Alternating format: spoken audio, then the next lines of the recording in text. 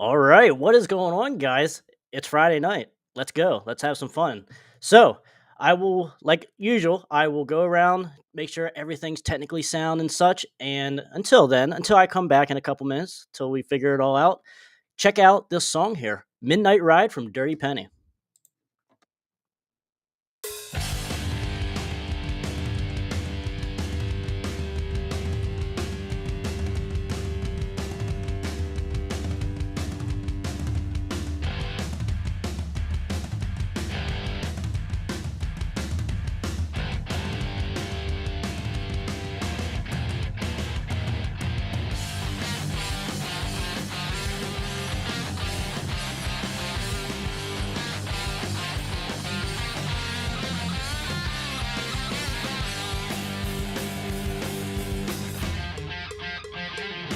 Feels like I'm living in a dream. Nothing's ever as it seems, and the nights keep getting longer every day.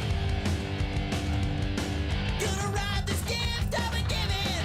Gonna live this life unforgiving. Never slow down, no stop, get out of my way. And the nights keep getting longer every day. I'm on a midnight ride. I'm on a midnight ride with the devil. Midnight ride. I'm on a midnight ride. I'm on a midnight ride with the devil. Midnight ride.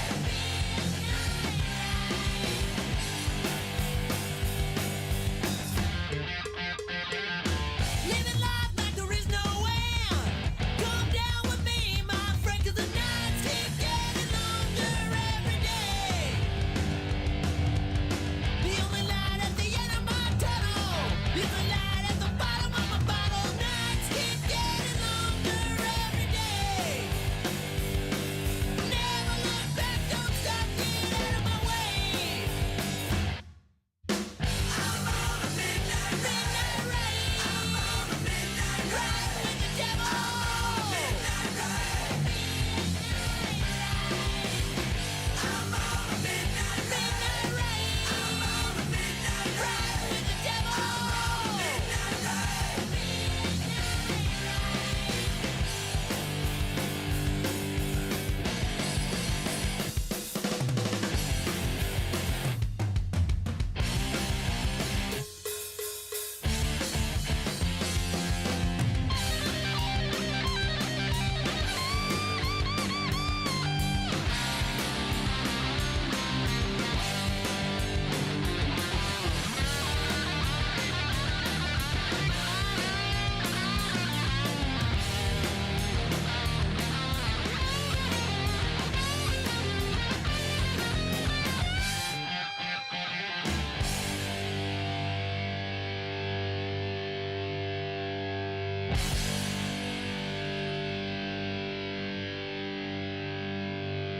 I'm on a midnight ride.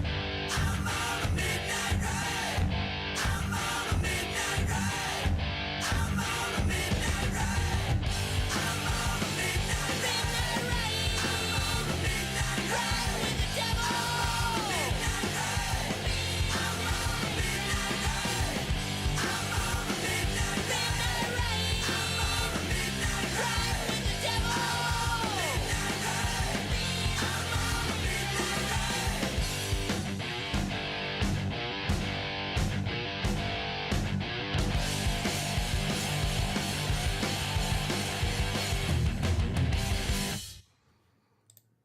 Alrighty, guys, that was Dirty Penny with "Midnight Ride."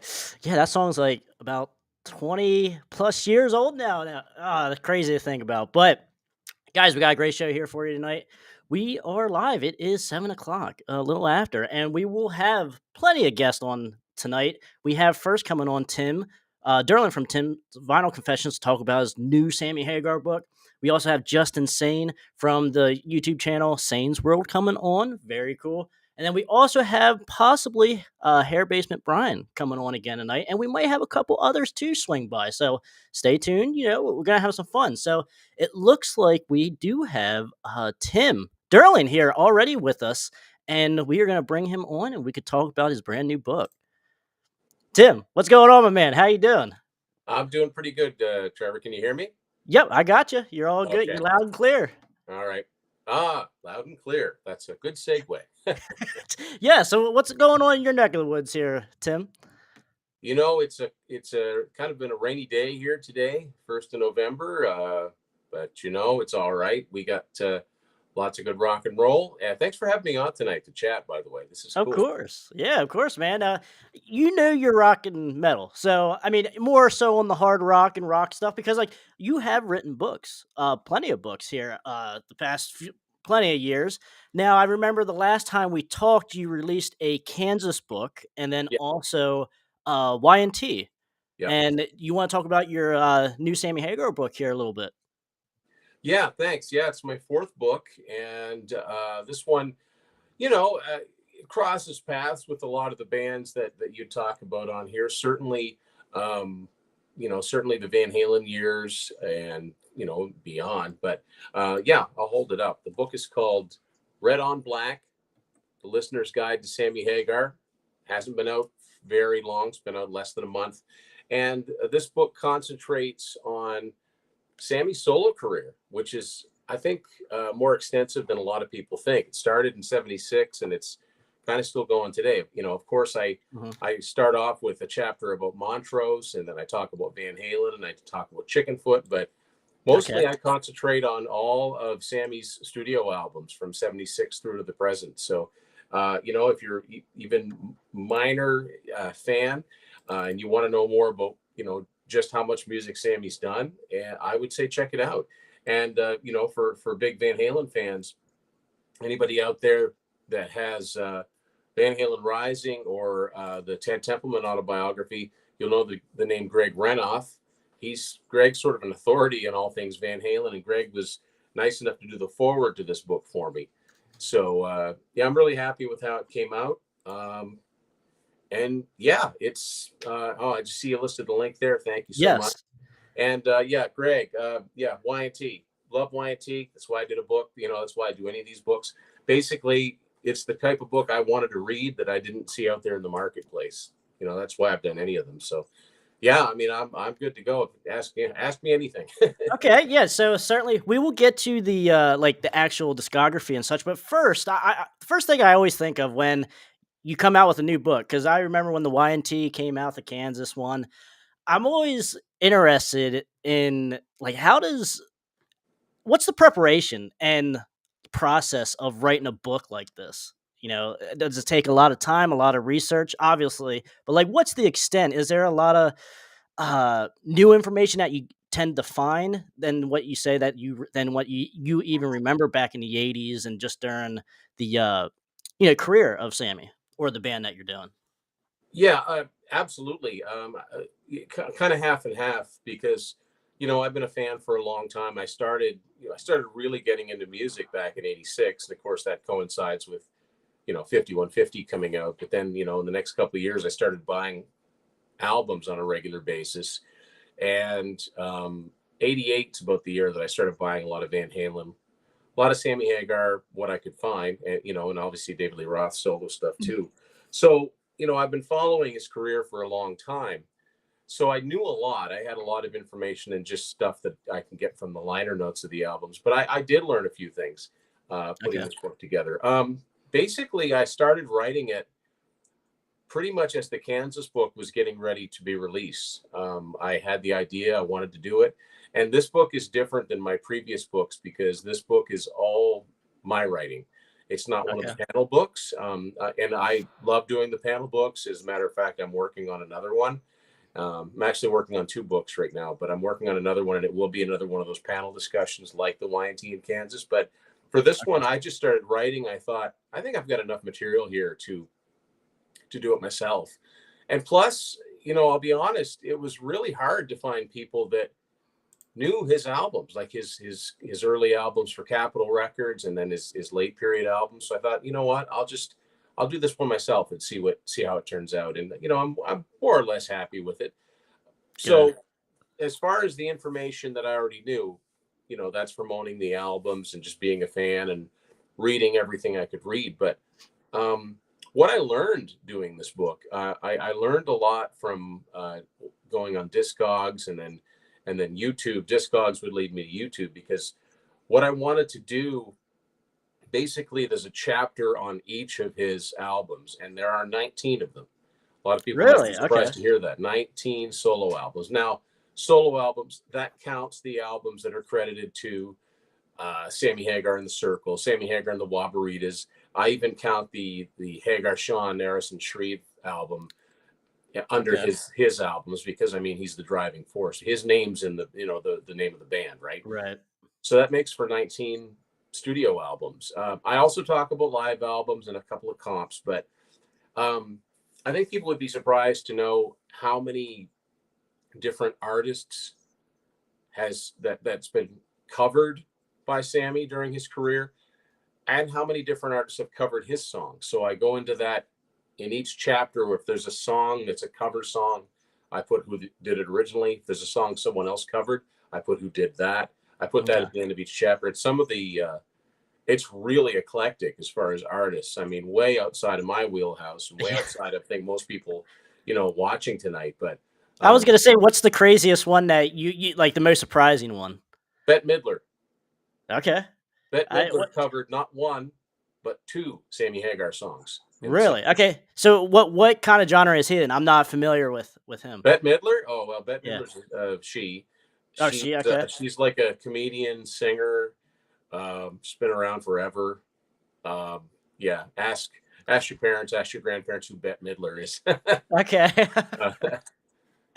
uh, Okay, that's interesting. Is there so when was, because I'm not the biggest Sammy Hagar guy.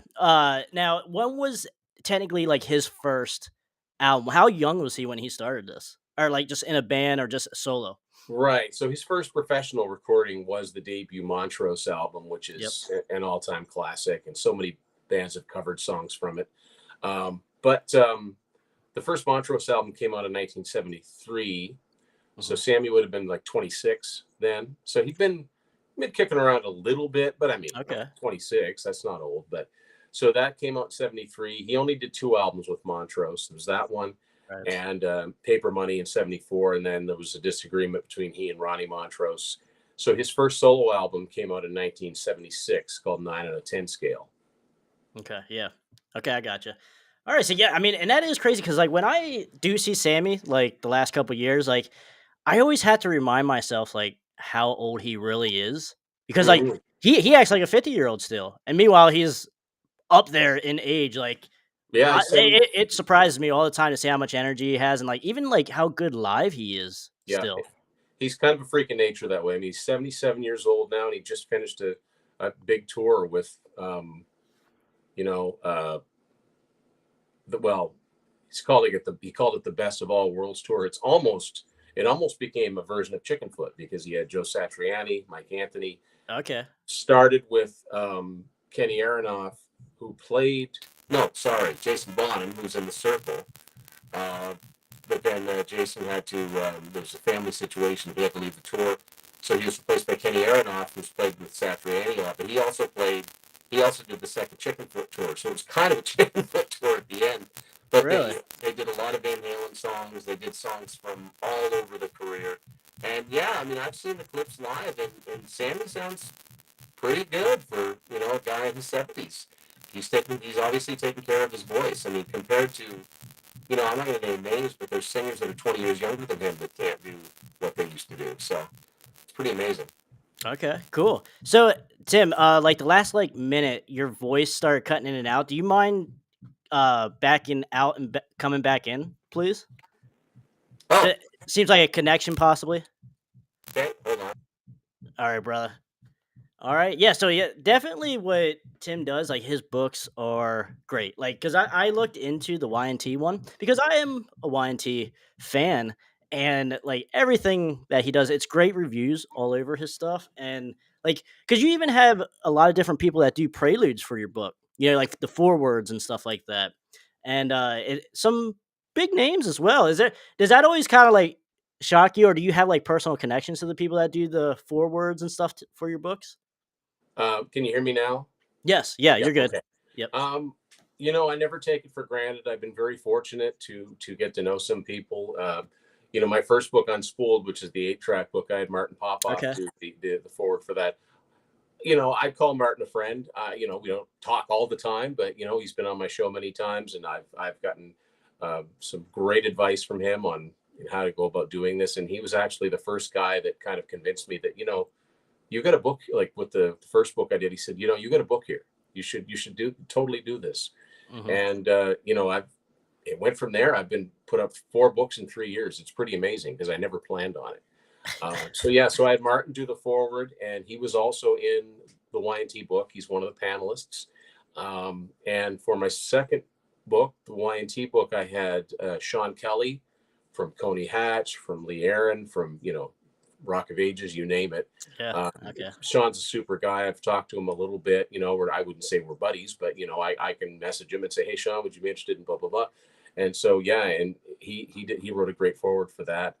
For my Kansas book, I got a guy named Jeff Wagner who has a podcast called Radical Research, but Jeff actually worked for Inside Out Records, and big prog label, and he wrote an excellent book about the band Fate's Warning. Oh, okay. And Yeah. he actually was involved when Kansas signed to Inside Out for their previous couple of albums, and he's a huge fan. So he wrote the forward for that book, and he's also a panelist.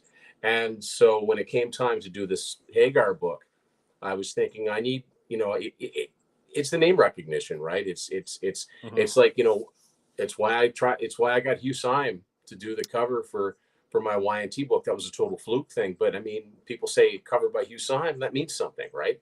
Oh There's some yeah. legitimacy there. So I thought if I'm doing a book about Sammy Hagar, I'm going for a lot of the Van Halen camp, a lot of the Van Halen fans.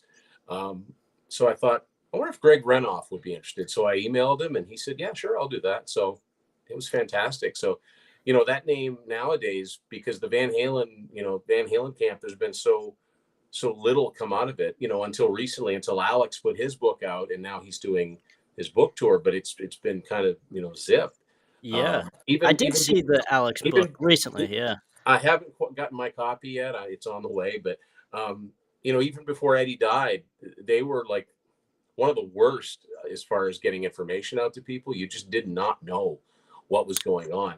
So Yeah. Greg kind of became like a go-to guy for, hey, have you heard anything about this or that? So, yeah, like I said, I'm very, very humbled at the folks I've had the good fortune of meeting up with, and that have names that a lot of people would recognize. Yeah, yeah, and that's always nice to have, those kind of connections, and just to help verify stuff though too, and Yeah, that's absolutely. awesome. Yeah, and the seal of approval from people whose opinions I respect is like, okay, I'm on the right track here. All of these, the book kind of serves two purposes. I mean, it is my honest opinion on all of these albums, and I don't like all of them. I don't like all of the songs. I'm a huge fan, but I'm That's honest enough to understandable. say, look, what this one just doesn't do it for me, or I really like this one. Yet at the same time, it's also saying, if you want to know just how many albums he's got, here they are. Here are the songs. Here's when it came out, and here's the label.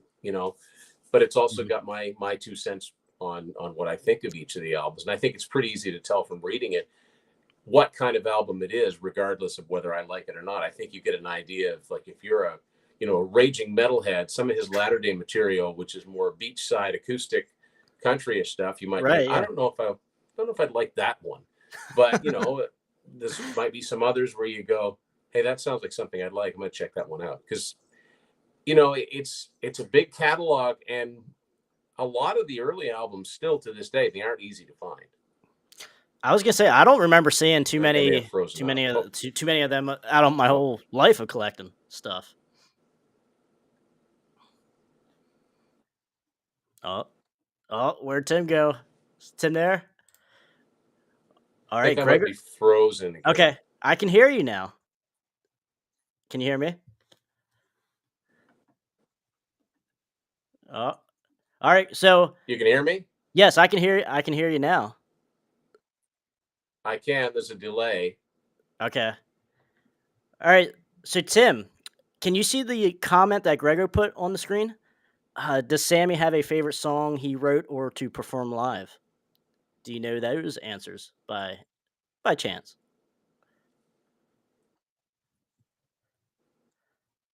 You can hear me? I can hear you.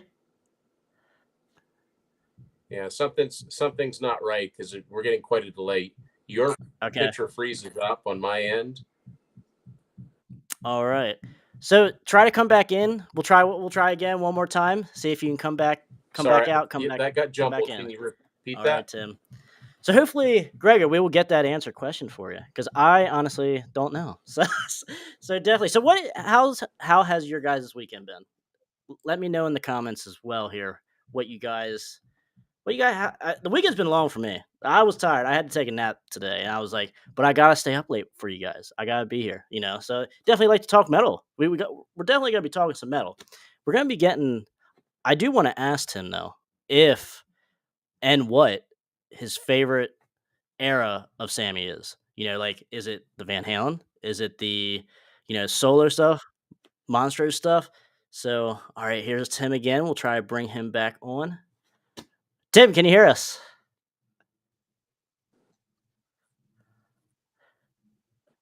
Oh no! Oh no! Yes. Oh, can you hear? Okay. All right. I'm not sure what's going on, but Uh, uh, okay. it's very choppy. Yeah, we'll try it. We'll try it again here. See if we get any luck.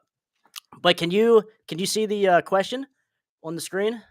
Does Sammy have a favorite song or that he wrote or to perform live?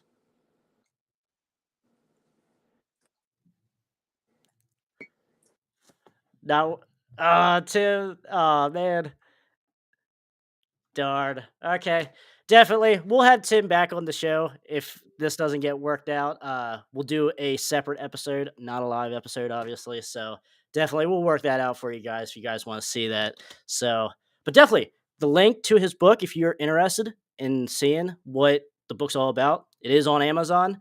Definitely worth checking out and checking out his other stuff. Like I said, too, the YNT one, I really want to dig into that one because I have like all of YNT's albums, but it's just not a band I visit that much. But I know they're really good, you know. And it's just because I have like about four of them on vinyl over there, and then I have 10 and Contagious on the CD format. So definitely a good band, definitely a good band, no doubt.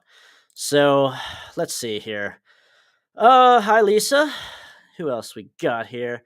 Oh, okay. Here's Tim again. He wrote in here. Not sure what's happening, guys. I'm going to have to drop out, but thanks, Crash, for giving me the chance.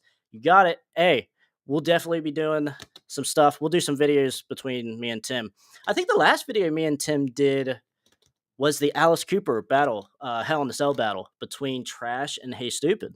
If you guys haven't checked that out, that's a pretty good episode because our choice isn't what you think it is, I would say, because a lot of people like Trash, and I have to say, not my favorite album. Certainly by Alice Cooper, I wouldn't say certainly not my favorite album. I was kind of disappointed in that, to be quite honest with you, when I actually ended up picking it up and finding it.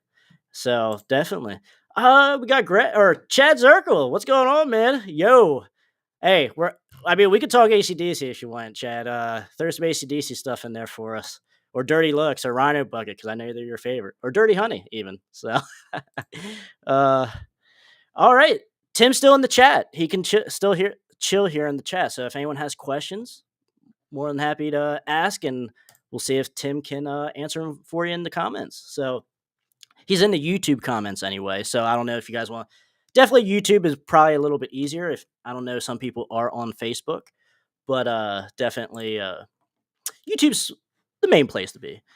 So let's see. Do you like the music of The Cure? They just live streamed their live London show. To be honest with you, I never listened to a Cure album. I know who they are, but I just don't really get into them. Not my style for the most part. You know, I never really the stuff that I did here, I just never really got into. Just okay.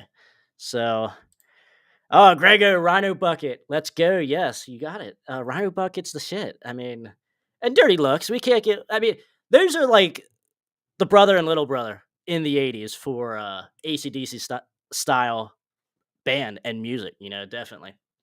Gregor, what's your favorite Rhino Bucket album? They do have a decent amount actually. For me, what would it be? I don't know. Get used to it, maybe like the one from '92.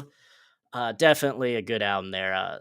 The one before that's decent, and Pain is even decent, pretty good, especially for what '94 that came out. So yeah, certainly a good album there. Rhino Bucket's great. I mean, whenever I find stuff around, I only have two albums from Rhino Bucket. Whenever I find stuff, I've been trying to find Pain for like years now, and dude, it's just so hard to find. Because it's funny because I went to a show up in Harrisburg and I seen a guy, well, like a guy there for the show, and he had a Rhino Bucket Pain shirt on. I was like, dude, that's so cool. Like, I'm jealous of your shirt right there. Ah, Junkyard. I tell you what, I've been listening to Junkyard a lot, especially since I did the album review a couple weeks ago. I've been listening to Junkyard a lot again. I'm like, God, they are so good. But AC/DC though, I mean, they do have that Southern style, feel to them. But man, Junkyard is just awesome. They're one of whenever Daddy Crash comes around, I make sure I have Junkyard on the rotation. So because he's definitely a fan of Junkyard. So Justin, hey man, if you're in the chat, I mean, I know you said about 8 o'clock, but if you're here and you're ready, you can jump on anytime, my man. Since we had some technical difficulties with Tim, so definitely we have some time open here. So all right. Justin says Junker was cool. Not a typical LA band, but LA loved them. They had that dirtiness to them. You know what LA was, especially for what, like '89. Like that was where hair metal, the genre, was going at the time. So definitely they fit right in. Now, yes, like you said, the sound was a little bit probably too bluesy for like your typical LA scene.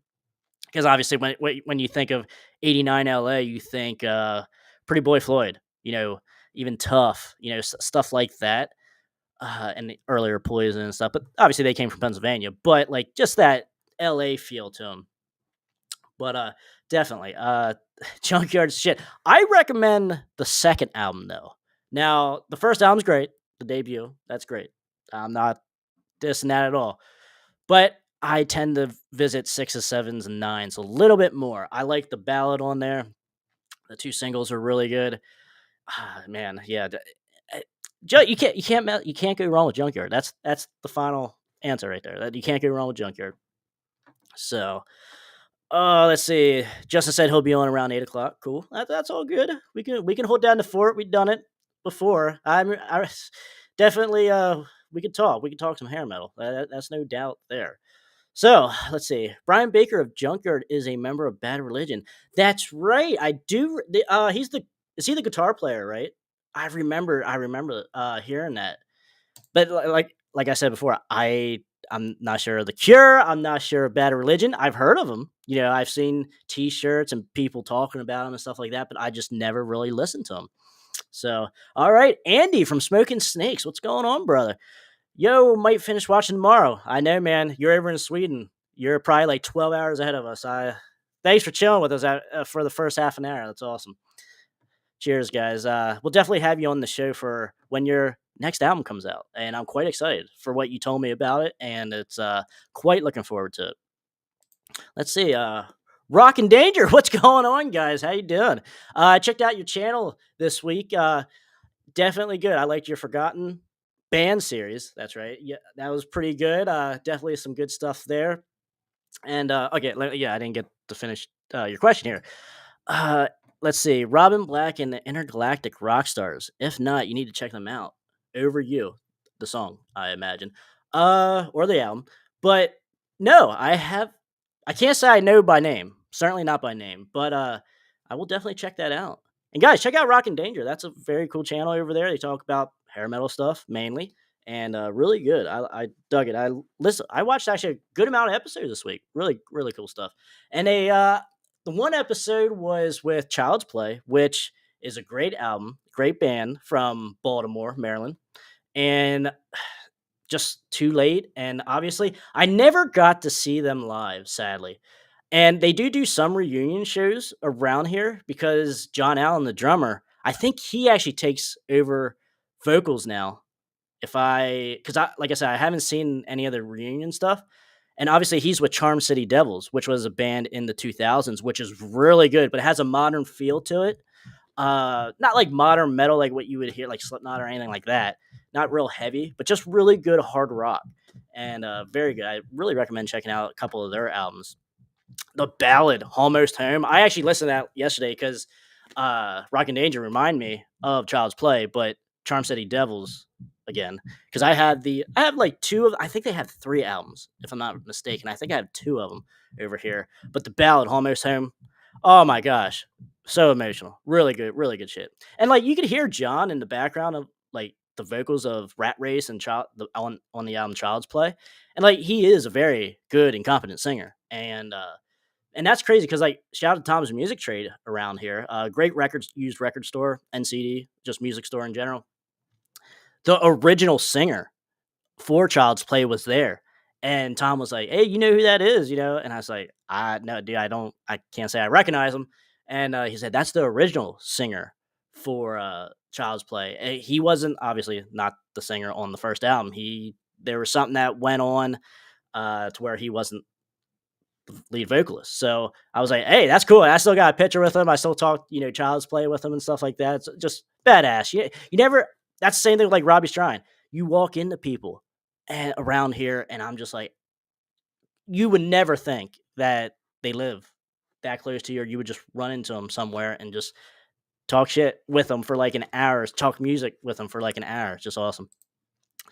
Junkyard, shut up. We're trying to practice is great. I'm not gonna disagree with you on that. That's a great one there. Let's see. Yes, Brian Baker is the guitarist. Yes, I do remember hearing that. But I just never, like I said, just never went and visited the Bad Religion stuff. Are you going on with the hair metal guru again soon? Hopefully.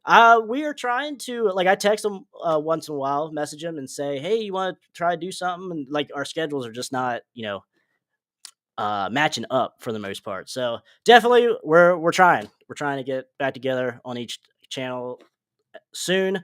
I always send an invite to him as well to come onto the lives. So definitely, like I said, this is an open community here. Like we're here to just talk metal. We're just because the golden age, the community of metal, whether it's the live scene, whether it's just the metal scene in general, it just seems like something's lacking now. And it could just be the popularity of it, and that could hurt. So definitely, that's what we're trying to do here. Especially on Friday nights, that's what we're trying to do. Just try to have a place to hang out, have a drink, have some snacks, just hang out with everyone that loves the music that everyone else loves here, and that's all that we can do, So definitely. All right. That's all the comments as of now. So another thing I wanted to bring up is, let's see here. Did anyone, let me see if I could pull up the picture here. Did anyone see, oh, okay. Jack Poney recently passed away. Me and Tim, that was going to be one of the other things we were going to talk about uh, after his book. Jack Poney was a songwriter for a lot of bands back in the day. Babylon AD, he helped with. Baton Rouge, he helped with. Alice Cooper, I think, if I'm not mistaken, he helped with. There's a lot of bands that he just helped co-write songs and everything, because I don't want to get confused with what Desmond Child and Sir Alan Payson did, because I just did a video recently looking up all their albums that they did, and I know I'm going to get confused with a couple, so I'm not just going to keep naming random shit. So, but no, definitely Jack Poney passed away, and that sucks because like I'm a big fan of Baton Rouge, Babylon AD. So there's songs on there just so good. Obviously as the debut here, Babylon AD. Really good. Bang Go the Bells. Desperate. Ah, great ballad. Now, I will say, on the second album of Baton Rouge here, Lights Out on the Playground, they do a cover of Desperate. Now, I want to ask you guys, which version do you guys like better? If you're familiar with the song and with both versions, which maybe most people aren't. I don't know. But if you are, let me know in the chat which version that you prefer. I know my answer. My answer is going to be I guess the original, technically off of uh, the debut of Babylon AD. I like the there's a rawness, a little bit more rawness to it because Laytown on the Playground is a little bit kind of produced. The Desperate version is a little bit more produced. Not I wouldn't I'm not going as far as saying overproduced, but just you could tell it's a little bit more mellow feeling.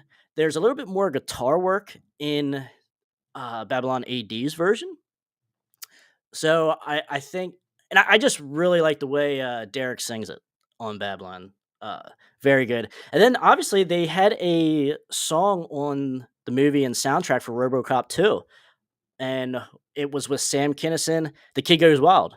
Very cool. I remember when I first heard this song because when did I pick this album up? Babylon AD. It had to have been probably a little bit after high school. So I had it now for probably at least 10, 12 years. And I remember when I first seen it, or when I first listened to that song, I'm like, holy shit, is that Sam Kinison? Because I was like I mean, the stuff that I seen of Sam Kinison, I was a big fan of, and just awesome. Because I'm like, that has to be Sam Kinison because there's no one else that can do that scream or just say the shit that he's saying in this song. It's just really cool. But another couple songs, Hammer Swings Down, really good. Caught Up in the Crossfire. That is a really good album. I don't think there's probably one bad song. I think that whole album's pretty much all killer, no filler on there. So but no, that also too, with Jack Ponty doing the helping with Baton Rouge as well. Very good. Shake Your Soul. Good album. 1990, I believe. Yeah, because what? Lights on the Playground was 91 or 92. So but no, yeah, Walks Like a Woman was the single off of this album. Really good. The music video, I mean, I can understand why people don't like the music video because it is a little off, but like they do scenes that go along with the lyrics. Like so there's like really no congruent like an actual story to the music video. It's just whatever the lyrics are saying, that's what they're doing basically. But I dig it, because I remember watching it, coming home from school, watching on YouTube. I'm like, damn, this song's good, And even a buddy of mine that was into a lot of different metal than me, like he liked the hair metal stuff that I like too, growing up. But he definitely certainly doesn't listen to it much now as much, and he branches out in a lot of different metal and country and stuff now. But man, we still talk about this album. And I still send him like "Walks Like a Woman" once in a while. Like, oh god, yeah, it's such a good album. Good ballads. There's like 3 ballads on this on this album here, but very good. Young Hearts. There was a time. Yeah, I'm pretty sure that's the name of it. But yeah, man, I'm just trying to think here because I don't have the CD in front of me. I'm trying to think of all the different songs that are on this album that I really like. Oh god. And then also like we said here, the second album is really good. They did exchange guitar players. I think it is a new guitar player on this album. I forget where he came from, but you can tell it's slightly different. It's still Baton Rouge, but it's just you could tell it might be just a tad bit of blues added because the first album isn't necessarily, I would say, like a bluesy album. Sure, there's elements of it and stuff like that, but it's not one that I would really say, hey, yeah, if you like blues, like this is the album for you. No, I wouldn't say that. But let's see what we got here. I ran into a lady at a Fester Pussycat show who runs a junkyard fan club. That's badass. Uh, is it like old style? Do they have like a Facebook group or like do they have some kind of group there for that? That'd be cool. I'd join that. That because there was a time. I guess like 5, 10 years ago, I knew the mail guy around here, and like in one of these old CDs I bought. You know how it used to have like a postcard or a flyer or whatever in there, and it said, "Hey, give us your address or mail this back, and choose like the CDs that you want, and we'll give them to you for like a penny or like $1 or whatever it is." And I filled it out and sent it out, and sad to say that it got returned to center because it was no longer around. So I was bummed about that. I thought, oh my gosh, there might be another, you know, world out there that no one knows about. Just doppelganging on this shit. So she had the coolest jacket. I can believe that. The Fast Pussycat lady.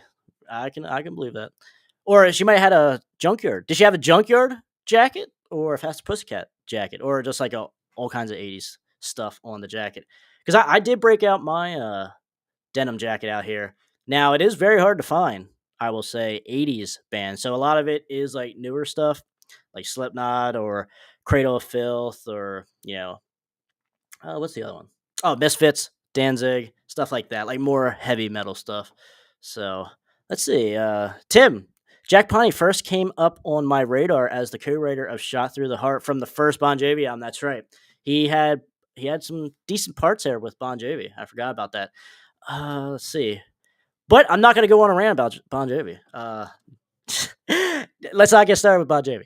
All right, let's see here. Robin Black tried to resuscitate the glam metal movement here in Canada back in the early 2000s. Really? Okay, that's pretty cool. Tim, do you remember that? Tim's from Canada, so maybe Tim might remember that. Jack Poney's writing is all over "Hey Stupid." Yes, "Hey Stupid's" a great. Well, for Alice Cooper, that's an awesome album. I love that album. 1991. It certainly sounds like 1991. Great solos, great guitar tones, awesome stuff. Hey Stupid, Loves a Loaded Gun, Snake Bite, Hurricane Years, The Wind Up Toy, all Pawnee co-writes. Correct. Loves a Loaded Gun is an absolutely amazing ballad. I consider it a ballad.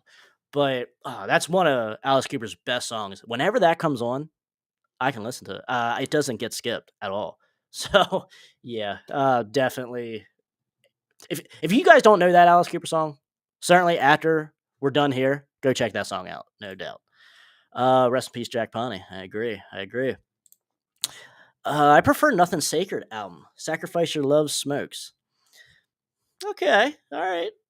I got you. That. It's a good album, but I will say, I did a review for the new album from Babylon AD. Rome Wasn't Built in a Day. I was super impressed with that. Super. It might even take over Nothing Sacred from Babylon AD as my second favorite Babylon AD album.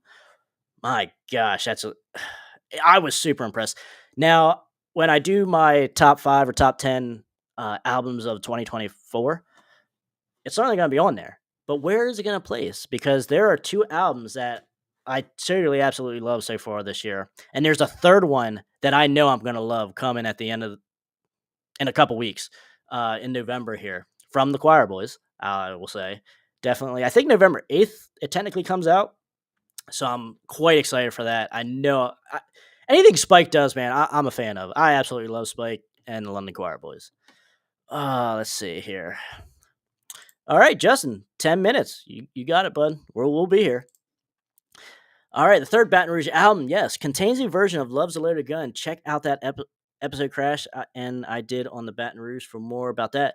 Yes, because we did, me and Tim did a Baton Rouge episode.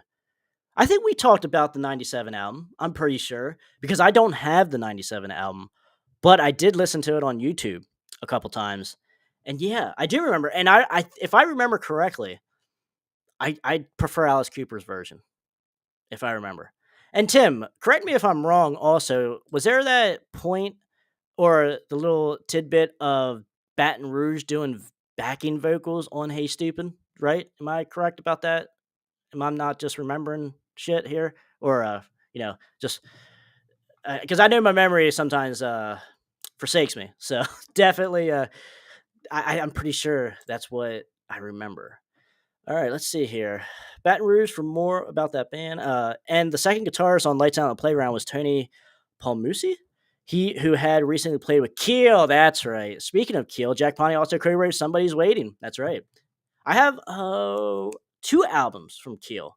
The debut over here, and the one where they're all standing on the front, like kind of like behind each other, in front of each other. I forget what album that is. I have that album too. I was actually literally just looking at that before coming live here today, and I was gonna bring it over to show you, and I was like, Tim, do these albums do anything here for you? I was gonna say that, but they're sitting over here. Yes, Dillinger Compound. Thoughts on the UK band Thunder, Backstreet Symphony? Yes, that is a good album. I have that CD, not vinyl, but certainly good. I will say I haven't visited that though for a couple years. I don't know why. There because there's good songs on there, good ballad, but just one that I don't necessarily visit that much. I like it because someone commented. Was that you that commented on my last forgotten album series about Thunder and a couple other UK bands? I think that was you. But yeah, uh, Thunder, really good band. They actually did pretty well, I think, over in obviously the UK, England. So that's where they're from. And that's the thing, same thing with like the debut of the Choir Boys. That did actually pretty well in England. And obviously just over here in America, just did okay. If you want to call it okay. Yes. Tim, yes. Baton Rouge is all over Hey Stupid.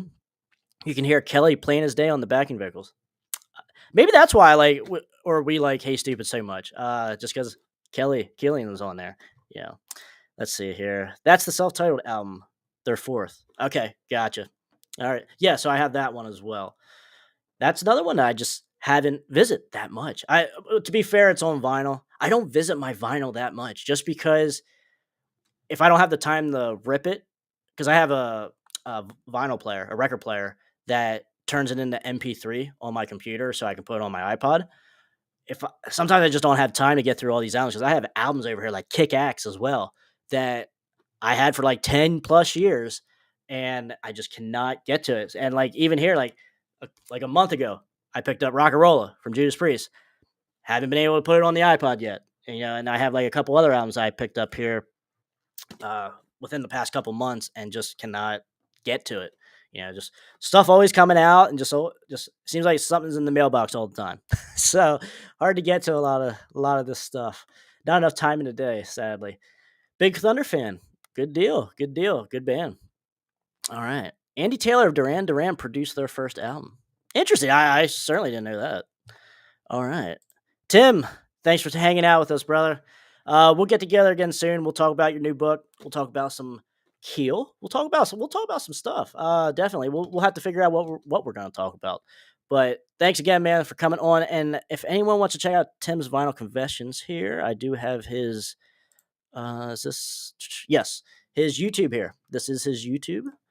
Check it out when you get a chance. Good stuff. Talks about all the hard rock stuff. Once in a while, he does go to the metal side of things. He does talk about Metallica and stuff, but more so on the rock and hard rock. Hopefully, I'm explaining his channel pretty well. Just a whole bunch of great source of information from Tim. Great stuff. Cool guy. Always happy to have him on the channel. So, all right, what do we got here, guys? Justin's coming on here soon. The porn star Justin. Yes, I said the porn star Justin. He will be on here soon. He said he's going to tell us that story. What happened with that? So we got that to look forward to. Well, this is a sleazy channel here, guys. We like sleaze metal. Justin Sayne's going to bring the sleaze metal to us here if we're not already bringing it. We got beer here. We got great music here. It doesn't get much sleazer in this, does it? So let's see. What else was some of the things I wanted to talk about today? Let's see. So okay, so Justin, I will say, he also has Justin does have a YouTube channel as well, and it's called Wayne or not Wayne's World. It's called Sayne's World, and definitely let me see. I know I have it here. So I watched a couple of his videos, and he was just talking about like sleaze stuff out the ass, and like there is one band that I want him to talk to you guys about.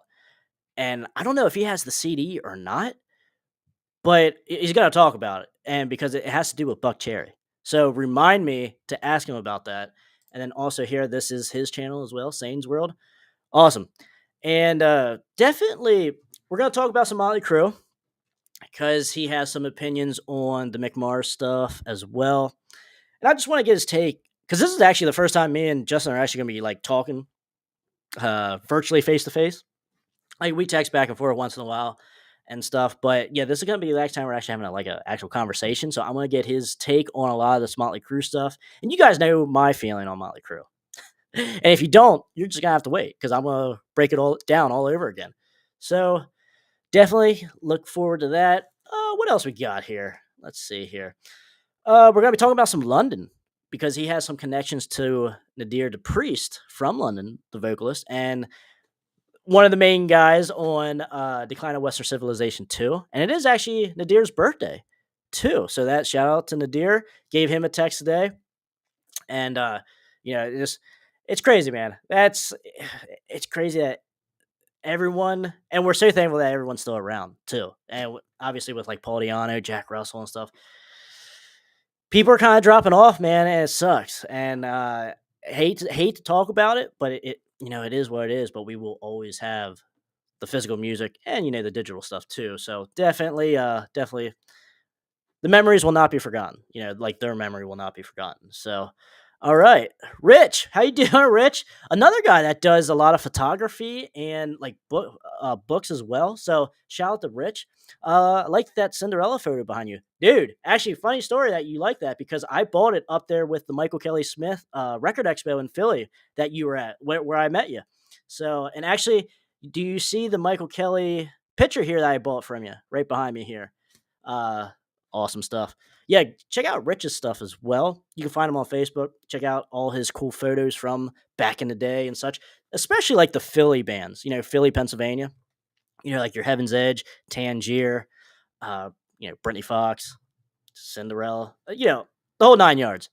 So Sick Vicky, even I would throw in that mix, and certainly, especially Sick Vicky, definitely a great album from 1993 that everyone needs to know about because it's just awesome.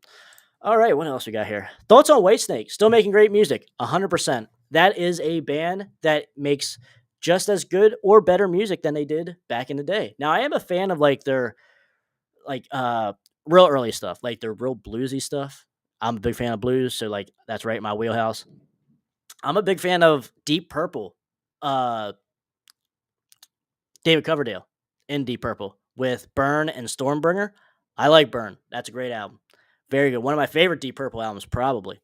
And I just Whitesnake's one of those bands I don't visit that much, but when I do visit, I listen like the whole catalog because I got like a lot of their new stuff. I got a lot of their '80s stuff.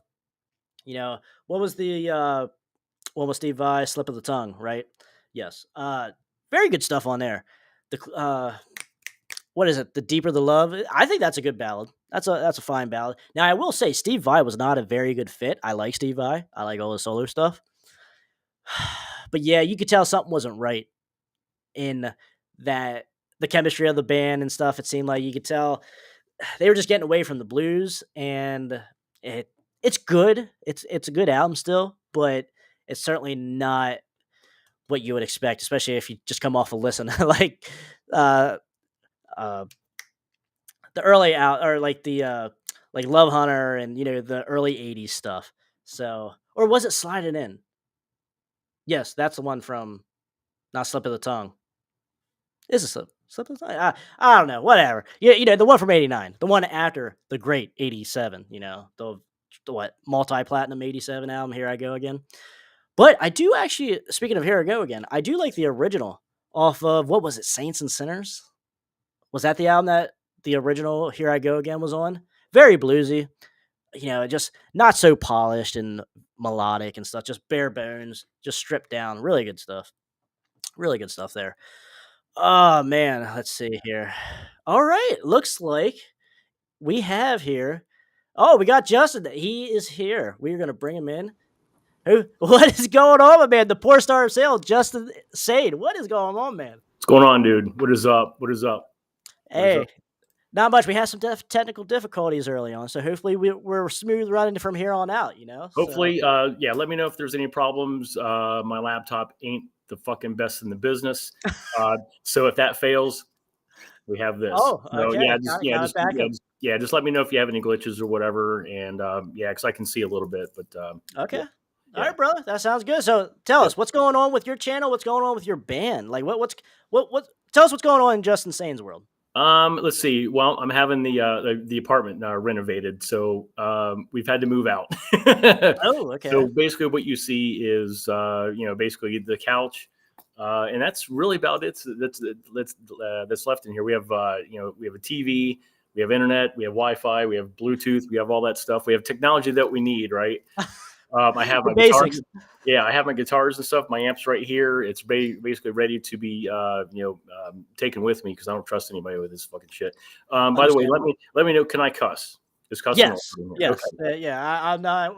We don't have too Cool. many rules. This is a sleazy podcast, man. Okay. We try to be professional but sleazy at the same time. So, Well, I don't know. Whatever happens, happens. It's all good. We're cool. having fun. As long as we have Cool. fun, man. That's all that matters. Yeah. So, Let's see. Yeah, not really much going on with the channel, to be honest with you. I've done in 2024, I think I've done maybe 2 or 3 episodes. okay. Um, Well, you've been making new music, right? Is that correct? tons. Okay. Tons. And I even told people on the channel that I'm like, look, music is now priority.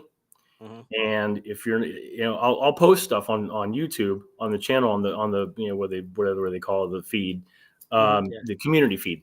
Gotcha. But don't expect any videos because if you've like pre-recorded videos, right, and just talk about topics and you put, you get it up, you get all the graphics and stuff, and to edit, that is fucking hours.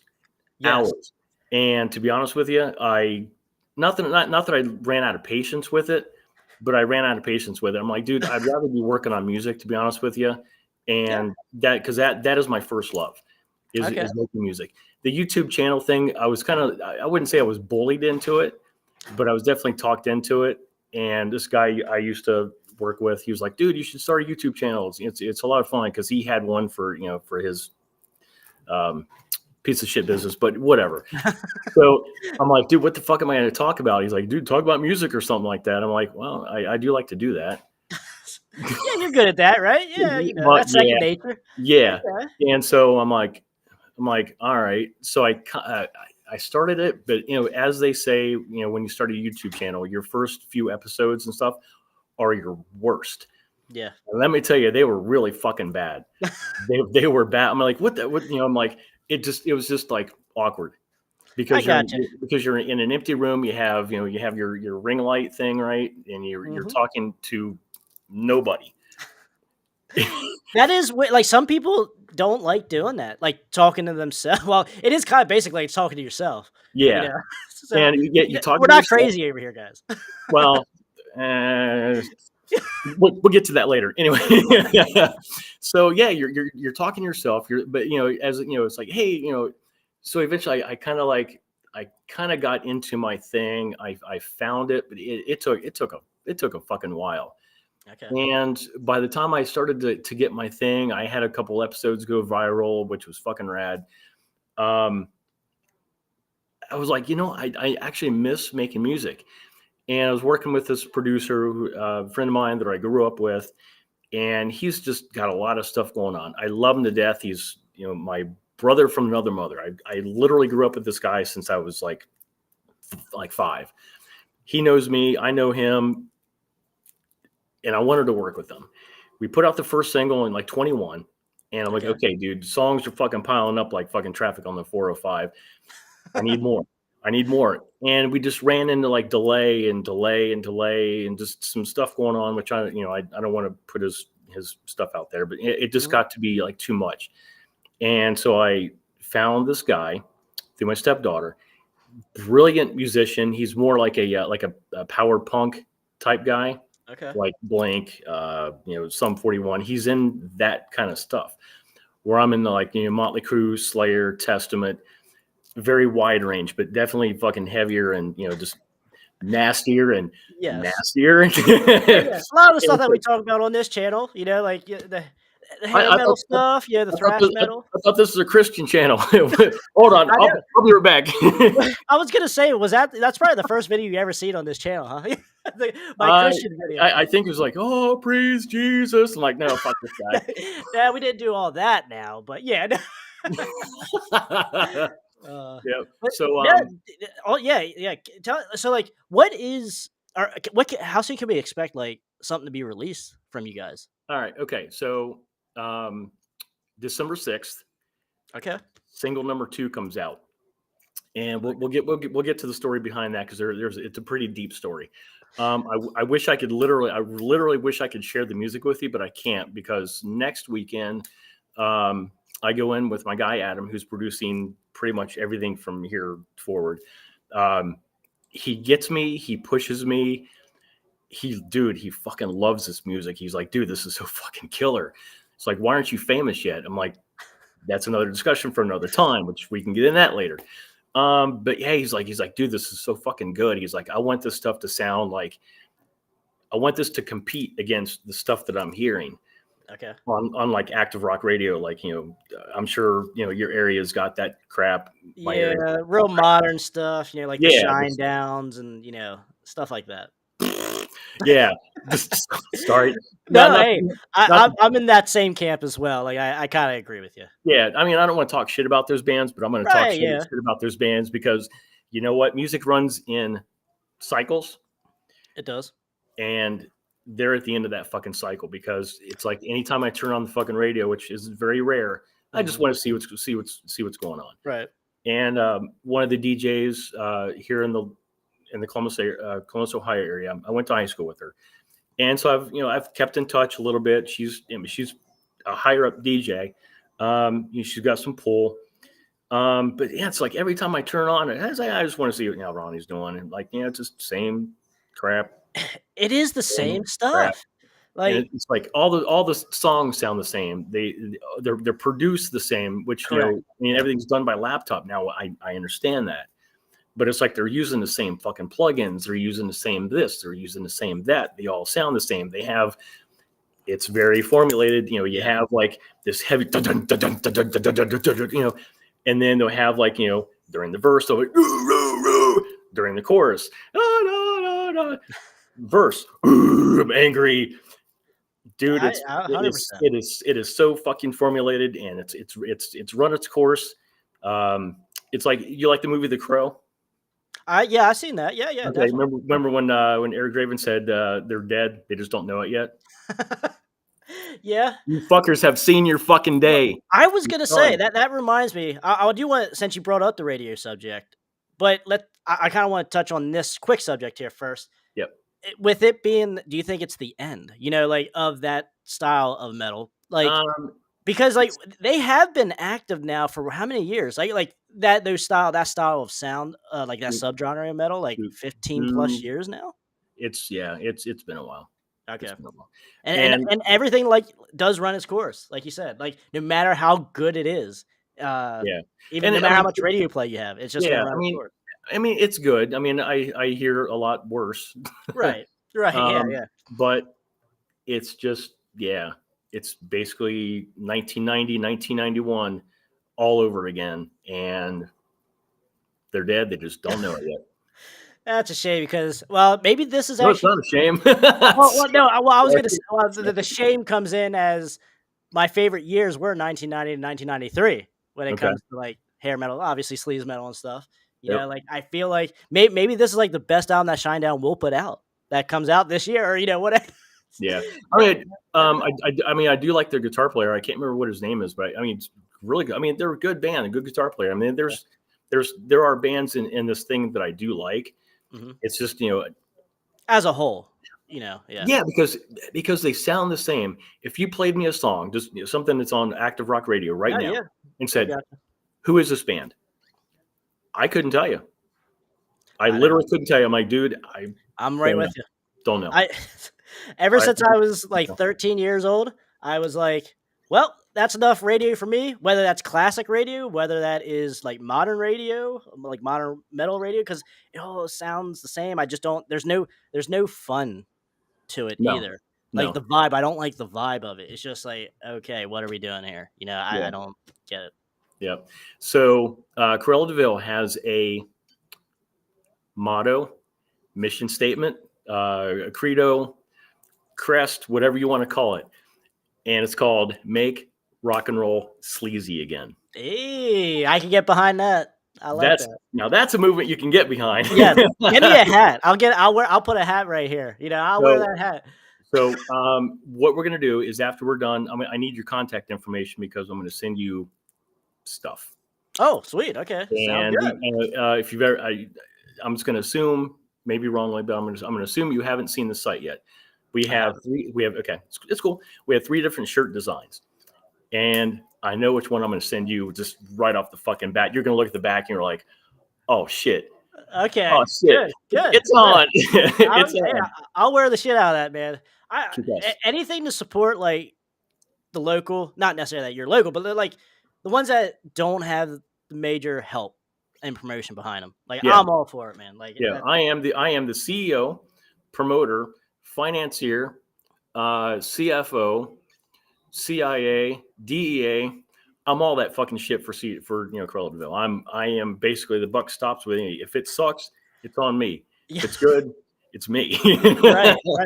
And do you want to kind of touch on that since you brought up that subject of like just new bands in general? Like a lot of new rock bands have to be the business side of it as well compared to like back in the day. Yeah. You know, you want to touch on that? Yeah, being an independent artist is absolutely fucking kick-ass. I love it. Right now, labels are pretty much a bank. Okay. So back in the, I don't want to go down this rabbit hole yet, but back in the mid to late 80s, the LA local music scene had, you had your top draw bands, say like, your Tough, Pretty Boy Floyds. You had like the middle bands, and you had the ones that were just basically starting out. Those bands that were getting the top draws, they had financial backers behind them, right, big time. Even for like a club show, I mean, the Roxy only holds like 700-800 people. Yeah, but if you could sell that out, that's a big fucking deal. It is, yeah. And even the show production, even like the back, not really the backdrop, but the stuff going on behind it, right? That takes a lot of fucking money.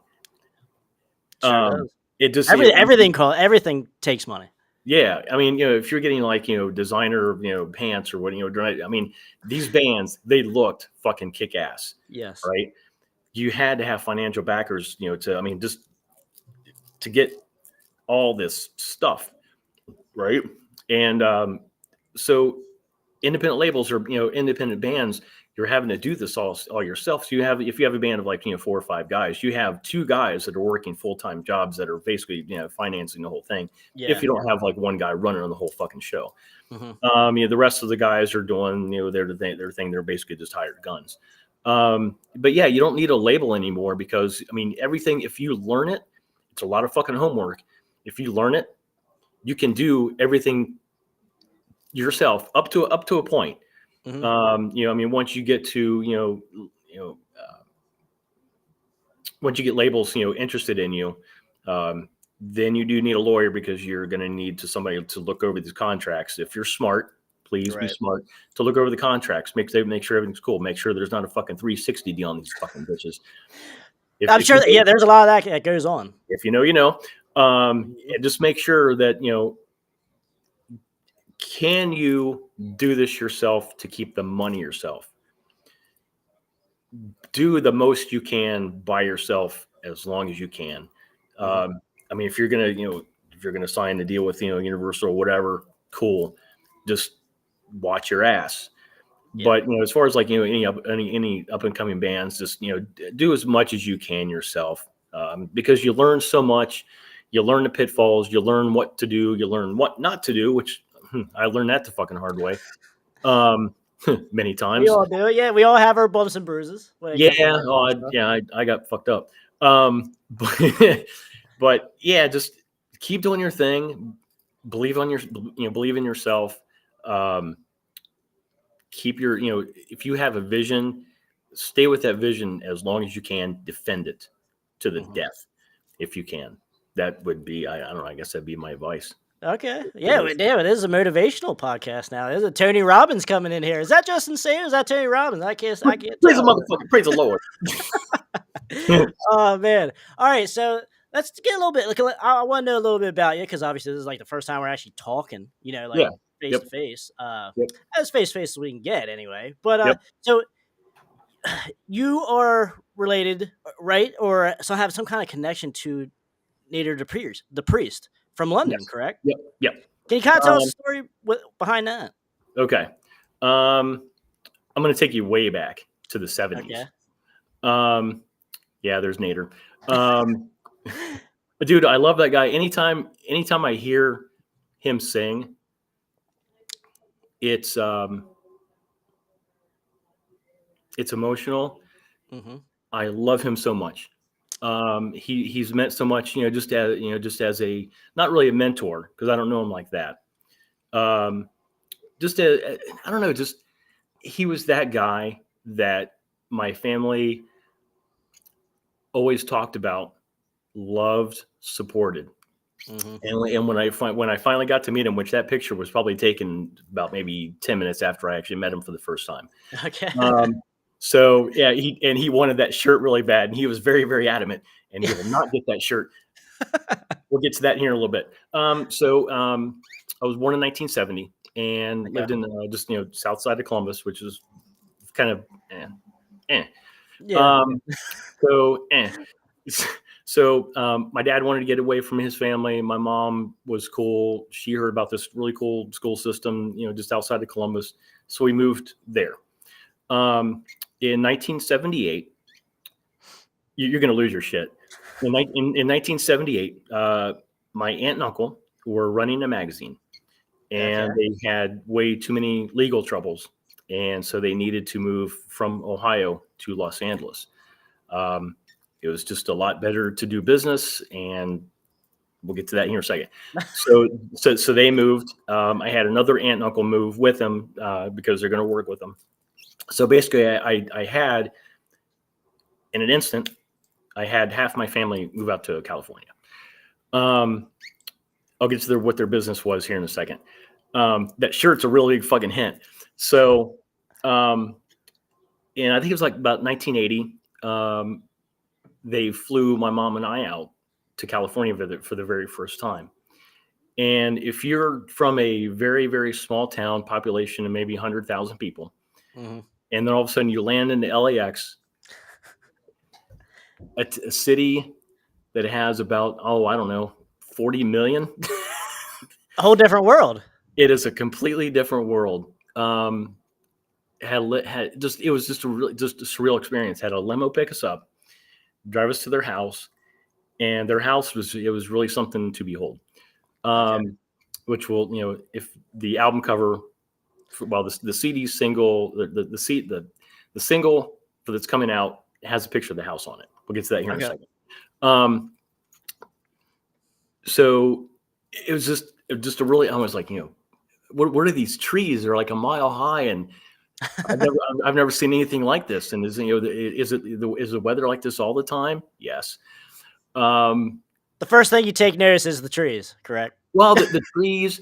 For some reason, I always got sick when they would have a car pick us up and take us back to their house. I would always get either motion sickness or something like that. Okay.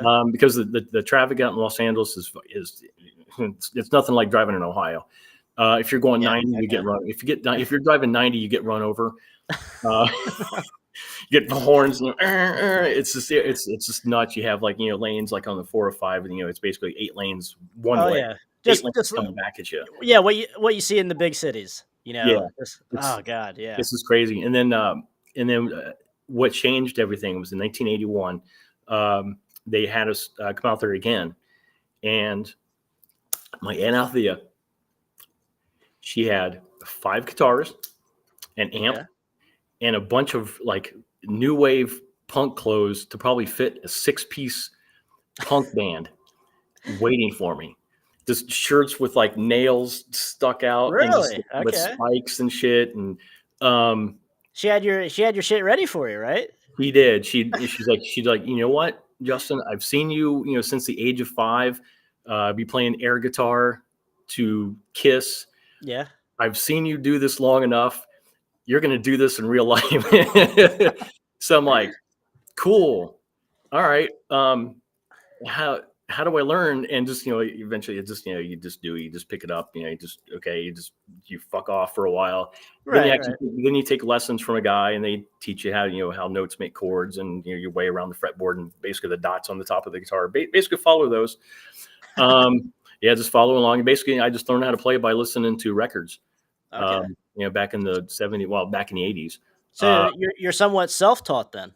Mostly, yeah. Okay. Which Cool. good or bad, which is cool because I've kind of learned my own style. Yes. I don't sound like anybody else. It's very, I don't know. I don't want to say it's unique, but it's just me. Right. Right. I have my tone. I have my style. Just just look cool. Just play it as low as you can. Right. Oh, the Nikki You- Six style, huh? You're not playing guitar up here. You're not like Andres Segovia, fucking Al Di Meola, right? You're Jimmy Page. you're Yeah. you're Mick Mars, Yeah, right? I was gonna say that's the first thing I remember seeing like Nikki Six live because I see Nikki Six not in person live, but just like a live show of like Okay. Carnival of Souls during Okay. that tour, Yep. and like his bass was like down to his knees. I'm like, what the hell is he doing? Like that looks Yeah. wild. It actually used to be a little bit lower. Oh, really? Yeah. I'm a huge Nikki Six like crack fiend fanatic. I know pretty much everything there is to know about the guy. I probably know him better than he knows himself now. Oh shit. Okay. But yeah, just my first heroes were Gene Simmons, obviously just from like five, just like dude, guy with all the makeup, spit and blood. That's cool. I like that. It looks like a horror. It looks like something like a cartoon or something like that. Right. Right. Yeah, and then like ACDC was fucking huge. Kiss was huge. Um, Motorhead was Lemmy is God, still is Oh God. yeah. Yeah. Lemmy's Um, the man. yeah, Lemmy's the man, and just it just kind of progressed. Just the hair got bigger. Yeah. Yeah. Yeah, it got louder and just more riffs and stuff. And but yeah, so yeah, Kiss was like the first band. I think I sent you a picture of me like playing. I do remember it, but I was not able to transfer that over here Okay, on the website over here. So, but I got a couple other pictures that I was able to get on here, and okay, I want to know about this. I want to know what year this probably was. I'm okay, sure you'll be able to tell me if you can remember. Anyway, so what okay. year was this? This was let me think. The 90s. Early '90s. No, like 97, 98. Oh shit! Okay. Yep. That was the previous band that I was in. Okay. Yeah, we did a photo shoot, and that was in around like downtown Cleveland, an area they call Little Italy. All right. And yeah, that's a bitchin' picture, isn't it? I was gonna say a diehard, certainly. I'll give you Um, mad props, my man, on that one. I'm committed. Yeah, I was gonna say that's what we need. That's what we need more of. Yep. He's. I mean, usually the metal fan is diehard. Just any metal fan, any Yep. subgenre, We are. and it's Yep. just awesome. No other genre really has that like that. There's diehard fans like we do on the metal side. Yeah. It's You just will awesome. you will find no more diehard fans of anything, even sports teams, music. I mean, yeah. I mean, we're willing to like die for our heroes, right? It's And sometimes live like our heroes, and sometimes die like our heroes. And unfortunately, you can die chasing whatever dream that you're going after, which is sometimes to be up to that level, like say like in Nikki Six or Gene Mhm. Simmons. Right. But yeah, that was like 97, 98. That was previous band. Okay. Good deal. Good deal. Yep. So, So yeah, so I have to tell you what my aunt and uncle were doing. yes, yes. Tell us that because I don't call you the porno star for no reason. I want to hear the story behind why I Okay. call you the porno star. So my aunt and uncle had a magazine that they're running. You've heard of it. It's called Hustler Magazine. That is one of the iconic names, I would say. It Yeah, is. I can't say I ever bought a copy. I will. I can't say Bullshit. that. but I certainly know of it. So yeah, tell me how this all happened Okay. here. So my aunt Althea, which I think I sent you a couple pictures of her and I together. Mhm. When she was because my mom's family, Althea was my mom's youngest sister. They had 5 siblings altogether. Okay. So Althea was the youngest of 4 daughters. Um, their childhood was tragic. Their parents died when my mom was probably 62, 50s. My mom had just turned 12. Okay. And so they grew up in orphanages. Well, Althea was a teenage runaway. They would stick her in an orphanage, and a couple of days later she would run away, and they would find her and take her in another one. And she ran. Right. So when she was underage, she started dancing at a club, and the owner's brother got wind that she was underage, fired her, Okay. but the older brother, the actually owner of the club, hired her back. That was Larry. Okay. So, Really? yep. So Larry took her in, looked after her, knew that Althea, had it rough, just a rough childhood. Took her in, and she became like one of the top dancers in the club, up to the point where she's like, I don't think I want to do this anymore. Let's do something else. So Larry and his brother Jimmy started a newsletter, basically promoting the dancers in the different clubs that they, because Larry had like maybe 4 or 5, 6 different clubs going. Okay. Some And then here in what Columbus. year is this? This was like early 70s, like when Okay. I was like 72, 73. Okay. So they had this newsletter that promoted the dancers in the club, and Larry loved it. Jimmy was kind of, how much does this thing cost? It's very more business. Larry was like, he just wanted to more push boundaries, and Jimmy was Okay. more of the business side. At least we thought. Long story. So there's just a lot. So the newsletter blew up so big that people wanted to subscribe to it, and Larry was like, well, it's not really for sale, just pick it up or whatever. And eventually that newsletter turned into the magazine. The magazine exploded, but there came a lot of collateral damage. Right. And that collateral damage was lawsuits, more lawsuits, A lot of headaches. a lot of headaches, a lot of money going out to lawyer fees. Larry was basically in and out of court. He won some, he lost some. When he lost big. Right. Yeah. So he did jail time several times. So fast forward to say early 80s. They're out in California doing their thing, and Althea was very before you were born. Yes. What year were you born, just for reference? 92. Okay, I just had to let that sink in for a minute. Okay. So when you were Last good year of metal. so wait, you were -10. Your parents probably haven't even met yet. All right. Yeah. So, You're probably right. Yeah. okay. So this is like early 80s. Althea was very into the local music scene. So it was she was more in like the new wave punk type scene, Okay. which was on its way slowly out. You had you had the punk that was here. When it punk new, like the new wave what they call post punk. Yeah. That died out within maybe a couple of years. During that time, Althea actually wanted to start a magazine called Rage to focus on the Southern California punk scene. Ill-timed, didn't work out because obviously the scene was on its way out. Metal was on its way in. Quiet Riot, Van Halen, the Dead, had made it big. They were gone. When I say gone, they weren't playing the scene anymore. Van Halen come and gone. You had Quiet Riot, Motley Crue. You had Wasp. Snow. You had Wasp later. London. Right. So that's where we go. Okay. All right. So Althea's out in the clubs, and she sees London. Althea really, really liked Nader. Okay. So they became like really good friends.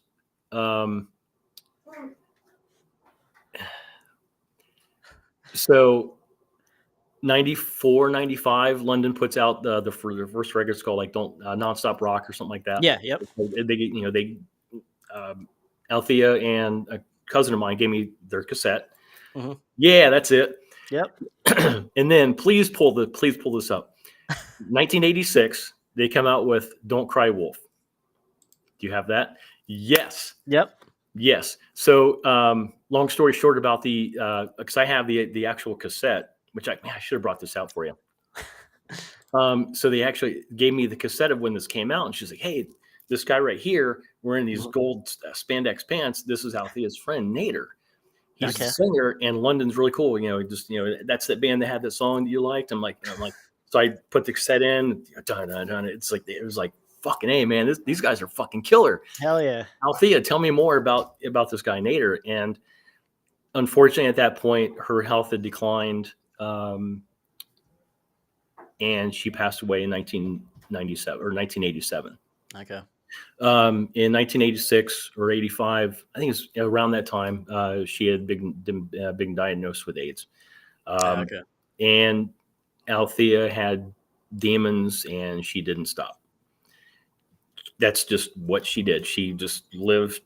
She was stubborn to a fault. She lived life the way that she wanted to live it. Right. Okay. And which was sad. I mean, we saw her waste away, under 90 pounds. It was just sad because, it's just, when she was sober, she was the coolest fucking aunt, dude. Yeah. She would dress me up when I'd go out there. She would dress me up in these, all these clothes that she would give me. She would spike my hair. I mean, it was really short. She would kind of try to spike my hair a little bit. She red, blue, pink, yellow. Try to take care of you. Yeah, basically turning my cousin's eye into little adamants. If you remember that, you may not remember, but it was so much fun, dude.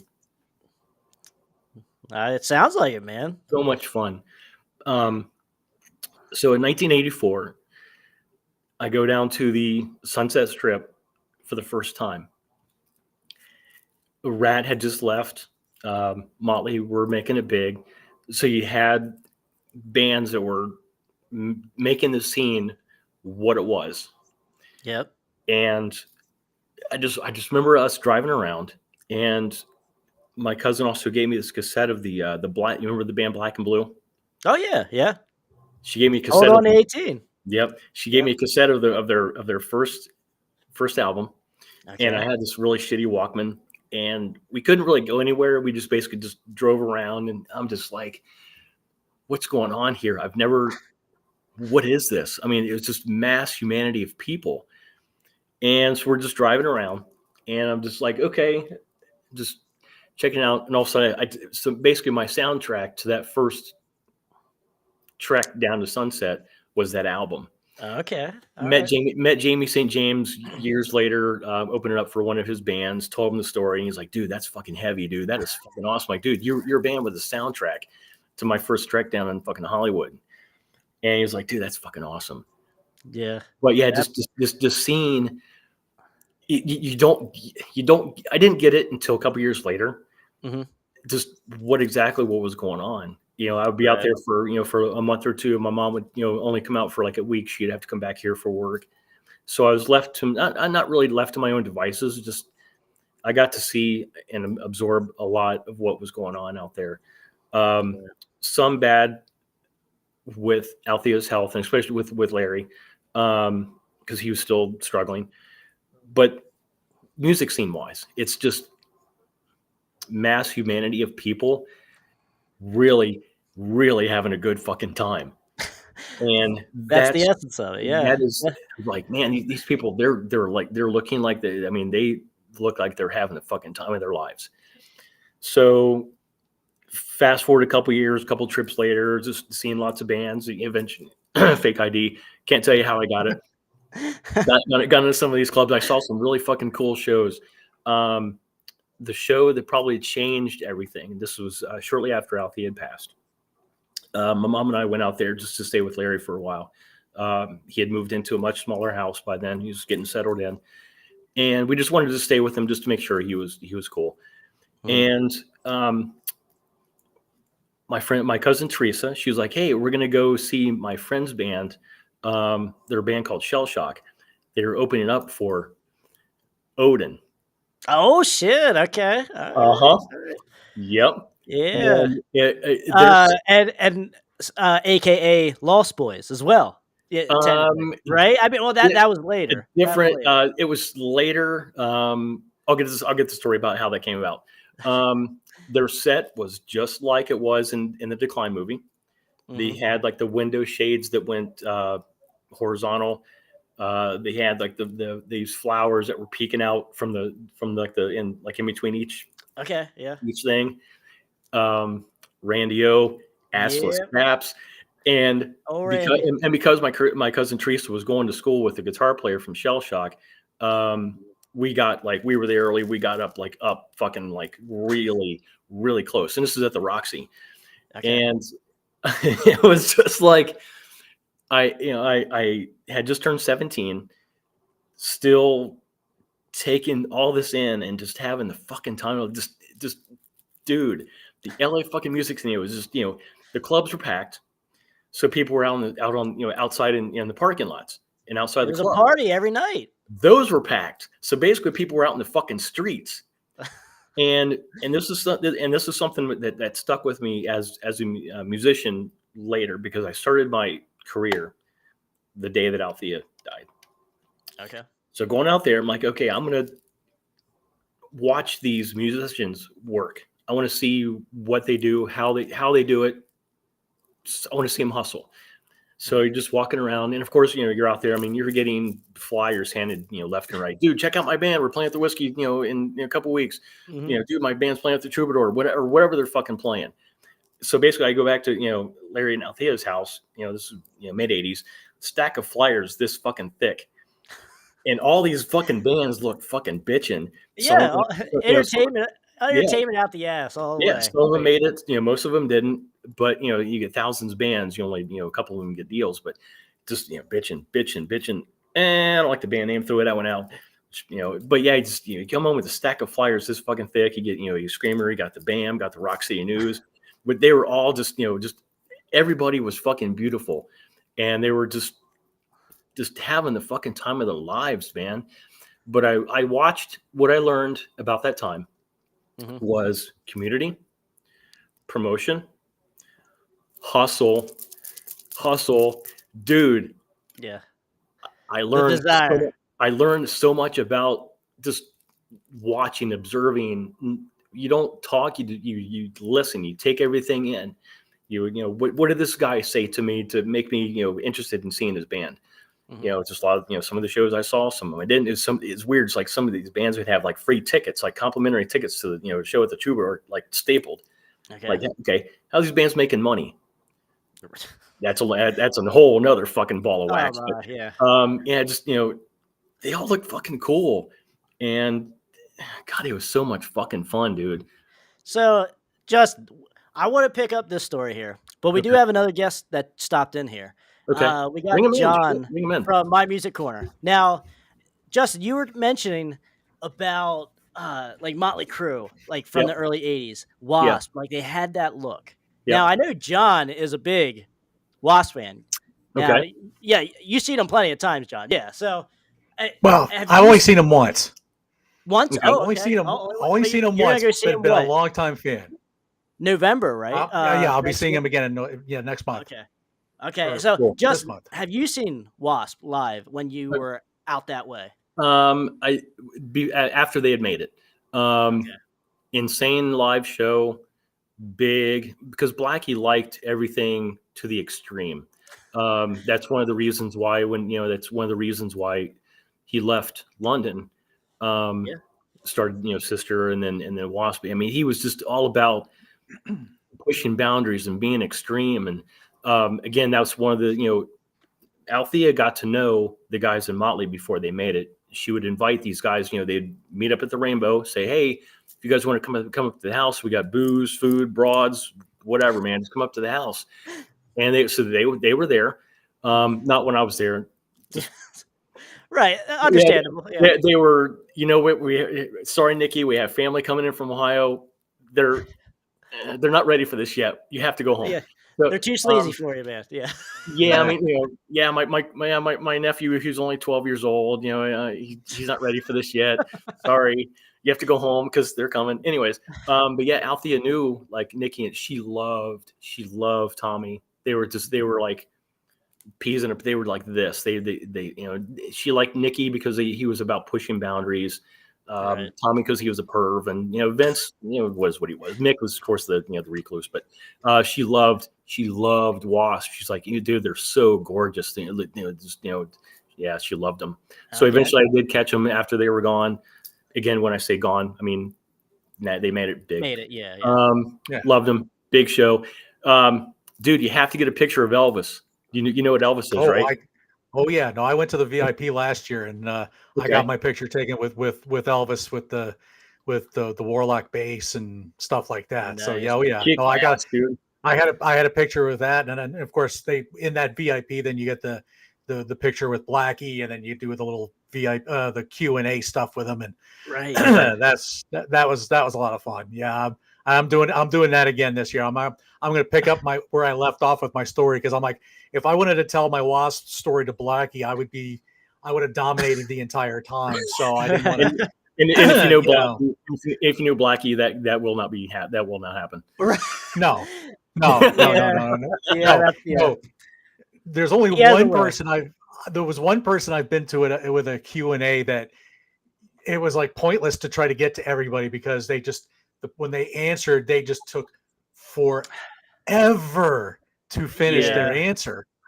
Yeah. And I don't want to say the person's name. I don't want to slag him. He's a fantastic guitar player, but I'm not going to say his name. I'm not going to, Come for on, the love man. of God, I'm not going to say his name. So for the love of God, man, I'm not going to say his name. I'm giving you guys a hint here. I know. I got you. Anyway. I'm with you. Gotcha, I'm not going to okay. say it either, but I got you. Okay. But Anyway, you know, that makes sense though, because you can't be there all day. Like it sounds mean, but you can't be there all day, like just No. on one story. You know. No. I got to meet Vince. God, what year was that? Let me think. Where was I? Okay, I have to kind of go back here. It's my brain's just, it's like a slow moving computer. It was around. It was when he put out Tattoos and Tequila, 2000. Okay. Whatever. He was on. He was on that tour. They came into town, and because I knew somebody who ran the radio promotion or whatever, they got me into meet him and stuff like that. Okay. Dana Strum was playing. It was basically Slaughter. It was basically Slaughter's band. With it. So you had Blando, Zoltan Chaney, which is the most insane fucking drummer I've ever seen. But he still does crazy shit live. Yeah, he does, man. So I have another story, but about him, but I'll get that later. But anyways, meeting Vince, Dana Strum was basically like the organizer between the green room and getting everybody in the daisy chain line. Okay, get a picture, go on. Get a picture, go on. I have this tattoo of Althea. I want to show you guys this. Can you guys see that? Theater of Pain? No, I can't see it. It's a little blurry. Okay. I can kind of make it out. Yeah. Yep. I see it. Okay. Anyways, so I got this years ago because Althea's Larry's nickname for Althea was Heart, and this is actually she didn't write it, but this is Althea's signature. Anyways, so when I met Vince, I'm like, hey, dude. I'm Althea and Larry's nephew. I just wanted to say that they loved you guys so much and they supported you guys when you guys were, just starting out, when you guys were just Hollywood kids, just trying to figure shit out. You guys were at the house. I remember that house like it was yesterday. But just wanted to say that they loved you guys and they couldn't, Althea particularly wouldn't have been any prouder of you guys. Mm-hmm. And he was like, that's cool, man. That's cool. And I can hear Dana Strum in the back going, okay, move it along. I'm like, dude, you don't understand what the artist fan relationship connection is. Sometimes it's just a simple, dude, you fucking rock. Sometimes, occasionally, on a rare occasion, there's something deeper. Oh yeah. Please just give us a fucking minute. Yeah. Just let us, dude, chill. Yeah. I do hear Dana Strum does that kind of stuff. He does. I mean, he's got his fucking job to do. I respect it. Yeah. And I'm like, dude, cool. Vince, you kick ass. Good show tonight. See you, man. And that was it. Vince cool about it? He knew what you were talking about and stuff? Yeah. Good. Okay. Yeah. I mean, he was like, dude, man, that's fucking cool, man. That's awesome. And okay, it's, just, Vinny being a Vinny, just being Vinny. Yeah, I got you. Yeah. So So what He's, the he's thing? definitely not Tommy. He's definitely not Tommy. No, yeah, Tommy's his own deal. So, Yeah. John, with being a big Blackie fan, are you familiar with London's catalog at all? I mean, I know of London. You know, Yeah, I okay. know that I know they're pretty much the stomping ground for just about anybody Yep. who played in Los Angeles for the most part. You Right. know, Yeah. Yep. you know, Yep. I'm surprised nobody from Vixen probably played in London, probably, but Right. Yeah. you know, maybe that's I don't possible. know. I don't know. It could be possible, but Let me text David. I'll find out for you. Hold on. there you go. Hey, but I have a question for you. When I was listening to you guys and you were talking a little bit about like decline of Western civilization and stuff like that. Mhm. Yep. So how I would personally like to know with 2024 eyes, how has that movie aged for you? Mm. I'll How has that documentary aged for you? Crash go first. Well, I mean, for me, like when I first seen it, I was late teenager, like probably 19, 20, whenever it was on YouTube for free. Whenever that happened, I watched it and I was like, I looked up every single band that I seen. Like, Mm-hmm. I thought that was the shit. But I'm a teenager, so like, I'm sure everyone loved it back then as well. In their teens and 20s and such. But even before I did an interview with Nader, like this past 6 months or so, I watched it again. I watch that movie like every year now. And I'm like, I like it for the soundtrack. I just like to see the stories behind it. Like, just it's a different era and just a different time. Like for me, because obviously I never lived through it. So like, I just go back and I'm like, so this was the shit, huh? At least in LA. So I still look at it fondly. 10, 15 years plus later for me, I still look at it and love it. So, but Justin, what about you?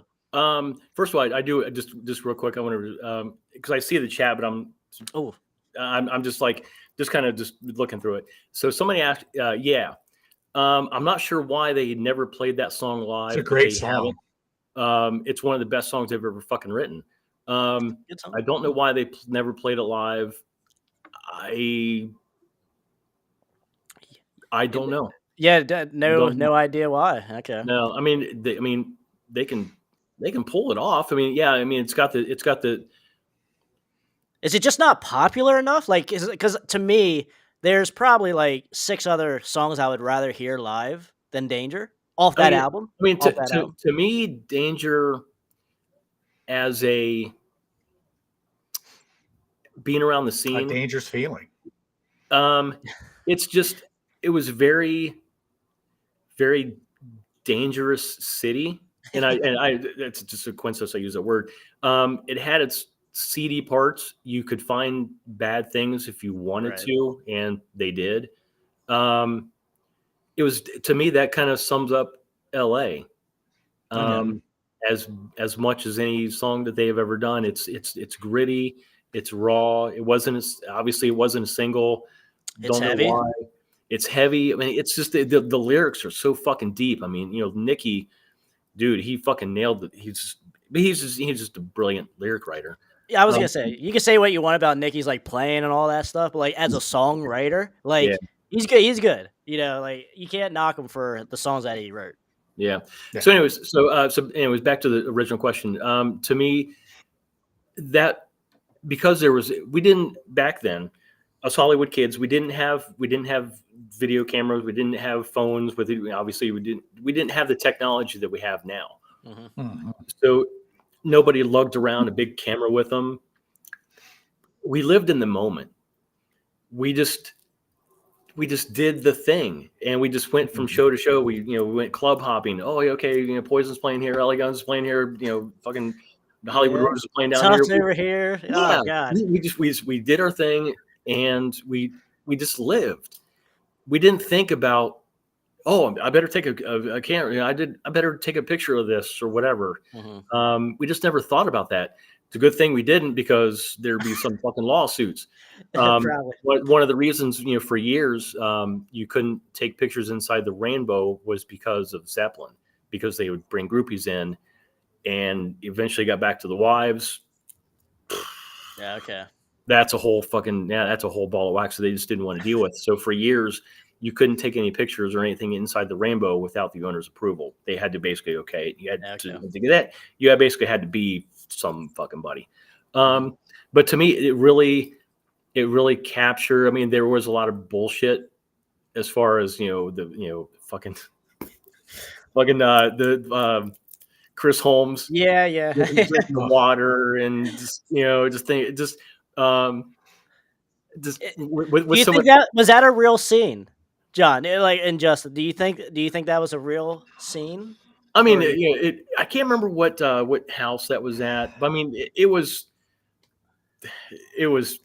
fake but real. I mean, yeah, I think the commentary. I think she said it was a mix of pool water, vodka, and regular water or something. Yeah. My thing is, I've tried to drink vodka, and I know what it does to my throat. And if I'm guzzling it like that, I wouldn't have a voice. So there's no way that could have been real vodka. He was guzzling on himself. So here's the inside scoop behind that. So apparently, Randy O from Odin was rooming with Chris Holmes at the time, and he was like, "Dude, it was me that filled that up with water, and then gave it to him. It was me. I did it. It was my Randy O said that, dude. Randy O was living with him at the time, and he's like, I filled this with water. I literally gave this to him. That's a pretty close source, so I can believe it.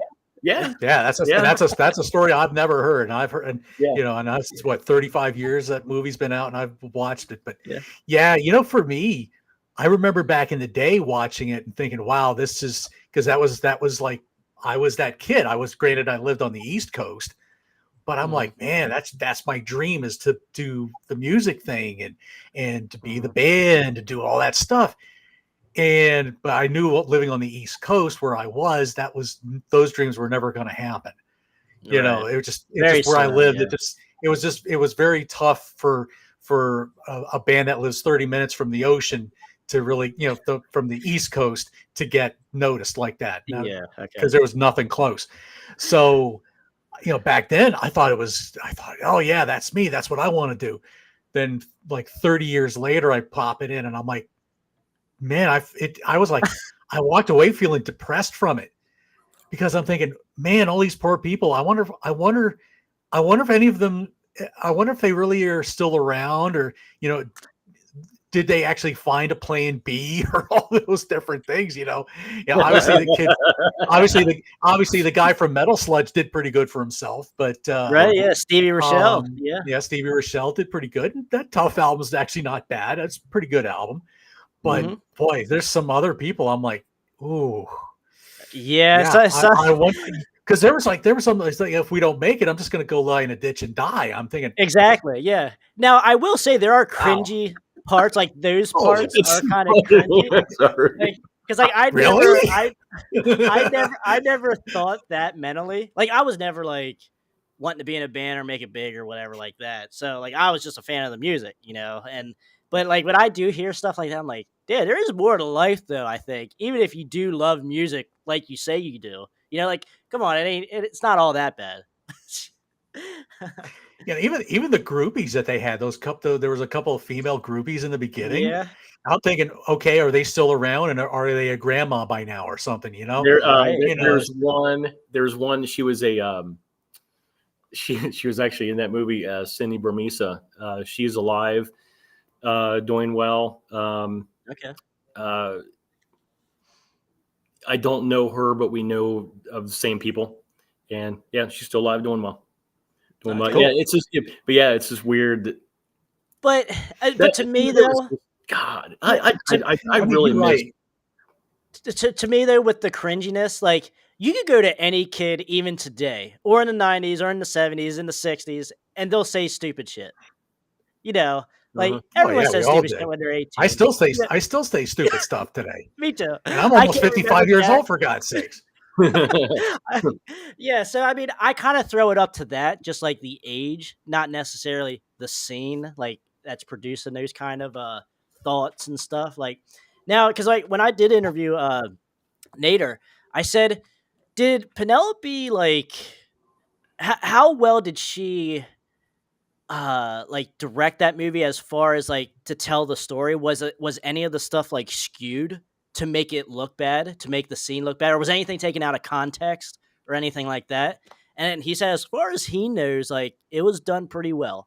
Like nothing was really taken out of context or like to make it look bad, other than maybe the Chris Holmes scene. That might be the one that's like, yeah, you know. But, And maybe the Paul Stanley with everybody oh laying all my! over But him, and to me, that's a but I kids and mean jeans thing. The Like, Lemmy stuff is great. The Alice Cooper yeah, stuff is great. yeah. It did kind of make Steven Tyler and Joe Perry sound a little douchey at a time I or was gonna two. say, yeah. To me, they did no favors for me. You know. No, but Gene was Gene, so you knew what you were going to get with Gene. Yeah, So, but it was nice to see, like, of course, why Lizzie Borden had to do Born to Be Wild, I don't I know. know. Yeah, Mhm. That was a head scratch for me. But I mean, yeah, there was there's I think that's kind of what dissuaded me from getting into the business, because I started getting into a lot of those Metal Blade bands.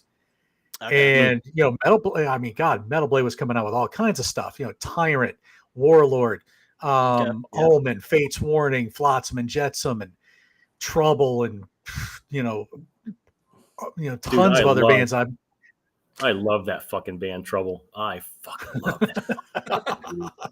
Yeah, Rest in those. peace, rest in peace, Eric Yes. Wagner. Man, dude, that band fucking kicked. Oh, I can't remember the first time absolute. I heard them. I think a buddy of mine picked up like one of their like the Psalm album or something. First one. Picked that up, and yeah, and it's like it's kind of doomy. It's okay, but when they did the oh god, all my CDs are packed up. I can't look, but it's the one that has like the picture of the church or something. Mm, Okay. Um, Hold on, give me a second. is that the one? Is that the one with Psychotic Reaction? No. Because Run to the Light kind of looked like it was something in the sky. Trouble was just the skull was just like a skull looking thing. Yeah, it wasn't that And one.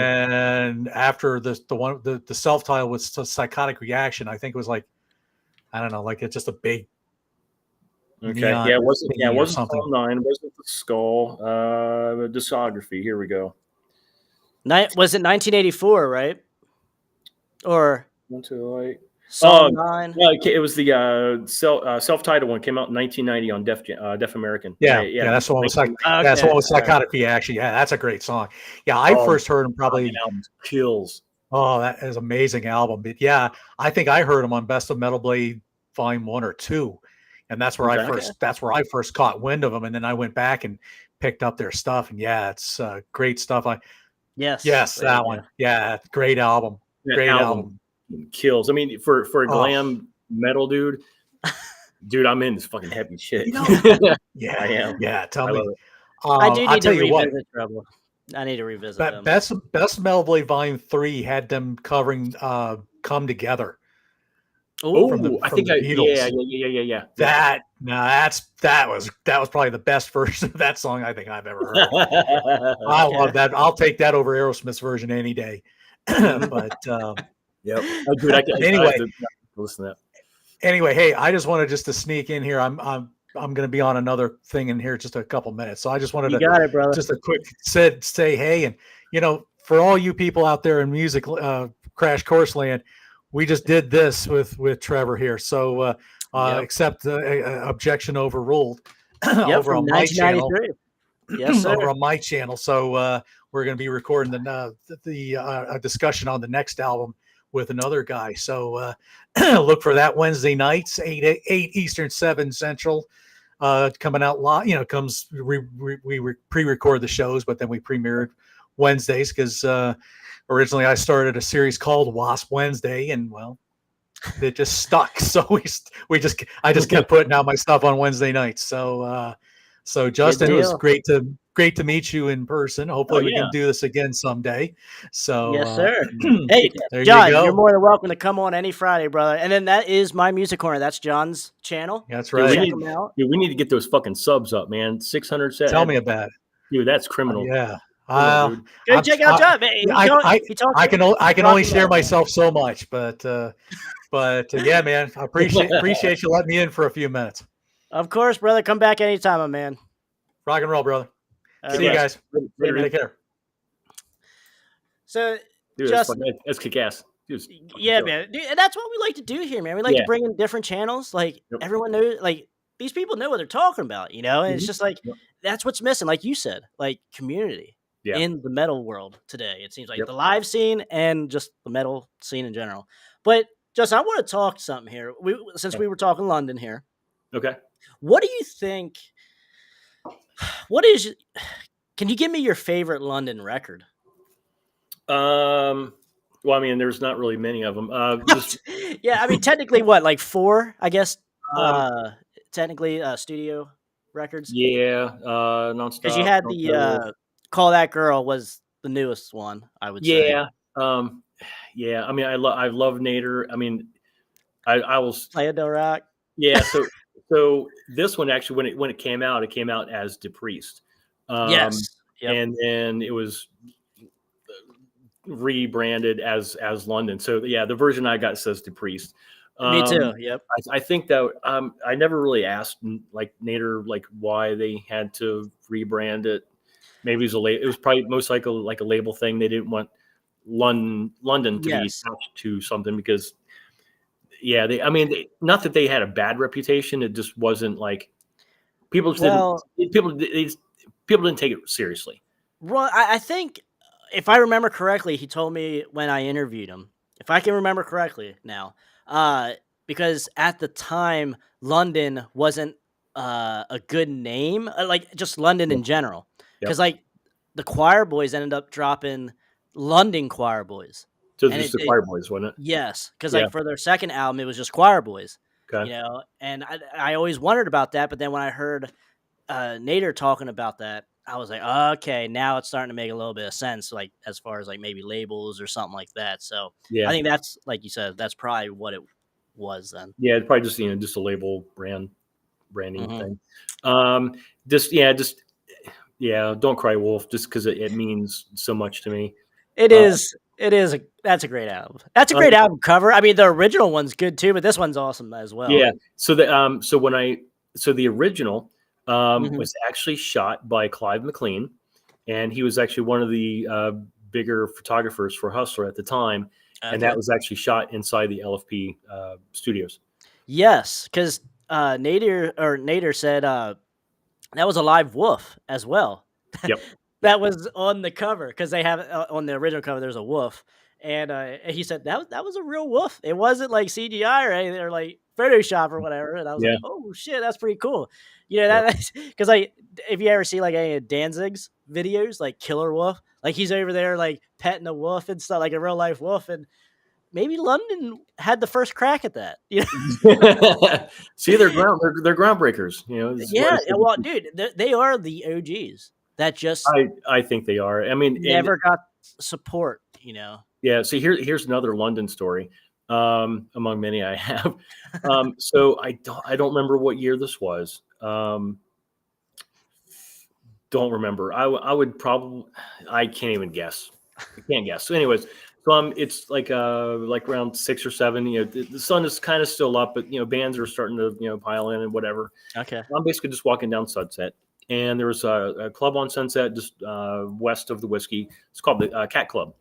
Okay. And so I'm just walking around, just hearing music. All of a sudden, I walk by the Cat Club. One of the doors open, and all of a sudden, I hear this song that really sounds familiar, but it was like a band having like like just acoustic set. Mm-hmm. And the song was called 2000 something, and I'm like, why the hell does that sound familiar? I'm like, I have to go in here just to see what's going on. So I went in, and it was Lizzie Gray. Rest in peace, Lizzie. Mm-hmm. Huge. Right. I mean, again, just he was in with the whole family thing. Yep. They supported each other. It was just Of one big thing. And so I go in there, and it's just Lizzie Gray and the guy Tim, who is the percussion drummer for this band that they were doing at the time. It's called Spiders and Snakes. That's how I remember it. I was like, I've heard this song before, and as soon as I walk in, they're doing the chorus. It had this really kind of a catchy chorus. I'm like, that's better. That's Lucy Gray. And he's like one of the dudes that I wanted to meet just really bad, again, because of the family connection. Yeah. Just one of those things. After they finished the cassette, came up, got to talk to him. Told him who I was, and I was like, "Yeah, I'm just in town. We're just, just hanging out, or whatever." Larry and Althea, loved you guys a lot, and he's like, that went down a fucking rabbit hole, and it's one of the conversations that I usually, when I meet like what I call celebrities or famous people or musicians that I love, I'm not like autograph picture guy. Okay.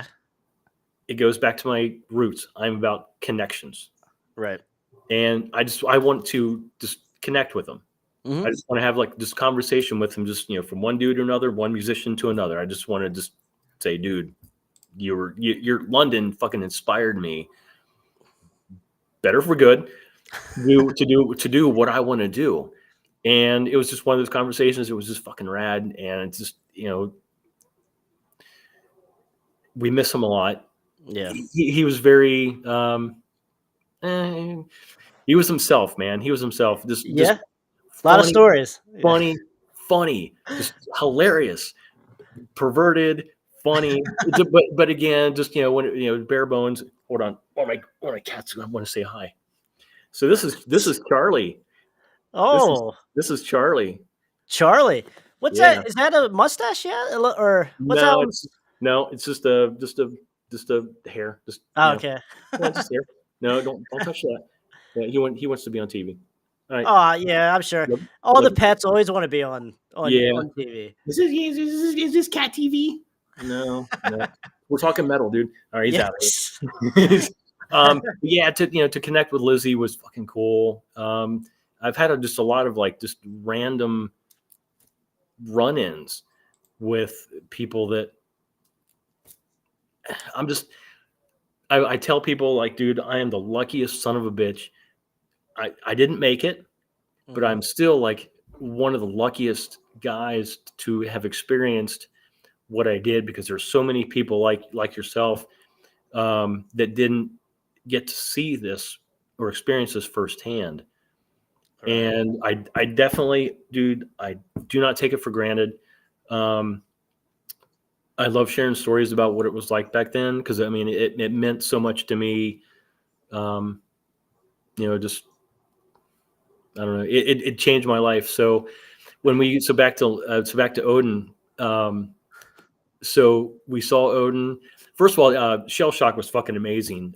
They were kind of like almost like a Los Angeles version of like AC/DC, kind of like Johnny Crash, but not quite. Ooh, not quite as polished, because they were, honestly, I mean, they were still in fucking high school when they started the band. Yeah, they were like 18, 19 years old when I saw them. Dude, real quick, it's been like 20 years I've been looking for Johnny Crash, that album. It's so hard to find. I have it on cassette. Do you? Okay. Yeah, I'd still take it on cassette, man. Like, that's awesome. It's in storage somewhere, and dude, if anything fucking happens to it, I'm gonna fucking hate life. Yeah. Hey Kid is such a good song. Awesome. Oh God. So we saw we saw Shell Shock. They were fucking cool. Saw Odin, and then this is what really changed things. After the show, we went to my first Hollywood after show party. Okay. And it was at Kevin's place. Kevin was a guitar player. Kevin went on to play with a couple of bands. One band was called Soul. One was called American Pearl. The biggest band that he played with, he did a couple years with Buck Cherry. Okay. Hey, wait a minute. Wait. Before I forget, because I did mention it earlier in the show, I want to hear, because on one of your videos I seen when you were showing like off your CDs, tell me the Jason Todd story, or right? The singer of Buck Cherry. Oh, Josh Todd. Yeah. Okay. Yeah, because of that band. Because I didn't know he was in a band from like the early '90s, like a sleazy band. Because I looked that up on eBay, and it's a little expensive, so I didn't get it. Yeah, I have. So I have. When they were playing the clubs, they had basically like a cassette single that they were Okay. passing out. It was basically a cassette wrapped up in cardboard, thin cardboard, and basically just it had a Slam Hound. They were called Slam Hound, with a Slam Hound sticker.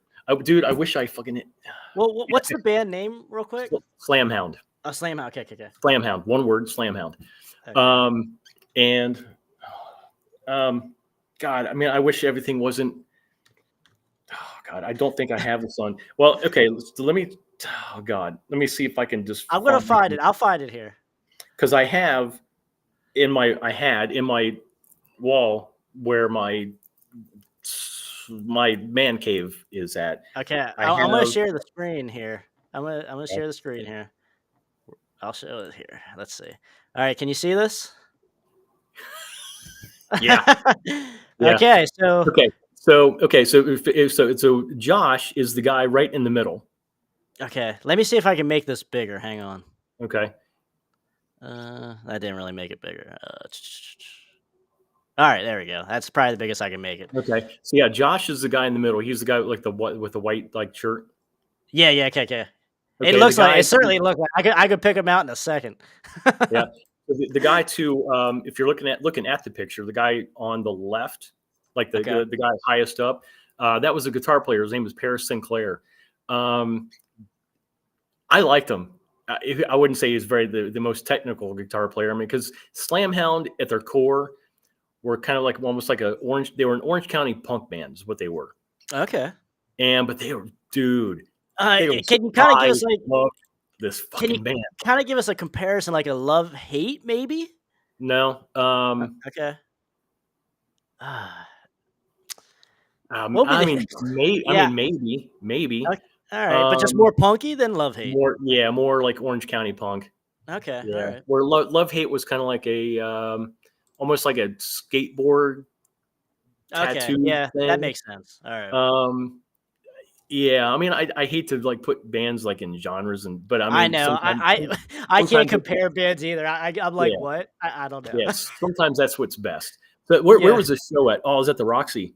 Yeah. Look, I might have been at that show. I don't know. August 7th, Friday. Were you there on Friday, August 7th? Depends on well, this would have been. Can you remember? This would have been probably 92.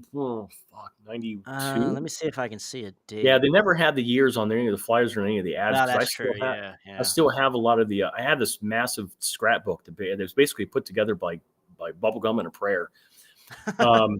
It's been looked at. I mean, people basically look at it, and it's like the holy grail of the Sunset Slipstream. Okay, so that's Josh Todd. You can tell because he's got the spiked up hair, but you can tell by the stomach tattoo. It says chaos. Right. So okay, so if you look at it, here's an interesting story. So Paris, the guitar player, is the guy on the far right. Okay. The guy on the far left. Does he look familiar? This is really fucking deep. Does that guy on the far left look familiar? I was gonna say he kind of he reminds me. I don't think it's certainly not him, but the singer for Veins of Jenna, Lizzie. Nope. Okay. Here's a hint. Here's kind of a slight hint. He was the drummer. He was a drummer for a short time. He ended up playing very shortly for a band that we both know and love. Alley Cat Scratch. Then they made it big. No. Oh, okay. They made it big. Made it big in what 93? Oh, like they're not hair metal or sleaze metal or anything. They were, yeah. Oh, okay. Yeah. Right. I'll give you a hint. Okay, his name is Bones. He played for a very short time. He played drums for LA Guns. Oh, okay. All right, gotcha. All right. Yep. What album was he on? God, I don't know if he played on an album. I know he toured with them for a while. All right. I know that name, Bones. Okay. Yeah, his name is Bones. Oh, that's crazy shit. I don't know why or how, but yeah, his name's Bones. To me, I wouldn't have picked out that was Todd. I wouldn't have picked that out. Yep. He looks different than the other picture, but like he has that tattoo, obviously. So like, yeah. Yep. Yeah, that was the beginning of his tattoo run. You have a comment or a question on here. Robin, Hard Rock and Metal. Slam Hound was a nice little band, though. Didn't receive didn't they release a cassette way back in? Well, it was just a cassette single. I'm pretty sure I have Slam House, but it's very, very expensive. So they put out they made an album called Chaos Personified, Okay. and it was kind of it sounds like they recorded it at different times. All the songs have like a different sound quality to them. Okay. Yeah, that makes And sense. I have a burnt copy. Ooh, Yeah. is that what you showed off on your video? Well, it might have been. I don't know. Because Dude, you brought it up, and I was like, oh shit, I'm gonna look this up here quick. It And might I have been. did. And I was like, Might have been. holy shit, that is Buck Cherry, you know? Yep. Uh, So let's see. So after Slam Hound, he got Buck Cherry together with Keith, who was actually working at the Guitar Center on Sunset. okay. Then they got the rest of the guys. They were just happened to be around. Yeah. Buck Cherry was taking a break, and he there was a band called Shots Fired.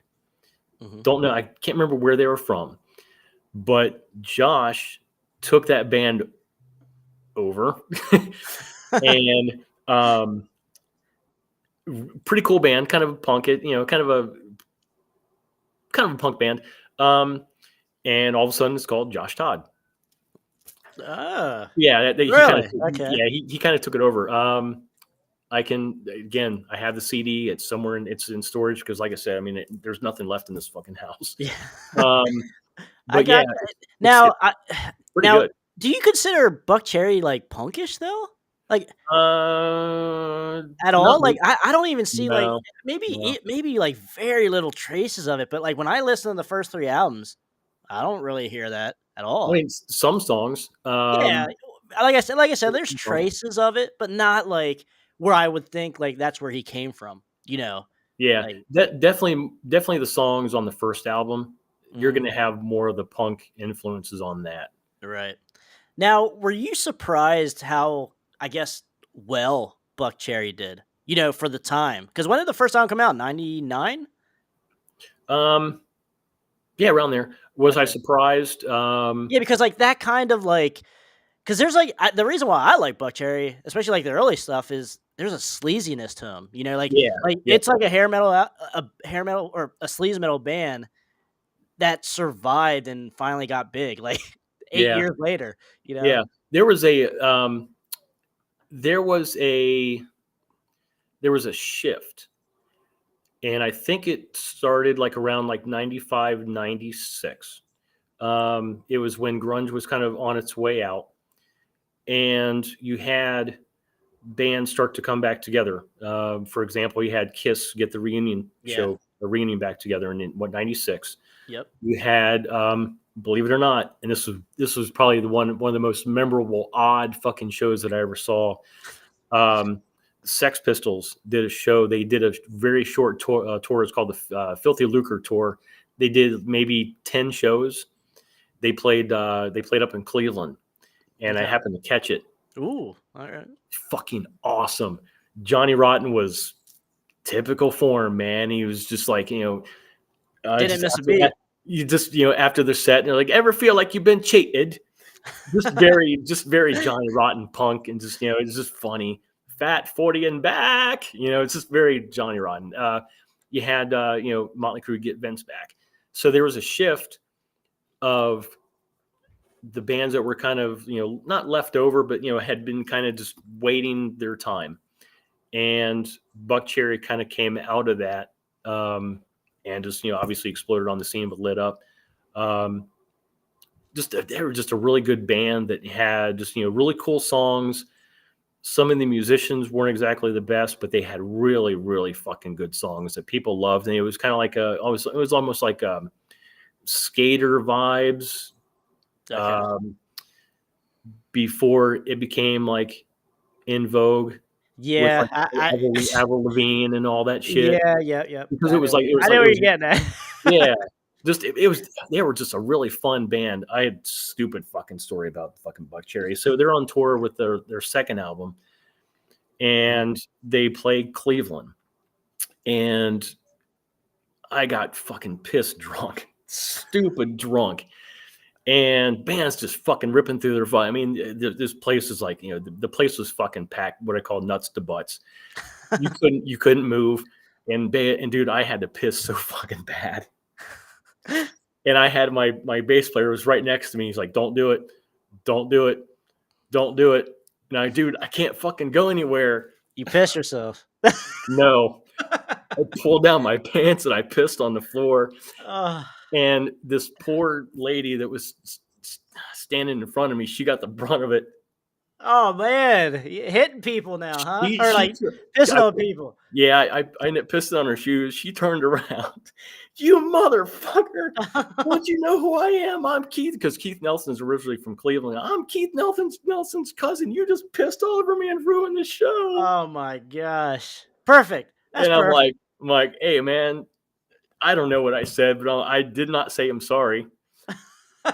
Just stupid. And you didn't back up either. You just stayed right there. I'm like, there's nowhere to go, dude. I physically could not go anywhere. It was Oh fucking my. packed. It was packed. Damn. I'm sure there was a fire law Yeah, committed. putting the sleeves, bringing the sleeves to Buck Cherry, man. There you go. Dude, I mean, you can't. Again, I had the best and worst of heroes. Would Nikki and Tommy do that? Yeah. Oh wow. So I Yeah, did. there wasn't much they wouldn't do. I would Yeah. say. I mean, do I regret it? I mean, I'm sorry now. But dude, yeah, you wouldn't do it today, probably. I mean, but then Well, again, man, when you gotta yeah, go, like yeah. you gotta go, man. Dude, I mean, it's just you get to that point where there's no place for it to go. You can't. You're stuffed. You don't want to get pulled out on a stretcher either, like with your shit, your bladder exploding. Yeah, I mean, you it don't have to go was real bad, man, real bad. It was real bad, and yeah, I just feel bad. So, anyways, back to story. Yeah, but yeah, and like the around that time, you had a shift of bands that were cool from like the early '90s that had just waited their time, Mhm. and they came back, and Buck Cherry was they definitely benefited from that. They were Now- just a straight up fucking just a badass fucking rock band. Right. Now that kind of reminds me that you said that like they waited their time. Now around that time, Crash Diet was coming out as well Mhm. from Sweden. Uh-huh. Now the second wave of sleaze metal that I like to call was coming out. So it feels like maybe Buck Cherry was kind of on the American version of that, like as far as like with a Dirty Penny, Wild Mhm. Street as well. Maybe not that early Wild Street, but certainly like there was a second wave going on there. Like Yeah. around it was starting in like 1999, but Buck Yep. Cherry obviously got the biggest, from that. Yeah. So here's the difference between American fans and European fans Mhm. as far as music taste. American music fans I guess they're more trendy. Yeah, They kind of follow Yeah. whatever's okay. Right. Well, this band's cool. We're European fans. They fucking love what they fucking love. Die Hard. They're the real diehards over there. And yeah, like, dude, maybe I should. And you saw like in the late '90s, early 2000s, you saw a fucking wave of kick-ass fucking bands from like Sweden, Helsinki, Finland, Yep. out there, and they were just, oh man, thank God that for a while. I mean, they carried the fucking torch, man. Oh yeah. Torch, and it was Good stuff. Yep, Veins of Jenna. They were fucking Yeah, bad. good stuff. Hey, dude, to me, I would when this album came out, I was 13, 14-ish. Dude, Yep. to me, that's like my generation of Appetite for Destruction right there. That Lit Up, Let Down. Okay. I fucking love that album, dude. It's so Yep. good. I actually had the pleasure of seeing them live here in Pennsylvania. Nice. Open up for Poison and Rat. Okay. That was Dude, awesome. dude, That that's was like 2006. Yeah, the 2006 tour. I Man. still have their tour shirt over here. Veins of Jenna tour shirt. Dude, I break that out on special occasions. I don't wear it all the time. Don't get that fucked up, man. Because Yeah. I mean, that's like that looks like a band that, that would have been, that would fit in perfect. Because like there were still some fucking kick-ass bands that were playing the scene out in LA, out in Hollywood Oh in yeah, the early 90s. Not Alley just Cat Scratch, one of them. they were one Like of them. yep. Who One else? Like Big Bang Babies, I Big believe. Babies, yep. Like Crayola Kids. Like They were more of like a punky. yeah, more of like a punk, not a novel. I don't know. Uh, Almost like a Frankenstein drag queens from Planet 13. yeah, very Almost, shock rocky. yeah, almost like borderline like comedic. Right. Yeah. Okay. I gotcha. Yeah. Yep. Yeah. Um, one of my favorite bands from back then was a band called Swingin' Thing. Yes, I know. They're- Aren't they? They're from LA, right? yep. Okay. Yeah, I've I heard of think them there's before. one. Most bands from LA weren't actually from LA. You'll have like, for Yes. example, like, Yep. Duff from Guns N' Roses from Seattle. You have like Axel and Izzy from Indiana. You'll have like guys here and there, but Good but mix. Yeah, mixture. yeah, Of they're stuff. mostly Los Angeles. They were fucking huge. Mhm. 4 or 5 years later, they would have been fucking snatched up by fucking any band, any label that they would, they had their choice. Yeah, Um, I agree. yeah, they were so. I mean, they sold out venues on a regular fucking basis. They were fucking massive.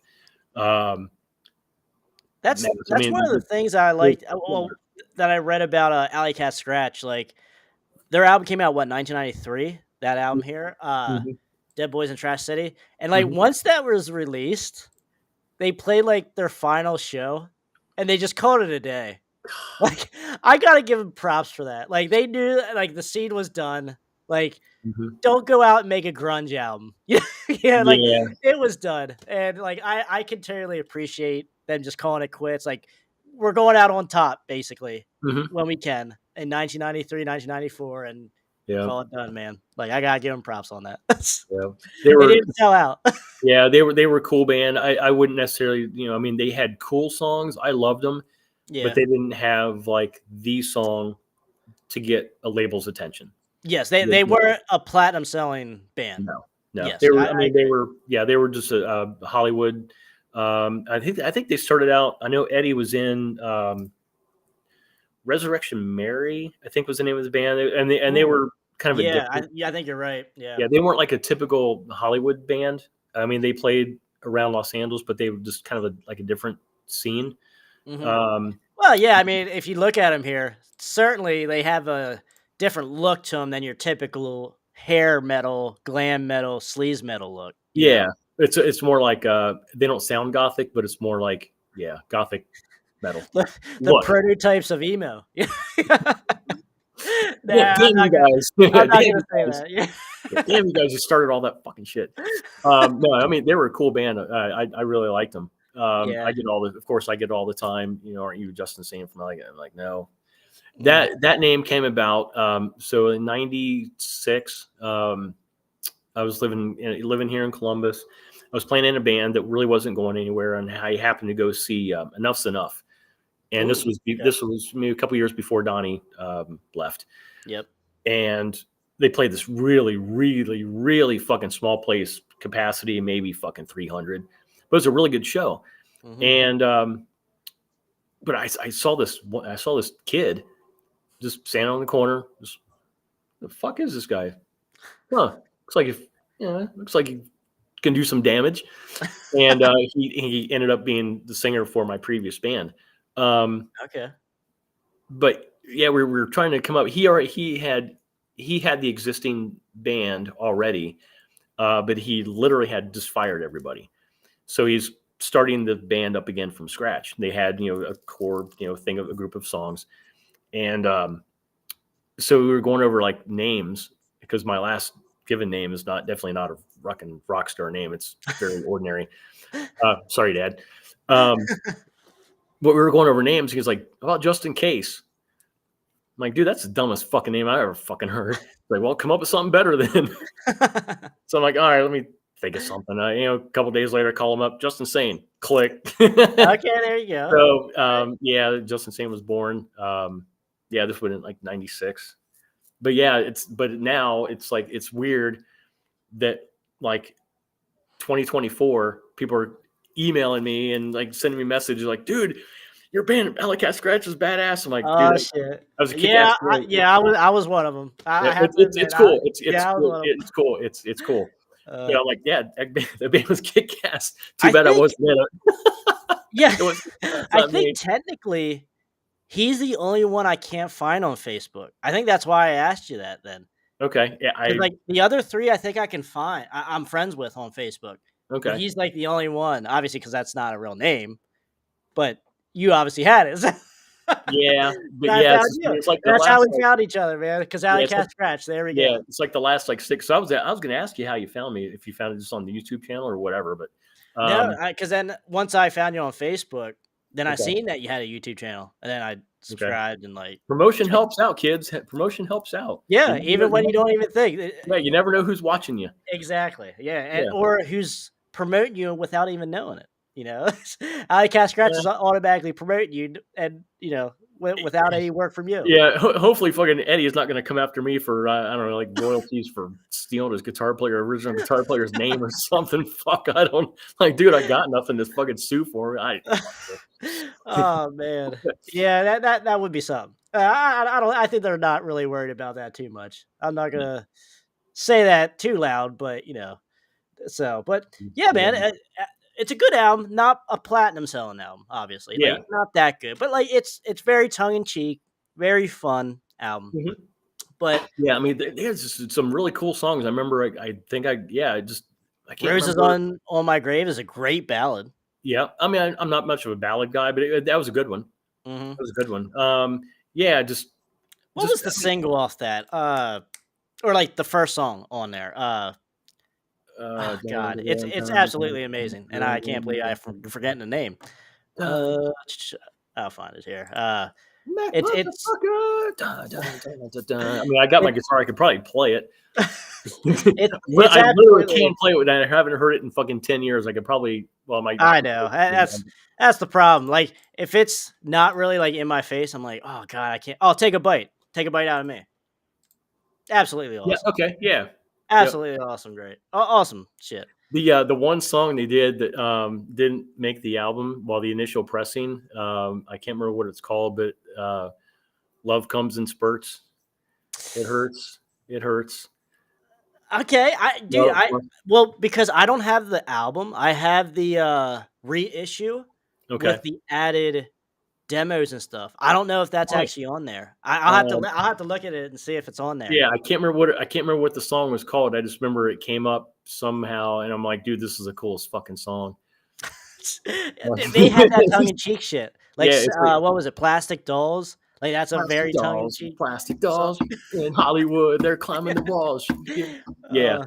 Yeah, like Robin says, not that good. 9 out of 10 album in his opinion. I mean, I'm with you. It's not a bad album, man. But it's just not going to sell platinum status. You know what I mean? No, It's just not mainstream enough. You know, no. which that I doesn't think, mean it's not bad. But, yeah, you know. I think like a label or like an A&R guy would probably go up to him and say, hey, your band has something has like somewhat of a niche. We're going to hire you some outside writers to basically help you out. Yeah. That's best case scenario, probably what would have happened. Yeah. Okay. But Love Song. Is that the song that you were thinking of? might Love be, Song? might be. Okay. It's Yeah. have you ever heard it? Yeah, because I know the title Love Song. Yeah. Okay. So that's on there. So. Okay. That is like a 2 Live Crew rock song. Oh yeah. Yeah, it's certainly sleazy. That's certainly a sleazy album. There's no doubt about that. Yeah. Perfect. I Perfect wonder example. if Cruella de Vil ever plays live. Yeah. Yeah.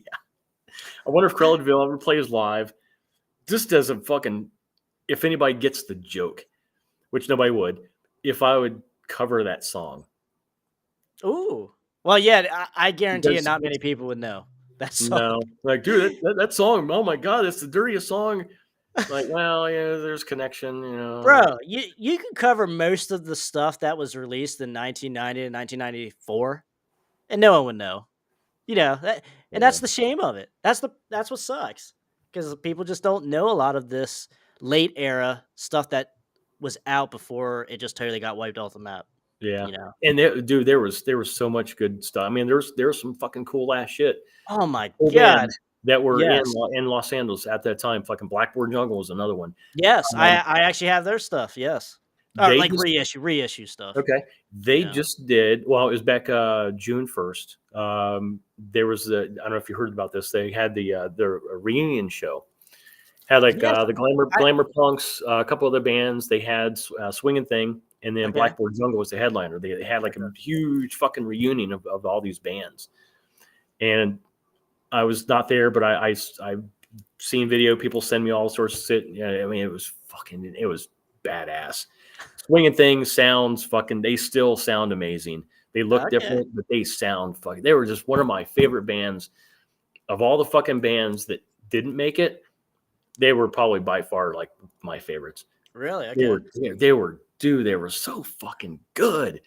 They had catchy songs.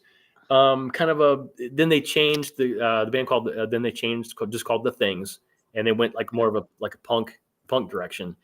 But they were just a glitter glam rock, not metal, but they were just a killer rock band. They just looked fucking badass.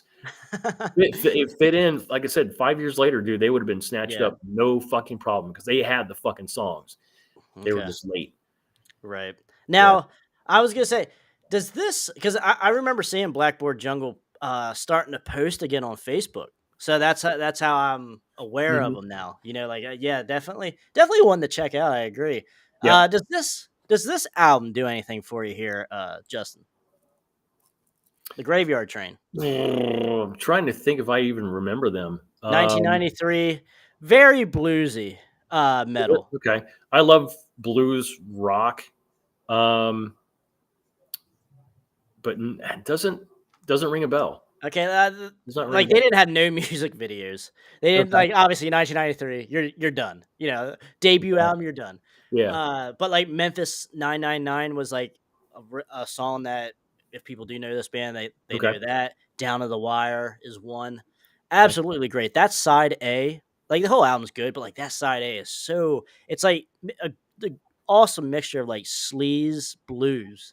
And, you know, like Yeah. they Okay. had and it like just attitude and I don't know the vocalist voice or the vocalist name, but man, like he is he sells that shit. Yeah, like it's you Nice. believe him when he's singing it, you know. Yeah. So oh man. But yeah, not a lot of people know that album because like in the 90s there's another band just called Graveyard Train. Okay. And when I say the Graveyard Train, I don't want people getting confused with that bullshit. Yeah. That's Like that weird 90s bullshit. No, when I'm talking about the Graveyard Train, I'm talking about this album here. Like, yeah. That's almost like um, what happened like a couple years ago with there was Jack Russell's Great White. There was Great oh, yeah. White. There was what's the fucking drummer for LA Guns that stole all the fucking shit? Steve Riley's LA Steve Guns. Riley's LA Guns with where you have just Stephen Piercy's rat. It's just come on, guys. I know.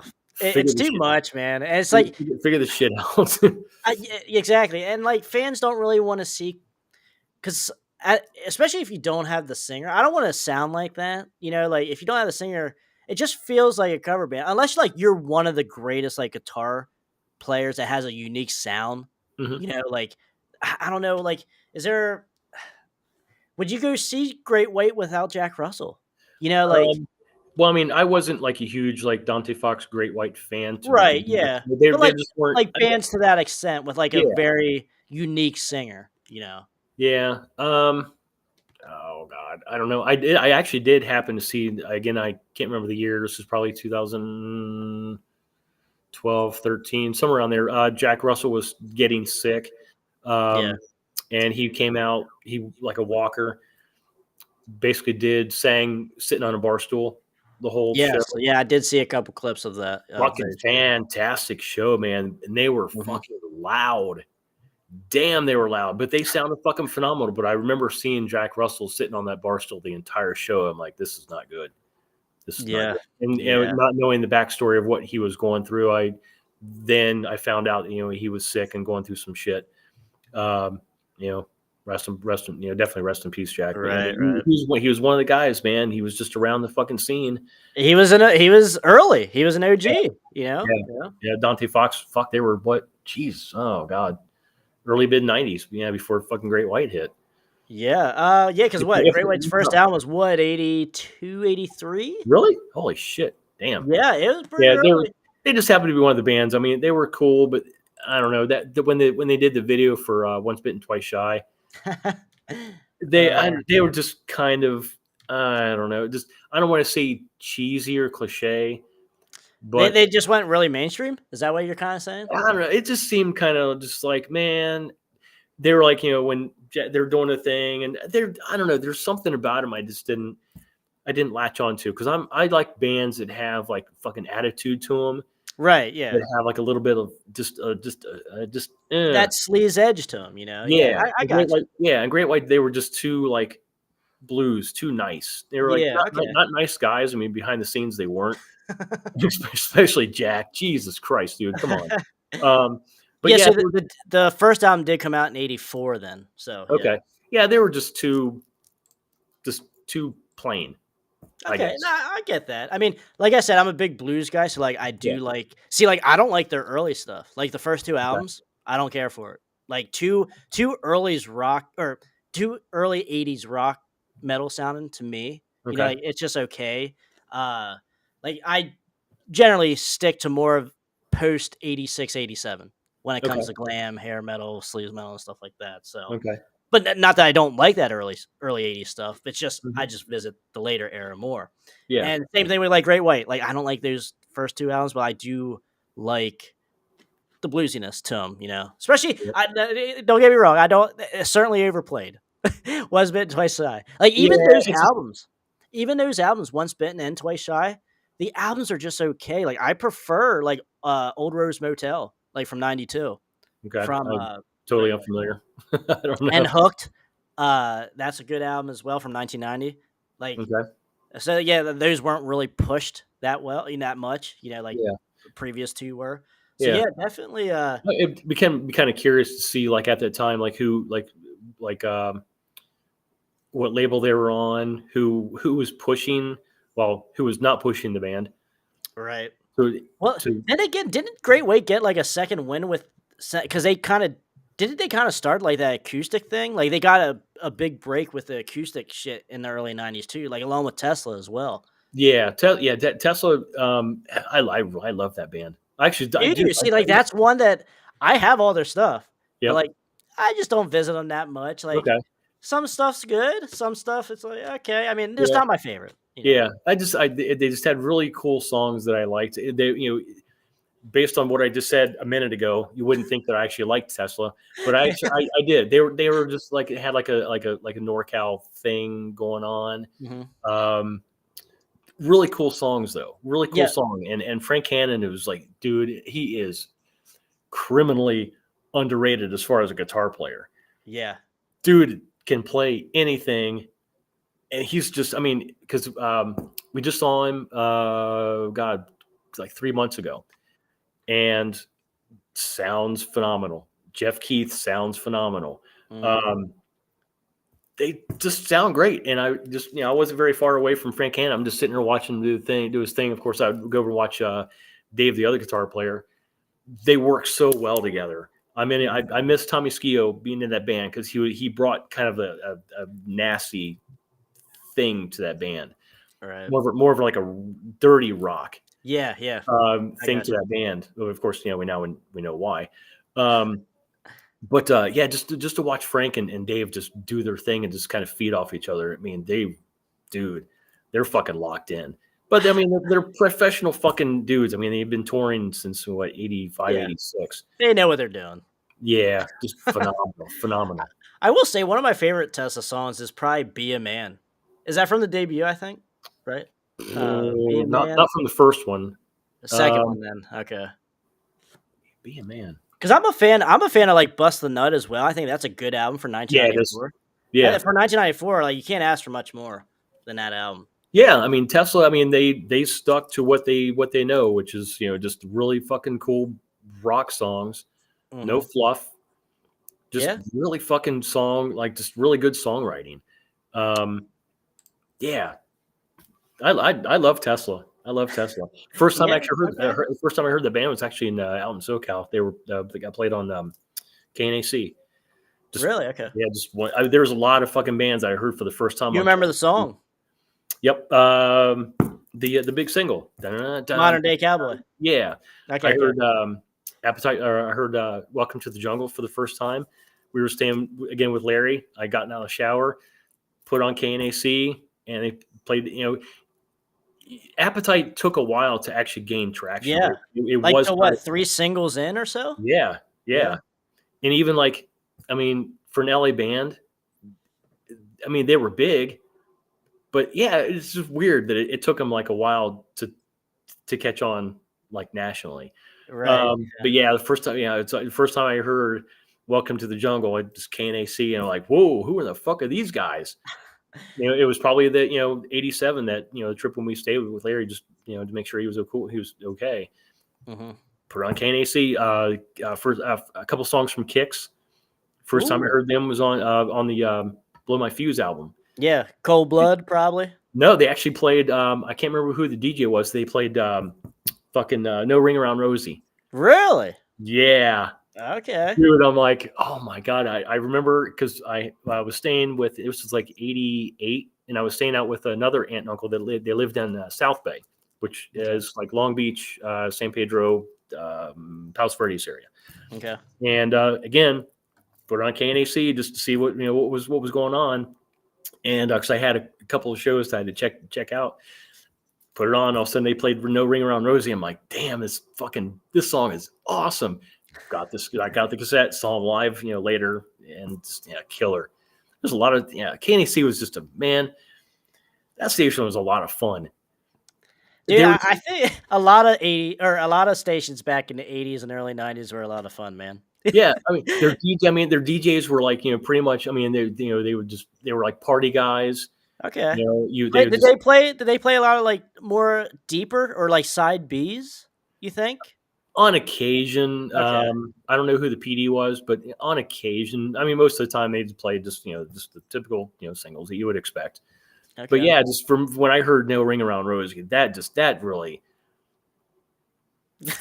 That sold you, huh? That sold you. yeah, that's Now, just okay, a all right, really since good you want to song. talk Kicks, what is your favorite Kicks album? Blow My Fuse. Is it? Okay. Hot Wire's fucking killer. But yeah, It probably is. just probably Blow My Fuse. To Just me, just yeah, yeah. to me it comes down to the 3 in a row. Midnight Dynamite, Yep. Blow My Fuse, and Hotwire. It's hard because obviously Midnight Dynamite is a little different from the next two, from But Hotwire, and that's a great fucking song though. it That is. dude, that chorus is just killer. The guitar parts, dun, dun, dun, dun, dun, dun, dun, dun, dun, dun, dun, Cold Shower. just Rex. Midnight Dynamite. Just fuck, dude, kick my ass. Come on. Have you seen them live? Yeah, I saw him a couple of times. Okay, yeah, same Yep. here. I saw like obviously close to Baltimore, so like seen them plenty of times around here, Yeah, and every time, man, a great show every time. Is Hammerjack still around? No, Fuck. sadly, no. Really? Yeah, All right. if not, I would probably go there still. But all I get are stories from my dad and older friends about Hammerjacks. Okay. So, sad That to was say. that was like first of all, I do want to say this because this is Trevor, we're going. Yep, Everybody yep. in the chat, you guys are actually you kicking ass. I'm kind of looking over here a little bit. Oh yeah, yeah. The chat is fucking popping off. You guys are fucking kicking ass. I love every single one of you guys. Anyways, We love it, dude. This is the community, man. That's yeah, what I'm preaching that, man. I know you like to preach it too, but the I do. community is all what it's all about. Yeah. Yeah, I saw Kix on that tour. I can't remember when, can't remember where, but it was on the Blow My Fuse tour. Okay. 2013, 14, one of those years. I went on the. This is an experience you have to do. If you do not do anything else in your life, you have to do this. You have to go on a Monsters of Rock cruise. I know. It does sound fun as hell. Like that is like the perfect thing. It is an experience. There's nothing like it. I mean, for the cruise itself, it's just epic. But you're fucking like this close to your fucking heroes. Yeah, And, like and they'll literally talk to you the whole time. there's no place for them to hide. I mean, if they want to sit in the cabin, the whole fucking time and just waste away, go out when they play a show and then hide again, we notice. We Yeah. notice. Yep. But yeah, just I mean, I like Jakey Lee when I met him. I was on the cruise. Had just a lot of conversations with him. Just about randoms, and people would ask him like just really, I don't want to say stupid questions, but questions that put some Just brains. just normie questions, right? Yeah, Like, just yeah, like yeah. just like I don't know. What was your favorite Ozzy song to play live? I mean, Oh my, come that's on, the last come thing he on. wants to talk about. Yeah. I mean, yeah, that experience was not a good experience. So I asked him. I asked him like some really odd questions. I asked him like, so Jake was in this band for a very short time. Again, in like '94. They're called Wicked Alliance, and the singer for this band was Mandy Lion. Does that name ring a bell? No, Okay. it doesn't. Okay. The only thing I really know Jakey Lee from is Badlands and Red Dragon Cartel. Okay. So there was a couple bands he And was Ozzy, in between there. One of them was Wicked Alliance, and basically they recorded some songs. They went on tour. Jake told me, he's like, dude, that taught me a lot of what not to do. Mandy Lion, if you're familiar with the wrestler the Undertaker, Yeah. take the Undertaker, make him a rock star. That's Mandy Lion. Okay. Just very. He had his hat. He had his hat with the big brim. He had his black leather coat. He had a fucking. Jake said he had to have a cape. He had a cape, and he just had you basically saw like this much of his face, right? All right. And Mandy had this thing where if you talk to him, this is my Mandy Lion impersonation. Hey, how you doing? Took the shit seriously, huh? Yeah, Real he was, serious, yeah. dude. He was in character like Yeah. 99% of the time, and the times that he wasn't, Jake would come up to him and like, hey man, and you're like, hey Jake. I mean, hey Jake, how you doing? Just really, just bizarre. I remember seeing. I never saw. He was so back in the late '80s. He was in a band called WW3. Yes. And Okay. Yeah.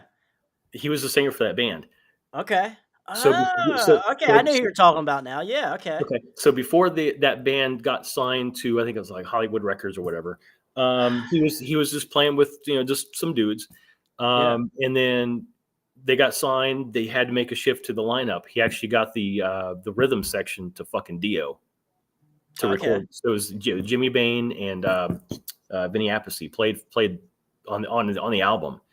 And he had this guitar player, amazing fucking guitar player that nobody knows. His name's Tracy G. Total fucking maniac. Fit very well with Mandy's thing that he wanted to do. You have to check that album out. Dude, that's one I found off Sleaze Rocks. Like when I was young, home from school, going through all these bands on Sleaze Rocks. I seen World War III. Even back then, 15 years ago, I could not find that album on eBay for a decent price. Really? Yes, and good luck finding it today. Good luck. You have. I like the front cover. It's like that purple tiger on it. Yeah. Well, in the cage. it says WW3. Like it's very. It's kind of like enlarged. It's purple. It's like purple and like darker purple. Yes. And behind it you have this it's like basically like a monster. But yeah, it says like a werewolf type deal. Yeah. Yeah, that album, dude, you have to get this album. I mean, you can find it online. You can listen to it. Right, yeah. But that's no fun. Yeah. Dude, that album is so fucking good. Okay. You have to get it. I mean, it's heavy. It's not like thrash heavy. It's very it's metal. It's basically like right there. Yeah. It says, so you see the W? Yeah, I see it now. Once you see it, like I always thought when I looked at it, it was just like him in a jail cell or like in a type of prison. Yeah, it's WW3. Yeah, it does say World War III. I see it now. I remember, the first time I actually heard WW3 was in like BAM or Screamer, just when they were when they were still playing the clubs. Mhm. And it's basically somebody did just a review of their show. And I can't remember what it said, but it said, their singer, man, it's just, there is just a bizarre guy and he's just really dark. But yeah, just really heavy. Dude, that out. Oh my God, this band was so fucking good. Dude, it's always been on my list, but I might have to just listen to it on YouTube again, You just because have, you're dude. describing it so You awesomely. have to. The guitar playing, I mean, it's basically, it sounds a little bit like Dio just because they got the rhythm section. Mhm. Yeah, Tracy G, I mean, his guitars are fucking cranked up in the mix. I mean, there's no hiding that shit. Well, that's important because I like It great is. guitar tone and great guitar Yeah. solo, so I can't I'm say all it's on board. it's decent tone. It's heavy, but Okay. Mandy's vocals are going to you're gonna shit your pants. You're gonna shit. He's just I know we don't like to do the comparison game, but can you kind of give the audience like who would you closest compare it to? oh man. I seriously can't. He is that I can't. I'm I with want you. to. I can't do He comparisons is either. he is just a very unique dude. Every band. This is I've always been like this. Every band that I listen to, every record I listen to it singularly. Like it's very hard unless you get like a Dirty Looks or a Rhino Bucket. Then yes, there's very strong similarities between the two. Mhm. But like But just like in general, like not one band really sounds like the other, in my opinion. okay. Now, people that aren't fans of hair metal and sleaze metal and stuff, they're like, oh, all that shit sounds the same. But then again, a Yeah. black metal fan would be like, what? You think Death Throne sounds like Dark Throne? Like all these Yeah. like black metal and death metal bands, they're like, Yeah. and I'm like, yeah, they kind of do, but obviously they don't to like Yeah. actual The thing that diehard happened, fans. yeah, the thing happened that with and not really like in the Los Angeles like in the local scene, but like on the national scene, Mhm. a lot of the bands like in the late '80s, early '90s, late '80s, all the bands were getting their clothes designed by the same two people. Yeah. They kind of looked they had the template. The template was the same. They would just use maybe like different colors. Okay. But yeah, so I mean, like if you look at like the one album cover that I really hate, I like the band Dokken Under Lock and Key. Oh yeah, right behind me. Can you see it? Dude, I literally have it right there. yeah, dude, those outfits. I will say Come on, man. George Lynch's outfit's fine. I can dig George Lynch's. Yeah, I like the red and black. Yeah, I can get down with that. but yeah, like Don's is a little cheesy. Yeah, I know. I'm with you. Yeah, But not yeah, yeah. Great what do you record. think of? Actually, since you're talking about album covers, let me ask you what you think of this album cover. All The right, best. sorry. I don't mean to I don't mean to laugh. Hey, I don't care. I'm gonna still say it's a top 5 album cover for me in the '80s. It really, really, really doesn't fit. Well, okay. It really I does. can get that because that album is a lot harder than what they look. I get that. Yeah, Yeah, I'm with I mean, Tom Kiefer, that dude is fucking badass. a That musical dude, I genius. mean, oh my, I saw he was on a and every time I see Freddie Corey, I think of London.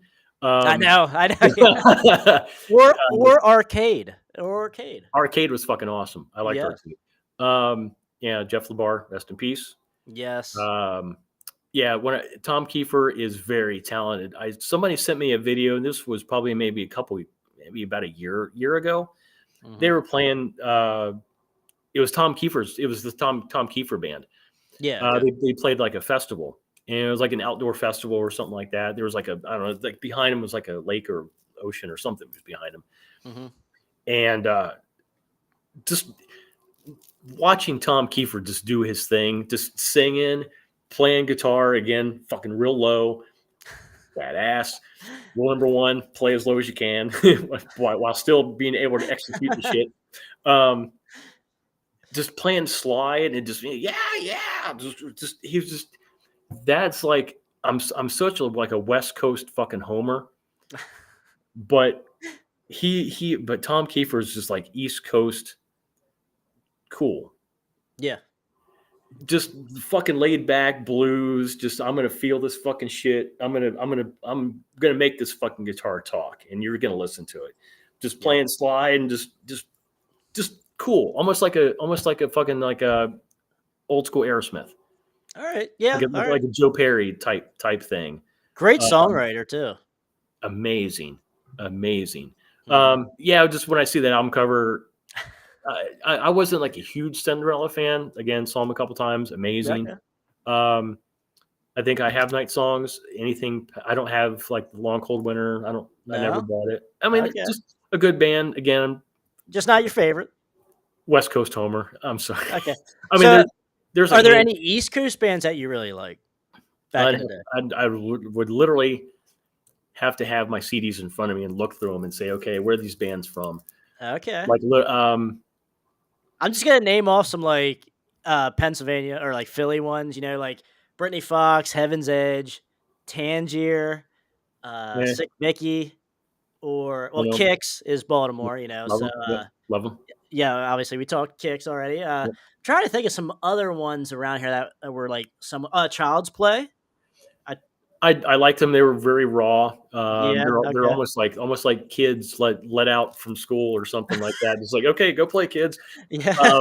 Not to play off the name, but yeah, that's kind of like what I identified. Yeah, okay. They were just like local kids from like a high school Mhm. who happened to be really good at playing music, got a band together, and just okay, go play, kids. Yeah, it has that energy to Yeah, I just gotcha. very youthful energy, which is fucking cool. Heaven's Edge was okay. I really like the guitar player Reggie Wu, just really, Oh really, yeah. really fucking good guitar player. The band as a whole, they sounded on there again too nice. All right. Really All right. good songs, but too nice. All right. They're they're Understandable. not dirty enough. Okay. Who are the band? Tangier was the other one. Too bluesy, probably for you. Not enough attitude. Yeah. Okay. All right. Yeah. And when I say this, I don't mean to come off as a snob. Well, no. But Yeah. No. I mean, really don't. it is a difference between to me, there's difference between glam, sleaze, and just the overall hair metal. Yeah. Like I consider hair metal like the whole umbrella, and then you have offshoots within the hair metal. There's Yeah, that's how millions. I look Yeah, at it. That's how I always looked at it. yeah, there's millions of them. Yes. Let's see. You mentioned a couple other. Shit. Sick Vicky from 1993. Don't remember I that. mean, yeah, I'll have to say they're probably not edgy enough for you, but very melodic, very good. They just came out too late, 1993. So, Yep. but they're a very good band, good album. What was the other one? Child's Play. I said Kicks.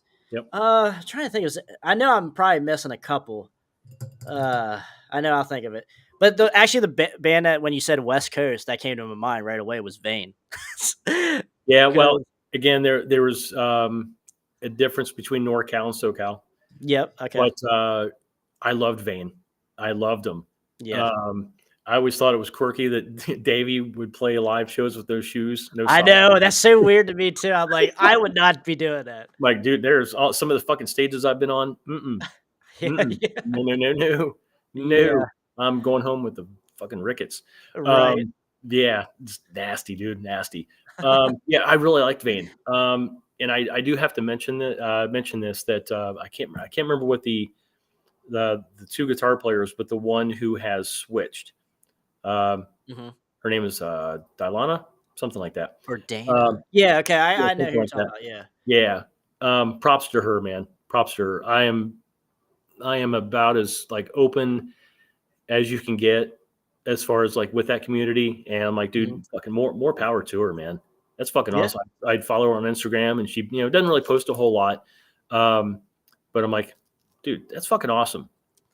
I'm with you. Like, as long as you're not bothering anybody, I don't give a shit. Like whatever. Do whatever you want to do. And dude, she still fucking rocks, man. I was gonna say I can't say I've seen any like live videos, but like Okay. the new albums are good. I have all the Vane albums Mhm. except Fade, and I think I might just only be missing Fade actually. Okay. There's a couple of CDs that I have that are burnt. I couldn't tell you where I got them from. There's one called this might have been like a fake title. It's called All the Strangers. Or All Oh the yeah, no, that's the album after No Respect. Okay. 1991. So Dude, far, that's good. Dude, that I tell people that was actually on one of my forgotten album series recently. Like it's neck and neck between that and No Respect for Me. Yeah, it's Like, good. yeah, it's right up there with the debut. Really, Yeah. really good. No Song. Respect. I liked it a lot. I thought Paul Northfield did a really fucking good job on the production of it. Just yeah. Oh Just yeah, it sounds cool. great. Yeah. Yeah, because did you? I mean, you probably know, but I didn't know up until like recently that Davey was a producer before he was in a band. I might have heard that he was on the as we'd say, he was on the other side. Yeah, business. Yeah, okay. Yeah, he was just more doing, he might have been like a roadie or something. I remember he was doing something other than like being a frontman for a band. Yeah, okay. Before that, yeah, I remember vaguely hearing something about that. Yeah. Okay, yeah. I mean, that's because when I was looking up that album, because that album had no like official release because they got cut from Island like Wow. before that album was released. So Davey, I guess, ended up getting the rights or whatever the deal was, and Okay. ended up releasing it independently then. And I'm glad he did because that's a damn good album. That's an album that I should have had sooner because like I just bought like whatever albums I was missing off of his website recently, like the last couple of years, and Okay. I'm glad I finally fucking got it. So it's definitely let's see here. Robin says Davey produced lots of thrash metal bands before Vane. Interesting, yeah. Because I know I heard I didn't know what he did produce, but I know I read that somewhere. Robin, can you kind of give us some bands that he did produce? Because I never saw no list that when I was reading up on his production. So that Northern Cali, what they call the San Francisco thrash scene. Yes. Well, I mean, there were some bands like Testament that were great. Dude, Testament should have been in a Big Four. Oh my God. Yeah. Testament, I love. I've seen Testament more times than I've seen Motley Crue, and I've seen Motley Crue really every fucking tour. What's your favorite Testament album? Let me ask you that. Oh man. I know Practice is probably the most commercial. Okay. I don't know. The Ritual is probably the most the one I can tell you I disliked the most was the fucking Souls of Black. Really? Okay. Yeah, that was rushed, and I remember they had yes, it was. It was very rushed because they had tours. The tour was huge. Yeah, they had a tour of Europe scheduled, and they were going to do the Monsters of Rock tour, right? Like later that year, and the label wanted new product out before that tour started. So they basically put them in. It was like, okay, you guys have like 1 week to write an album, another week to record it and produce it, and you guys are in 3 weeks. You guys are going to be fucking across the ocean, right? And that's why you get like an instrumental there, and also like just a separate intro track. Yeah, so like you only got like 7 or 8 actual like new songs, if that. Yeah, I mean it was rushed. I mean it was not very focused. But yeah, I just remember hearing there's just odd shit that I remember, just stupid shit that I remember hearing that that the label wanted them to have new product before they did the Monsters Rock tour. Yeah. So yeah, okay. Generally, I do. I mean, those first like 5 are good. I visit all those, but I think the one I find myself probably visiting the most is the 1992, the Ritual. Okay. Or Electric Eye. Or no, it's the Ritual. Yeah, it's the Ritual. Yeah. I'm pretty sure. Return to Serenity on it, shit like that. I mean, it is produced to hell and back because obviously with the Metallica Black Album, like all the thrash metal bands are going to try that style, Mm-hmm. But I think it worked for Testament. I mean, Testament, they have this like jazziness to them. That's Alex Skolnick. That's his background. Yes, and I like that. I think that brings something different to their thrash sound. Yeah, a lot of other bands. I probably go to New Order. Okay. Or I really loved one of the newer ones, Brotherhood of the Snake. Really? Yes. Okay. The Brotherhood of the Snake, there are songs on there I probably like about half the album. But what do you think about the newest one?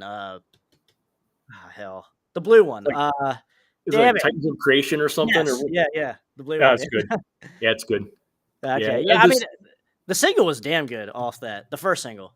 Yeah. But yeah, they, that's something I gotta give Testament. And a lot of metal bands now, like, because they're on nuclear blast, right? I think still, yeah. Okay, so Yeah. I gotta give credit because there's like a lot of bands, like thrash metal bands, just older bands that these labels are going to them and say, "We know what you're good at," and Mhm. like Overkill, like we know Yeah. what you're good at. Just give us albums like what you guys are known for. Don't give us no weird bullshit stuff. Yeah. And I mean, Yeah. I respect bands that do their own thing too. Like I love Halloween's Chameleon, which they did all kinds of different shit on that, and but like it wasn't power metal. But like and you had Testament doing Low, like the real death metal Mhm. style stuff. Mhm. And like I'm not the Yeah. biggest fan of that album. But like I gotta give these bands credit. Like they're putting out what the fans love. Yeah. Even though if it is cutting their creativity back just a little bit, but I give credit to them. I can see both sides to that. Yeah. Oh God, I can't remember what tour this was. 80, 88? I don't.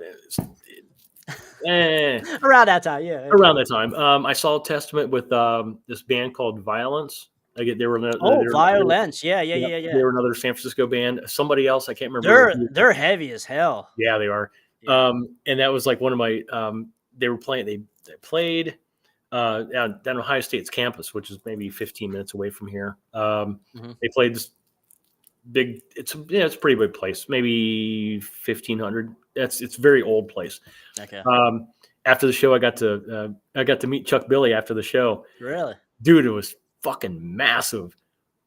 I'm a small dude. All right. So in 1988, you figure I was probably about maybe 5'7",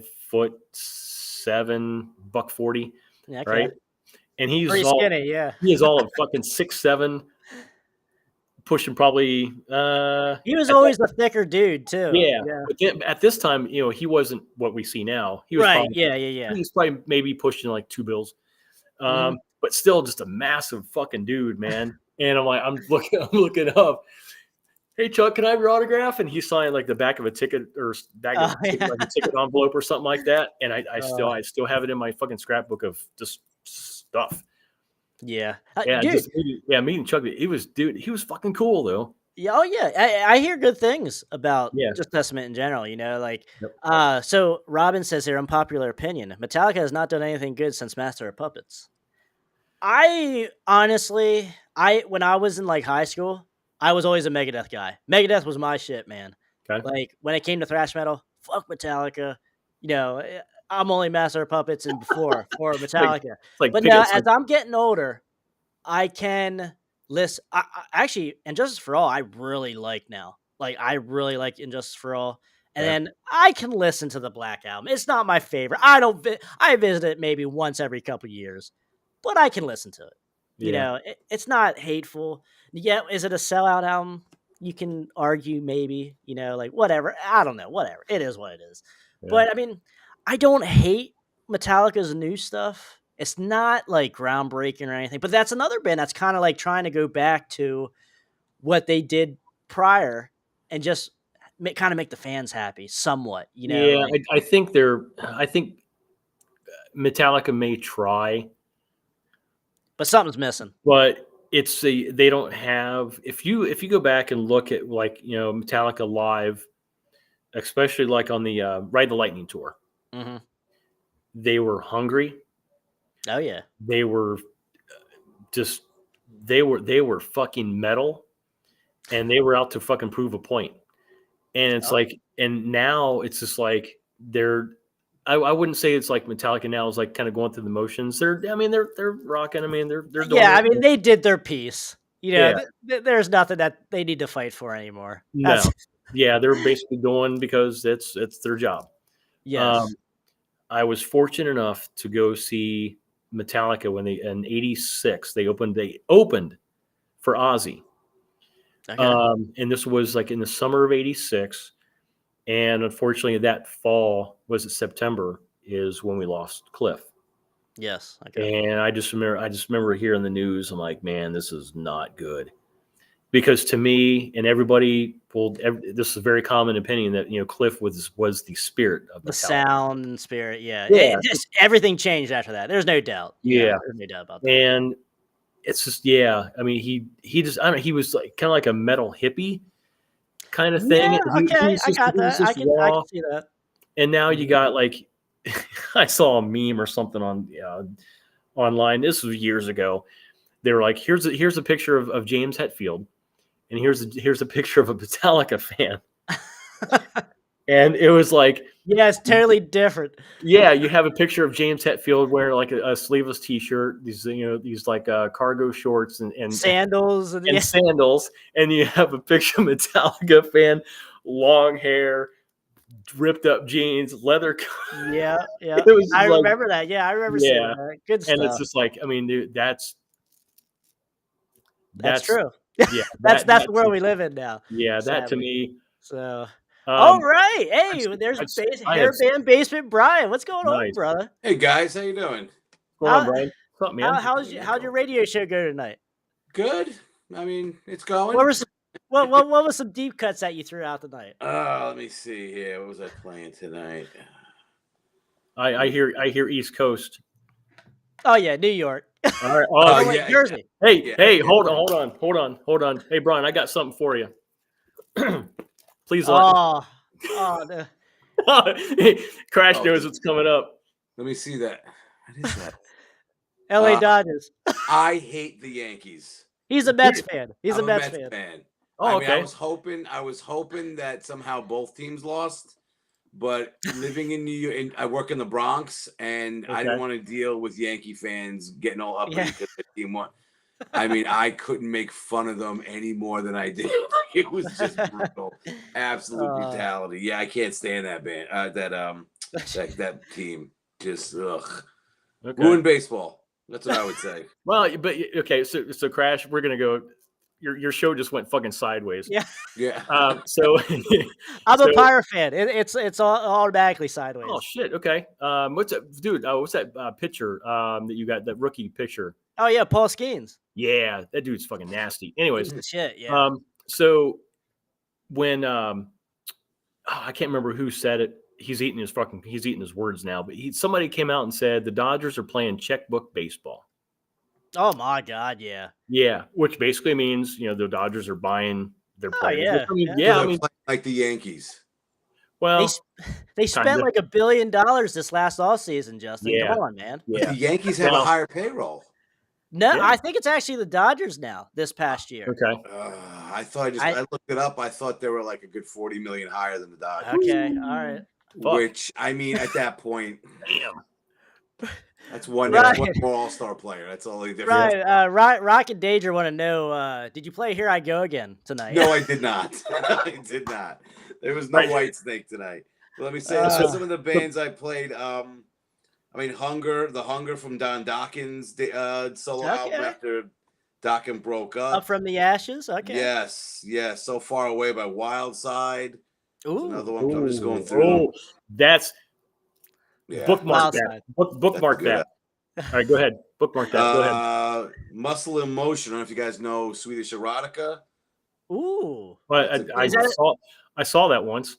Oh, no, never mind. Not the same thing. Not the same. I played Broken Teeth, Tesla, I mean, that whole bunch of shit. Yeah, right? Good deal. Yeah. So we got here. Hey, there's something I want to touch here. Someone commented here. Was it Robin? Let's see here. Unpopular opinion part 2. Brittany Fox, 1991 album, Bite Down Hard, is their best album. I can't necessarily disagree with that. I if you asked me a few years ago, I would have disagreed. I would have said their debut. But I mean, I really wasn't into it when it came out. But now I might agree with that. I might have to agree with that. That's a really good album. It is. Really good. So overlooked. Oh yeah. But now, are you one Brittany Fox wasn't right? Yeah. Especially after Dean left. Now, Justin, you said you're not a East Coast guy. Brittany Fox never did nothing for you. I liked them. I remember one of my first bands that I was in high school. Of course, we did the typical thing. We played just school dances and shit. We played like skating rinks and stuff. But yeah, we were a cover band, and we did "Long Way to Love." I mean, Ooh, chicks interesting. dug it, so I dug it. There you go. Yeah. Hey, you can't complain with that. Yeah. Yeah, we can complain. Yeah. So yeah, they Oh, were cool. But that Bite Down Hard, I love that fucking album. I love that fucking. It's Tommy Okay. Paris, dude. Tommy Oh, Paris, man. sang the shit Yeah. out of the album. Yeah. I mean, Dizzy Dean is the voice of Britney Fox, but Tommy Paris tried his damnedest to change that. Yeah, Like Yep. his voice is absolutely awesome on that. I album. think he made that album his own, though. Yeah. It Yeah, wasn't like him. I see. That was one of the reasons why I didn't get into it back in the day. It was like, oh, Dean's on the band. What do I give a shit? right. And man, all that time lost not listening to it. I'm like, oh, what was I thinking? I mean, young, stupid 20-year-old me, not thinking things through. Every 20-year-old does. Yeah. So yeah, that's a great album. It's not my favorite Britney Fox album, but it's like 1A and 1B for me. Mhm. So, but All yeah, three of their albums are great. yeah. I you can't complain with Britney Fox, one of my favorite bands of all time. So yeah, Tommy Paris is love. That's one way to put it. Yep. No argument for me. Good deal. So Last album. now, Bryan, Justin, I know we like to talk Motley Crue, and I know Justin, you have stories of Motley Crue, but Uh-huh. I want to touch this again here. What is for you, Justin? We'll start with you. What is Motley Crue's best album here? I don't. So on my, I can't remember if I did this on my YouTube channel or not. I did something. I tried to rank all of the Motley Crue albums, like from like 1 to whatever. I couldn't do it because it's like if you have a baby, it's like who's your favorite kid out of. You can't do it. I mean, it's you're going to sell somebody short. You're going to hurt somebody's feelings. Right. I have my favorites. I have the ones that I fucking play constantly. I have the ones that I don't really play a whole lot. What's the one that you play the most then? Too Fast for Love. Really? Okay. All right. Dude, that's just fucking. It's metal. It's punk. It's everything that is right in the world. Okay. Damn, throwing it all out there. Okay. Shout. I'll just kind of go just whatever. Okay. All right. Yeah. Shout at the Devil. It's more dark, a little more satanic imagery, really Heavier. Heavier. Just really good songs. I didn't like. There's something I didn't like Mick's guitar tone. Really? There's something about it that I never really liked. It's okay, but they're just I don't know. Mick's. I love Mick. I love Mick to death. He's one of the most criminally underrated fucking guitar players in rock. I agree. But there's a couple albums. His guitar tone is like, what, dude? What the fuck are you doing?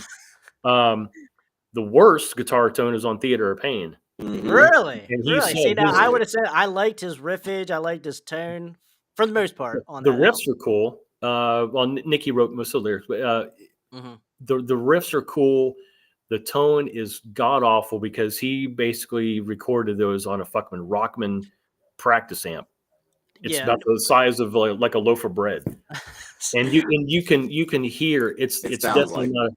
It's not a fucking Les Paul plugged into a fucking Marshall with a bunch of fucking cool shit. It's definitely not that. Now I will say I'm listening to the remastered reissue edition of Theater of Pain, so not the original version. So maybe that has something to do with it.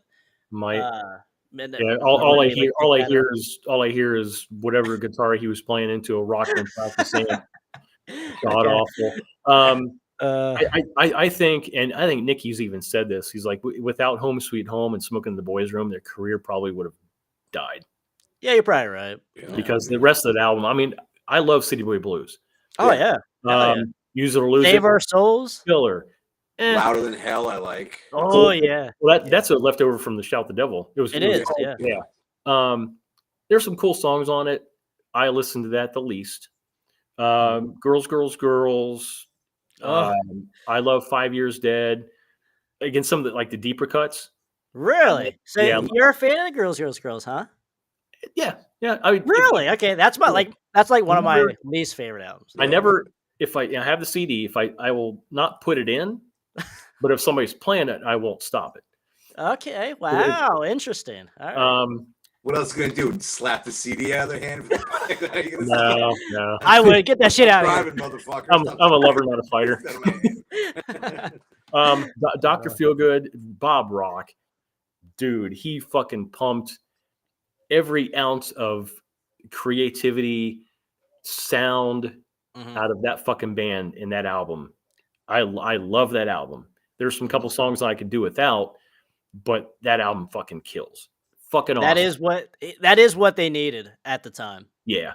Mhm. That when they needed a guitar player to come in because Tom Werman, he couldn't, as a producer, he was about as unenthusiastic about a project as he's ever been. He's like, okay, I'll go and produce these guys. I'll do basically.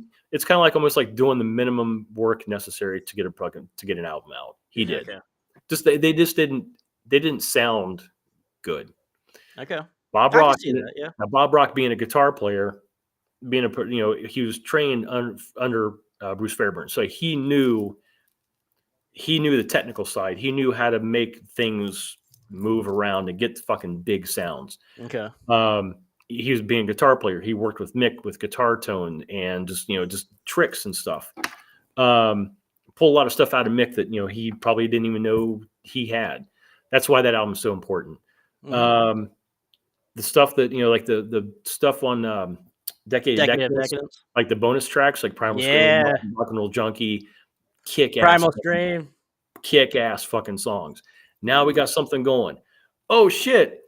Vince leaves or fucking gets kicked out of the band, whoever's story here. I would have loved to have a 1991 album or a Yeah. 1992 album from Motley Crue. So Vinny gets with Steve Stevens.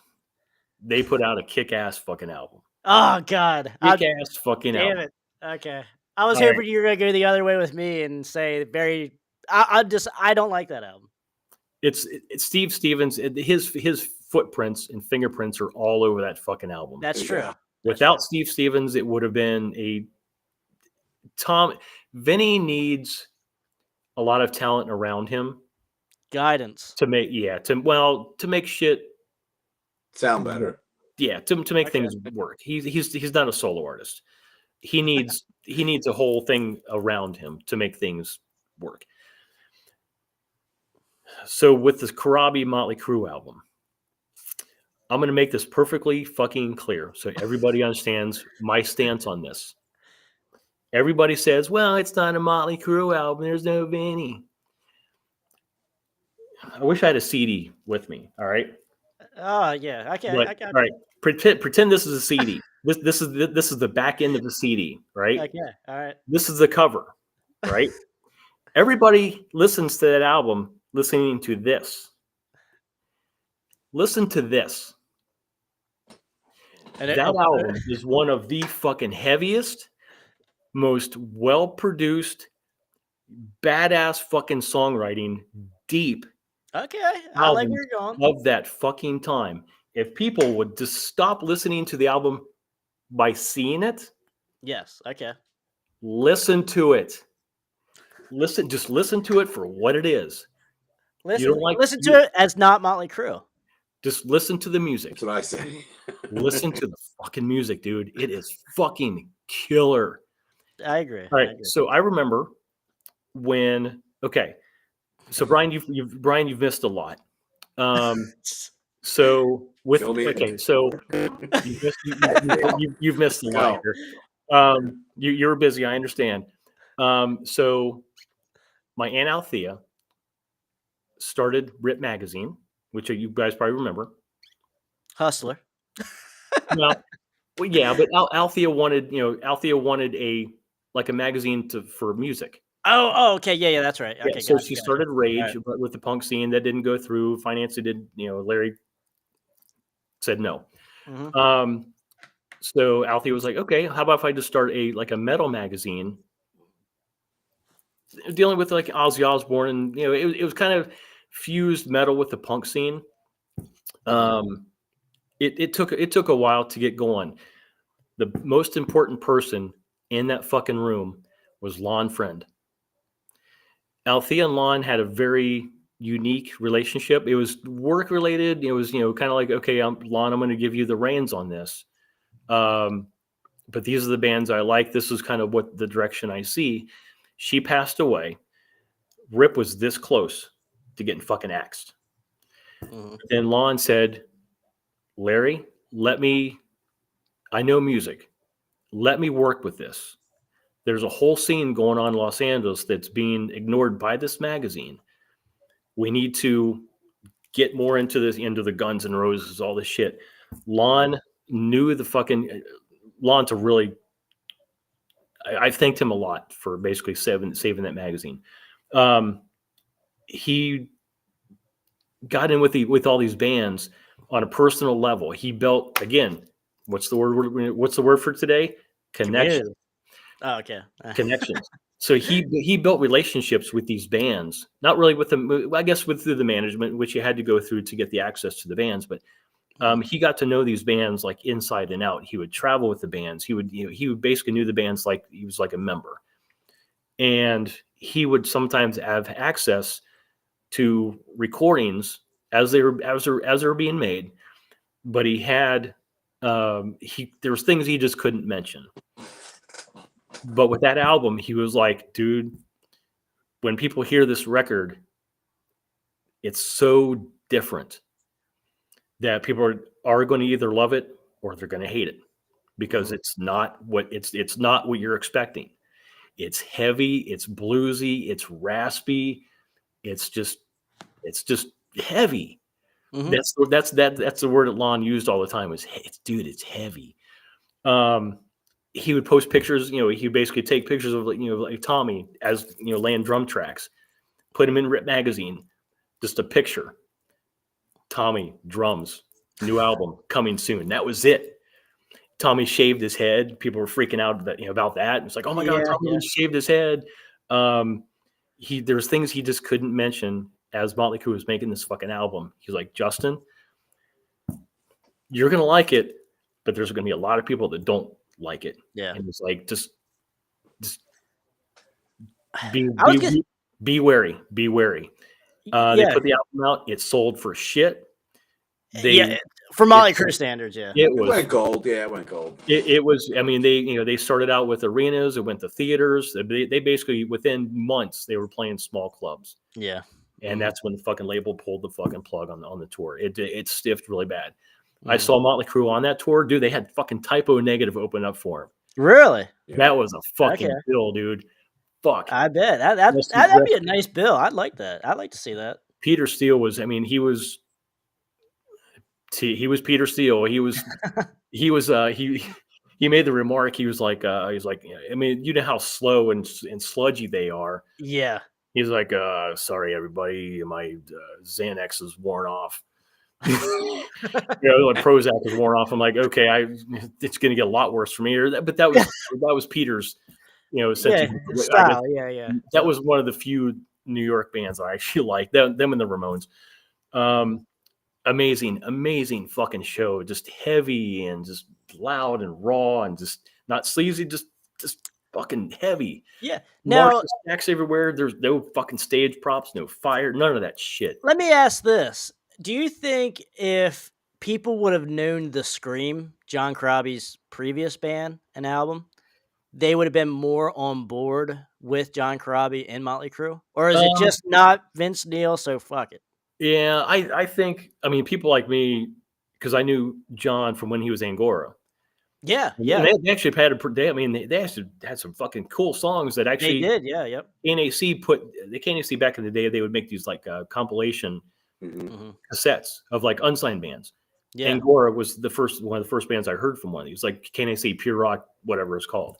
Yeah, because I bought one of those compilations off of Stevie Rochelle on his website. Like, and Angora has a couple of their songs on there. They're a good band. I love the Scream, killer fucking band. So I mean, I knew them. I don't know. I think again, American audiences are just they're so stuck.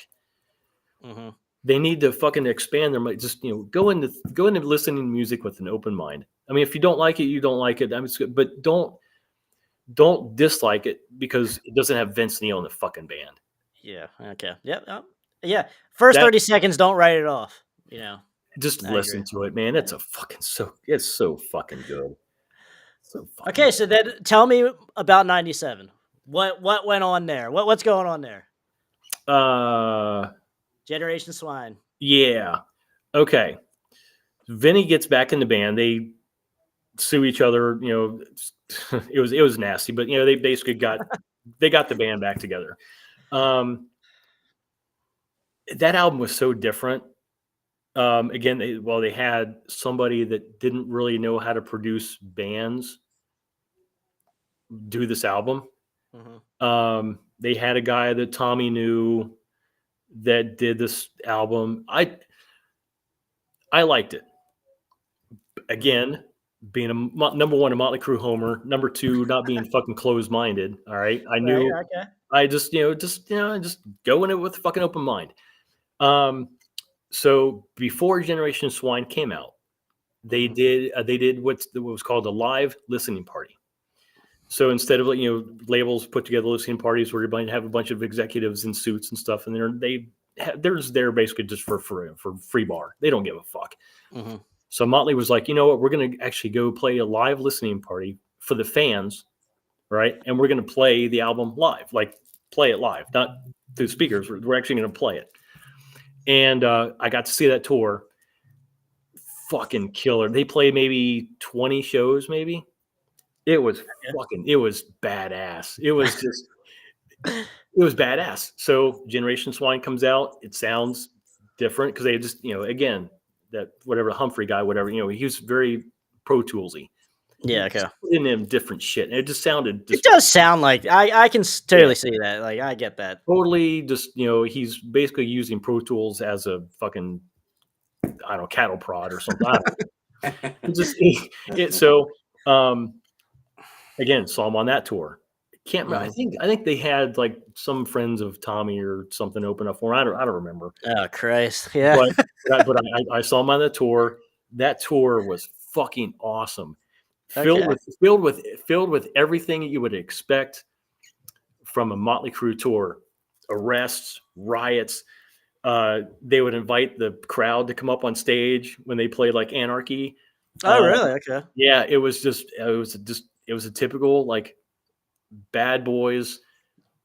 A reunion tour, basically. Like yeah. I mean, it was basically, I don't know. It was like back to form. Yeah, it was almost like girls. I don't know what it was like. It was just different. But yeah, it was filled with all the bad shit that you would come to expect from a Motley Crue show. Gotcha. So just different. Yeah, okay. All right. So Bryan, up until this point now, you got up until 1997. What is your least favorite, and what's your what's the one that you visit the most? I'll say this: Guru had us on a round table ranking all the Crue albums. And I got my list right here at the bottom and put Generation Swine. No offense, just didn't do it for me. New Tattoo and then Saints of Los Angeles. I felt like they were trying to get back to the sound and the feeling of their earlier stuff. Then they had Girls, Girls, Girls. I keep saying this. That's an example of an album when cocaine is your co-writer. You're gonna come up with that. And then I said Motley Crue '94. I'm one where it's like it's. You're right. It is different, and I put it almost in a different category than the rest of Crue. Good album, don't get me wrong, but compared to classic Crue, it just doesn't do it for me. I'm not saying it's worse than them, but just, and I don't know how can I say this, in Crue-ness, it's not the other ones. Then I had Theater of Pain, Dr. Feelgood. Number 2 is my personal favorite album by them, Too Fast for Love. And I put Shout Out the Devil as number 1. And I even said this on the show. I said if it wasn't for that album, we would not be having a show ranking their other albums. That's what set them apart from everyone else. That's the album that made them a household name.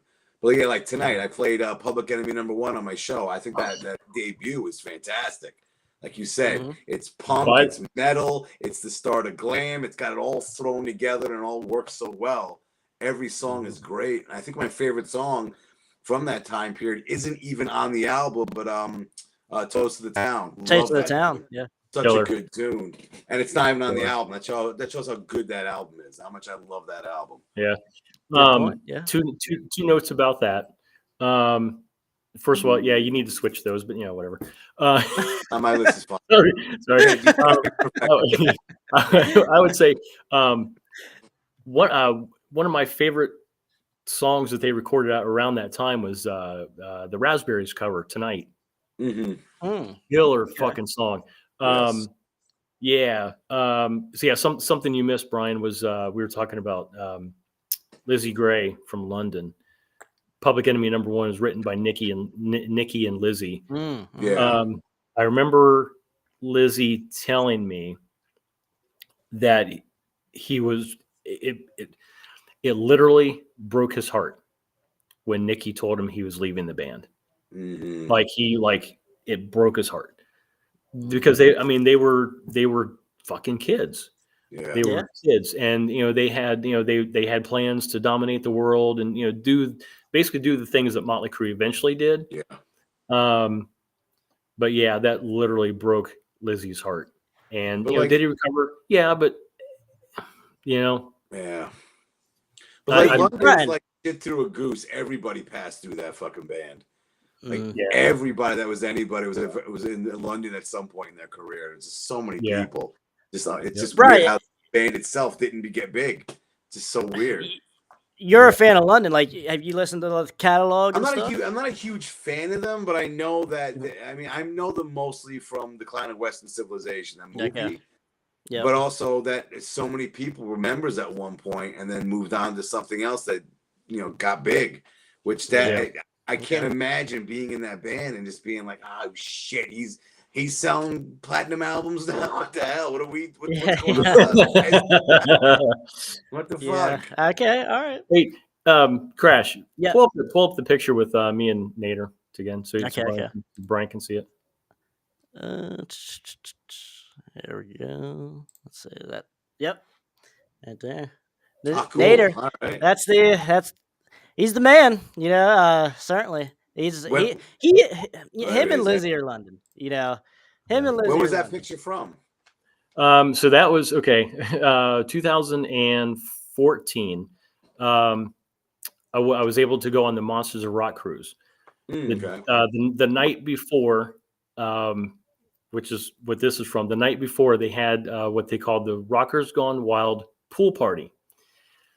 We really fucked up the Holiday Inn in Miami that night. Really bad.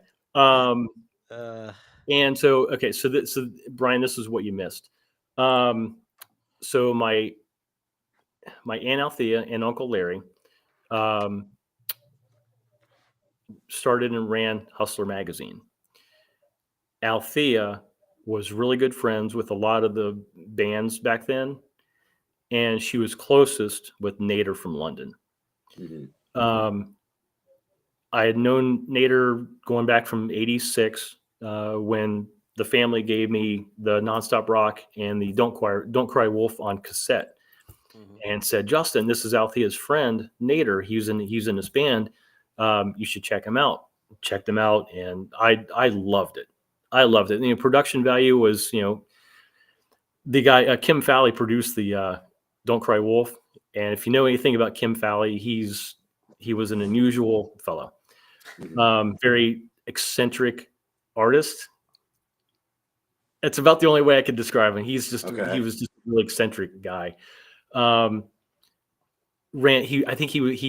He discovered the Runaways. He was kind of like not the brains behind him, but he kind of got the whole thing running. So he was instrumental in the scene back then. But Althea was really close to Nader, and for years and years and years, I had always wanted to meet Nader just to tell him how much, number one, how much he inspired me, and also how much Althea enjoyed their friendship. Larry was thrown in jail several times due to his court battles, due to the magazine's content. And when Larry was in jail, which is quite often, Nader would actually stay with Althea just to keep her company. That's all he would say. And that's fine with me. Because Althea had her issues. Nader did, but he's been sober for decades, which dude, kick ass. Yep. So that picture was taken pretty much like 10 minutes after we finally met. He told me he wanted that shirt really, really bad. And I told him he couldn't have it. So in 1984, Larry actually jokingly ran for president.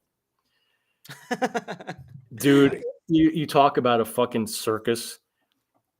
There was a saying that that we would say around when Larry would just do really crazy shit, which is a lot. We would always say, Larry, what are you doing? And when he decided to run for president, and he had this Native American, Russell Means, was going to be his vice president. Althea said that they were going to. Althea said that they were going to paint the White House pink because pink is what put them there. I can see the connection between the two. Yeah. So long story short, Bryan, when I was little, Larry and Althea moved out to California in '78. Following years, they would fly my mom and I out to California just to visit, just to hang out, just to see California from, small town in Ohio. Mhm. It's a mind fuck. Mind fuck. Going from small town, you have 10,000 people in your town, going to a city that has 50 million. And big ass trees. Palm trees. You have the Pacific Ocean. You have the PCH. You have the 405. You have the California gridlock, which is legendary. I'm blessed to have seen so much that I did. I've been able to meet a lot of my heroes musically, not really due to that, but sometimes sort of like Nader. When I met him, it was just like a dream come true. I mean, for a guy that didn't make it as big as he could have or should have, based on opinion, he was still one of my heroes and was still one of my biggest inspirations as far as Justin, you can do this.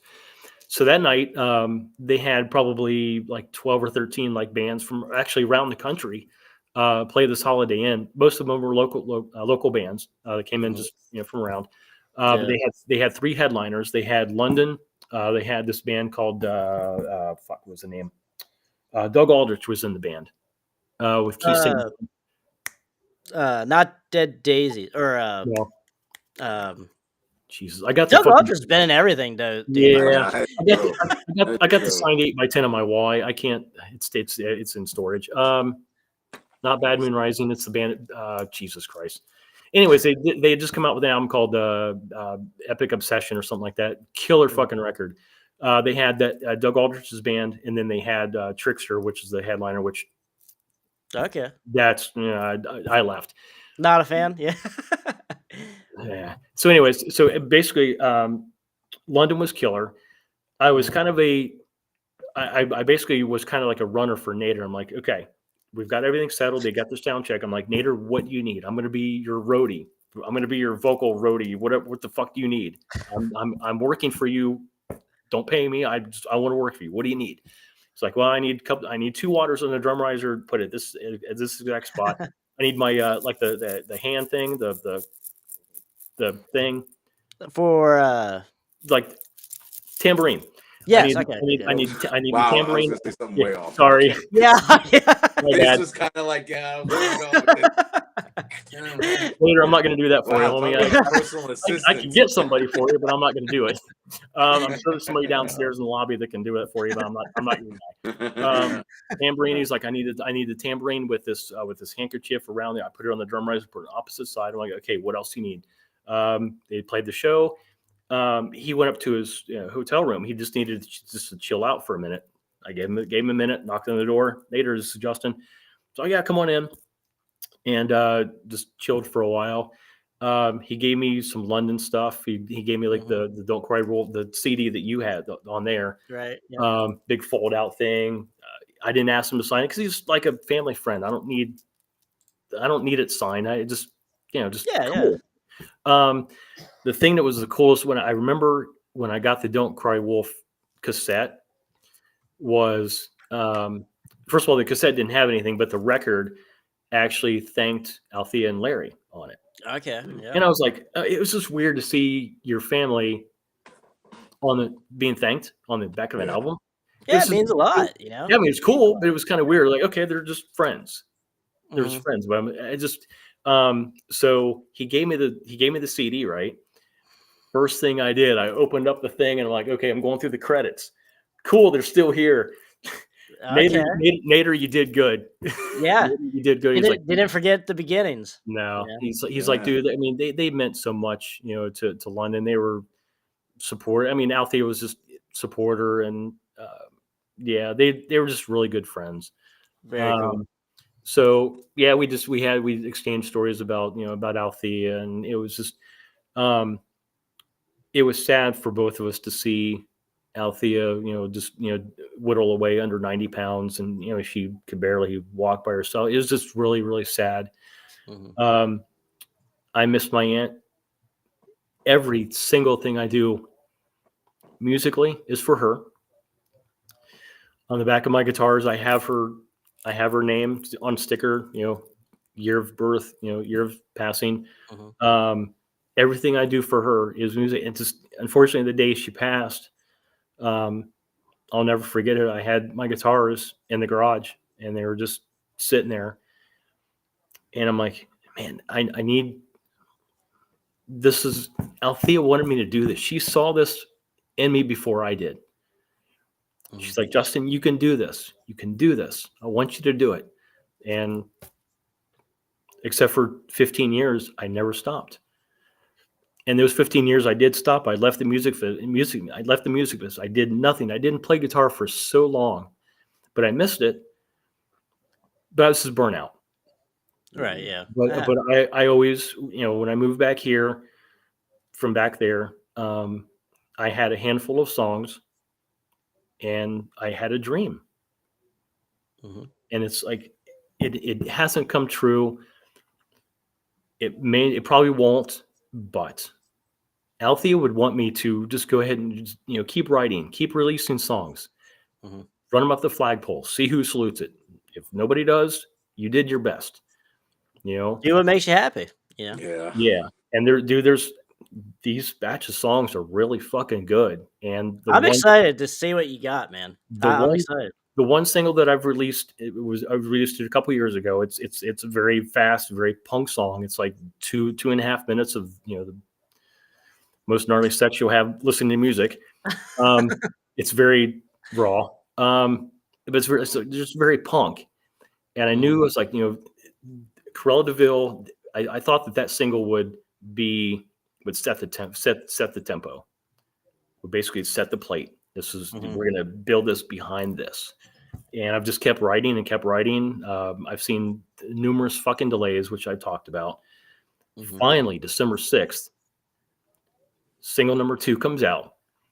It's called 364 St. Cloud, which was the house address of the Hustler Mansion. Okay. And if you, I think I gave you did I send you the picture of it? I think I did. Picture of a house. Let's see here. I could try to pull it up here. That what you sent me on Facebook here. Give me a minute. Okay. So the song isn't necessarily about the house. It's actually not about the house itself. The house was more like the hub.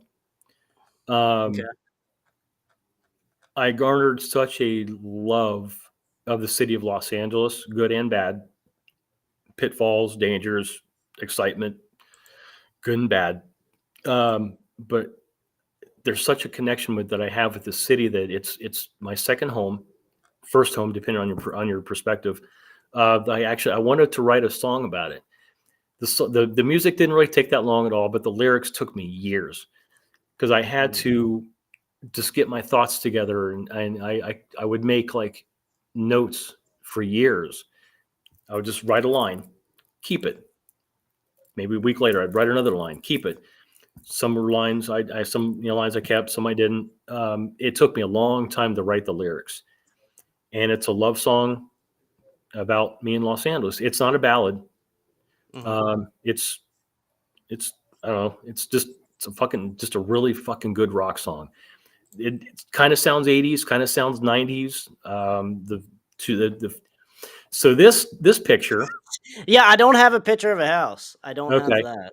Okay. Let's see. Let me see. Let me find the artwork. Give me just a second. Okay. So this, so that's when I was 6, and that was my first Kiss poster that my cousin Joby, who he was initially the one that started me on this fucking journey. He had me listen to Kiss, and then which turned into Ted Nugent, which turned into AC/DC, Mhm. which turned into me going down the rabbit hole. Yeah, exactly. But yeah, that was my Kiss. That was my Kiss Army, the Bicentennial 1976 poster that I taped on my door in my bedroom. And man, my mom and dad were cool enough; they let me have it. Nice. Bryan, were you a part of the Kiss Army? I was. No, I wasn't. Oh, Bryan, Well, come my- on, you. My cousin was big into them. See, when they were big in the 70s, I was like a little kid, so I was into Star Wars. Wasn't really getting into music. Yeah. By the time I started getting into music, middle schoolish, high school, Kiss wasn't wearing the makeup anymore. Okay. That was a long ago at that point. By the time I graduated high school, actually Kiss was the first band I saw live. So Nice, it was dude. the Hot in the Shade tour. So yeah, they were way past the makeup and were a good 10 years from putting it back on. Yeah. So it was, I like Kiss, don't get me wrong, I'm not saying they're bad, but that wasn't really like one of the big bands I was into. Okay. Yeah, Gene Simmons, Gene was just a man. You're 6 years old and your cousin, you have an older cousin that just fucking cranks up, the first like 3 Kiss records, like at maximum volume, basically as loud as his parents would fucking allow, which is pretty fucking loud. He had the fucking kid. He was a good looking dude. He had the fucking bitchin' hair. He had really hot girlfriends. And he had a bitchin' fucking stereo. And fucking was loud. So that is the artwork for the single. That is the aerial picture of the 364 St. Cloud. It's in Bel Air. So if you ever heard of the actor Errol Flynn, he owned can't say I have. Swashbuckler. he owned the house in the would have been in the late 60s or early 70s. It was owned by Sonny and Cher. Wow. Oh. They used the money that they earned from I Got You Babe. Really? Yep. That's a good amount of money. I would guess. Anyway. Yep. They earned enough money that they bought this house. So the story is that Sonny and Cher eventually, they split, but they still lived at the house. So Sonny lived on one side of the house and Cher lived on the other. Smell sitcom. Yeah. Yeah. And eventually, if you watch their variety show back in the set, it was apparent after a while, that there was something off. And of course, they announced that they were splitting up and getting divorced, which is, heartbreaking for America, but is what it is. So it's, I have really, so in 78, they moved out there. They had to rent a house for just a little while, in Copa de Oro, because they had to have that house renovated. Larry was, at that time, he had just been shot. He was now in a wheelchair. So they needed to set up the house to be wheelchair accessible. They had some things torn out that, they just weren't going to use. Basically made the house their own. I just have really, really good memories of that house. It was massive. It had massive kitchen. They had a chef. I mean, pretty much all the amenities you can think of. You could see in the picture they had the pool in the back. It was a pretty big pool. They had these ceramic figurines of women where they had water coming out. They were yeah Classic. they didn't have like they were just naked ceramic female statues. It's fucking rad. Palm trees all around. Of course, they were high because they needed privacy because at this point Larry was kind of a walking target. Yeah, Althea would just dress me, little Larry, and another cousin of mine who was living out there then. Althea would just dress us up in like new wave, basically looking like adamant. Just it was just Like a lot of George fun. Washington. Yeah. No, it was adamant. It was more like the new wave post punk, which is what she loved. Mhm. One of her favorite bands that she loved to go see was Jesus. Well, actually, she knew Devo, the Mark Mothersbaugh, the singer from Devo. She was actually good friends with her. Story goes that he was over at the house one night, and Althea was doing cocaine, and Mark took it, all of her supply, threw it in the fireplace. And Althea was, she was not. I mean, she was not pleased. No. Asking for a bruise. Yeah, but she was like, Mark. She said, Mark, I don't know what you're doing. I can replace that with a phone call. That Althea was stubborn, quick-witted, smart ass. She was a brilliant mind. It was sad that we saw, Courtney Love play her in that fucking movie, just so fucking horribly wrong. I saw the movie, before it came out. I was sent a copy of it, and I saw it with a couple friends of mine, and it was just bad. I mean, Woody Harrelson did a fucking fantastic job. Fantastic job. But he had a chance to travel with Larry into Vegas, and they did some pretty cool shit. And he had time with Larry. He got to know Larry. Perfect. Got him down, just all his things. Courtney Love that was another story. We were very, very upset as a family. Just that's not. Yeah. She was. Courtney Love. There's never good things that I hear from Courtney Love. Yeah, because on my YouTube channel, I've talked about a couple. I've talked about Althea on several of them. Went to her new gravesite, which is about a half hour from here. We had her moved. Somebody commented on it and said Courtney Love played Courtney Love in that movie. She had nothing to do with Althea. I mean, that's fucking. I've had people that worked at the company, back in the 80s that knew Althea, that they were not happy with it either. Well, they were like, they actually didn't really talk much about the movie. They actually talked about there are two comments. Most common were, I'm glad that somebody of Althea's blood and Althea's family had the balls, had the, I guess, inclination to do this, to basically speak for Althea, because she's not around to speak for herself. Althea would be fucking pissed. And she's like, thank you for having Althea's back. Thank you for speaking for Althea. Thank you for putting her in the proper light.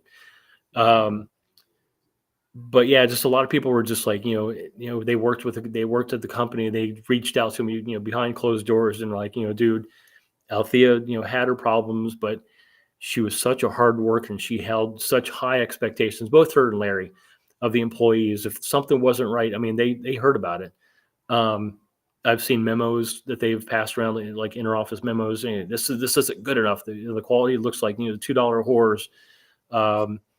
Just reviews of things that that didn't really they weren't up to standard. Right. Okay. And like, thank you, Justin, for for doing this and speaking for Althea, because she's unfortunately not around. And of course, a couple years ago, we lost Larry, and losing him. Unfortunately, I was at work when I heard about it. Went on break, and my phone is just. I'm like, what the fuck's going on? Did somebody? Did I don't know, my wife get in a car accident or something like that? What's going on here? And just endless messages. Justin, I'm so sorry to hear about Larry. And I reached out to one of Larry's daughters, Teresa, that was working, for the company at the time. I was like, is this true? And she's like, yes. And she told me that, Larry, for a couple of years, he had been not well. The last time I got to see him, I didn't really know, because it was years before. But I just wanted to tell Larry how thankful I was to give me the opportunity to see Los Angeles, not really in its prime, because guys like Hugh Hefner would say it was back in the 50s, but who cares? Who cares Yeah. about him? It was just different. But I thank you, Larry, for bringing me out here and just showing me a completely different way of life, something that changed my life forever. Thank you. And he said something about my dad. 'Cause my dad was shot and killed back in 82. Guns are just not very well liked in the family for obviously, my dad, Larry. Mhm. It eventually caught up to Althea. My mom's mom and dad, just tragedy all around the fucking, all around the family tree. Mhm. I was like, just thank you, Larry, for showing me this. And he's like, Justin, I never told you this, but in Larry's speaking, he's like, Justin, your dad was one of the nicest, kindest gentlemen I ever met in my life. And I just fucking bawled. Oh yeah. I just bawled. I'm like, fuck, Larry, why? In front of all these people, I'm in front of like family, people I don't know. Yeah. But It don't matter. I It don't matter. did have to share a story with Larry. I was like, I do have to mention this, Larry. They lived like across town, and pretty big house when the magazine took off. Mhm. And it was right, I swear to God, directly right across the street from the Columbus School for Girls. It made big media news. It's just, oh my God, the king of porn is now moved across the Columbus Street, Columbus School for Girls. Why? How did the real estate agent allow this? Whatever. So that made big news. But but one of the first things that Larry did when they bought this house, and they had a tennis court. My dad was a huge tennis player fan, and I was like, Larry, my dad was really pissed off at you when they tore up that tennis court in the street in Bexley. And he just just laughed as Larry could. I was like, but he forgave you. It's all good. And we just had a good laugh about it. But yeah, just a lot of things, a lot of family cookouts. It was hard to get Larry to focus on just family. With so much going on with the magazine, and just him and getting in trouble and worry about content, and just getting the business started, and Right. what's next around the corner, what's what's ahead, 3 months ahead, and what's going on. It was hard to kind of get them to focus. Althea had fun. I mean, she loved family, but for Larry, it was more about okay, what's next around the bend, and that I think I get that from Larry. I'm always thinking like 5 steps ahead in music. Okay, what's single number 3 going to be? What's single number 4? What's the marketing plan behind it? Right. Yeah. How am I going to launch it? How am I going to release it? I definitely got the drive from Althea, but I got Larry's, I guess, business acumen. Mhm. As to say, like the marketing and the hustle. I got that from watching these, the bands on Sunset pass out the flyers, but I also got watching Larry build a fucking empire. About Right. what not to do, and all. Yeah. You saw his experiences and just tried to, like a sponge, just try to grasp whatever you could. Yeah, I mean, because I was a kid, I wasn't drinking Mhm. much. I was a kid, Yeah. so Yeah. I was able to, I was sound mind. I watched stuff, and Lon Friend even said, years later when I met him, he's like, you know what, Justin, he's like, you're a witness, and I'm like, what do you mean? And we were having dinner at the Rainbow one night with him and some of my family, and I wasn't really saying much. I was just kind of taking everything in, because I was just like, I'm at the Rainbow, Lon Friend's here. I've always wanted to meet him. He works for my aunt and uncle. I've been wanting to meet him for decades. I'm like, I'm just taking this all in, and they're talking about stuff, and I'm just eating my pizza, just having a good time. And he was like, Justin, you know what you are? You're a witness. And I'm like, what do you mean? He's like, we need witnesses, man, because witnesses become the storytellers, man. I'm like, That's true. it is. because he's a journalist at heart, right? And he's just a fucking brilliant writer. He's definitely been a mentor as far as that goes. But he sees things from like a Zen point of view, and he's just weird. It's like, you're a witness, man. He's like, we need witnesses because the witnesses become the storytellers, man. They see everything. Like, cool. Hey, man. Somebody I look up to, right? Tells me he's like, man, you're right where you are right where you need to be, and not just at the Rainbow, right? Not just with him, just mentally. Yeah, learning mentally. Yep. Yeah, just I was like, I got these songs, and I love music, and I want to do this, but I haven't been doing it for a while. He's like, dude, you're right where you need to be, man. Yeah. Hey, when you feel it, you'll know. You know when it's time to do something, or to try something, to learn something. You get that instinct. Yeah. So 2 years later, I moved back here, and I started up again, like immediately. I had songs. I'm like, okay, I need to get in the studio. I need to finish these songs that I did. And the fruits of that labor is coming, and it's coming good. big. Good deal. Bryan, I wanted to ask you. So, do you have a radio station, or what's going on? There's an app you can have your own radio station. It's called Station Head. About a year and a half ago or so. Okay. I figured, let me just play, stuff, not the bands I like, but also the songs that you really don't hear from them. Okay. So if you listen to any metal show, or even Hair Nation on Sirius XM, you hear the same songs over and over. Yep. And I remember, God, it was a few years ago, started getting to YouTube channels that talked about this music, and I started, going, holy shit, other people like this stuff? Because my wife isn't into it. A lot of people I hang out with, they're really not into the same music I am. And I figured, let me start something to kind of get this music out there and play some deeper songs. Because I basically play a station for the fans. Okay. Because if I'm gonna put on let's say, I don't know what's out there even these days, any hair metal show, they're playing the same hits over and over, and it's like, as a fan of this music, I'm done hearing "Pour Some Sugar on Me," "Here I Go Again," the ballads. It's the same songs over and over. And I figured, let me go a little deeper with this, something for the fans, basically. Okay.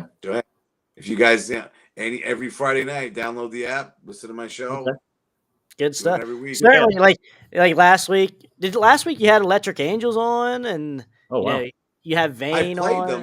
Did I have them on last week? The fuck did I play last week? Oh no, last week was because, like I said, at the end of every last show of the month, I have some kind of theme I kind of go with for the whole show, whether it's from a certain year, debut albums, the last track from that, whatever. Last week I was like, you know what? Let me just pick the third song off albums, and whatever it is, I'll play it. That's what I had last week. I don't know if I played Electric Angels last week, but I played them numerous times on my show. Okay. Yeah. Okay. Yeah. There's a lot of bands out there that, I mean, oh my God. Even if you're into the genre, there's so much stuff out there. You might be like, oh my God, I haven't heard that song in years, or I never heard of these guys before. And even for me, I'm looking for more stuff to play, because there's only so many kick songs that you play. Once you play them all, you're repeating stuff. Yeah, it's not like every week, but you want to find some new stuff to fill in shows and stuff. So I'm trying to go deep with it. Yeah. Do you play any unsigned or local bands? Asking for a friend. All right. See, the thing is with this app. What's that? The thing is with the app, it's hooked up to either Spotify or your Apple Music. So if it's on there, I can play it. If not, there's a lot of albums and bands I want to play that I can't because they're not on Apple Music. Okay. Right. So it just sucks. The nice thing though, Bryan, is that with it being connected like that, the artist does get whatever stream that Bryan plays. So it's kind of nice. It's kind of not royalties. like a revenue share, but royalties. Yeah, they get a bit. Yeah, they get a taste. Royalties. Yeah. But, so the way it works, if I play it and 10 people listen to it, they're getting 11 hits out of that just being on the app. So they're getting something out of it. Kind of figured, fuck. But like I'm saying, there's so many bands I wish I could play, and I can't because it's not on Apple Music. Like today, I found out that Blue Murder's second album is back on. I'm like, oh shit, I'll start playing songs from this again. Nice. All right. You know, I'm like, oh okay, because I wanted to play something like found about a month ago, and I'm like, where is it? The hell happened? It was on here. A lot of stuff. It's there, then it's not, and it comes back, and I don't know what the legal reason or whatever's going on, why that happens. Well, but it's up to the band, but it's up to the label. Yeah. Whoever. Well, it's basically up to the distributor. Because in my case, because I'm good, my music is everywhere. Mm-hmm. So, but my distributor, I go through a distributor. I won't say because I'm, whatever. But my distributor, on the thing, when you upload the music to it, the thing comes up and you say, okay, where do you want this to be played at? Like what platforms or what, Spotify, whatever. Of course, I click yes. My song is even on fucking Russian streaming platform. I can't pronounce it. Really? Looks like just a bunch of lines, but it's on there. The backwards letters and shit. It's everywhere. But okay, good to know. Good to know. I tell you what. The second single next weekend, I'm going to go in. I'm doing background vocals, and then which is very minimal, and then we're going to start the mix, and then the day after we're going to do the mastering. This song, I will put it up against anything that you play on your show. Really? That's high praise, or Anything. that's high, comparison. Anything. I will send Bryan. I will send it to you because it's going to be everywhere. So I will send you the Apple Music. I'll send you the Apple Music link to it. Okay. Give it a listen. All right. If you don't like it, you don't like it. If you do like it, don't forget your boy. Don't forget your boy. I'll put it on. Yeah, man. I'm excited to hear this, man. It is. So I've got a musician friend lives up in Michigan. He's again one of the guys, super fucking talented, huge Beatles fan, huge Enough's Enough fan. He's very melodic. So we're different. I'm more like kind of edgy. He's more like melodic harmonies. It's just a brilliant fucking songwriter. And I got basically when my singer gave me the vocals back, he gave me it wasn't mixed. It was just kind of there. And I'm like, man, I gotta send this to Don. I have to get his opinion. And I called him up, said, Don, I got a song coming to you, coming in hot.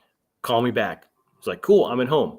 He called me back 5 minutes later, and he's like, Justin, I'm sitting down. I'm like, all right, because this is like kind of critic. I mean, if it sucks, he'll tell me.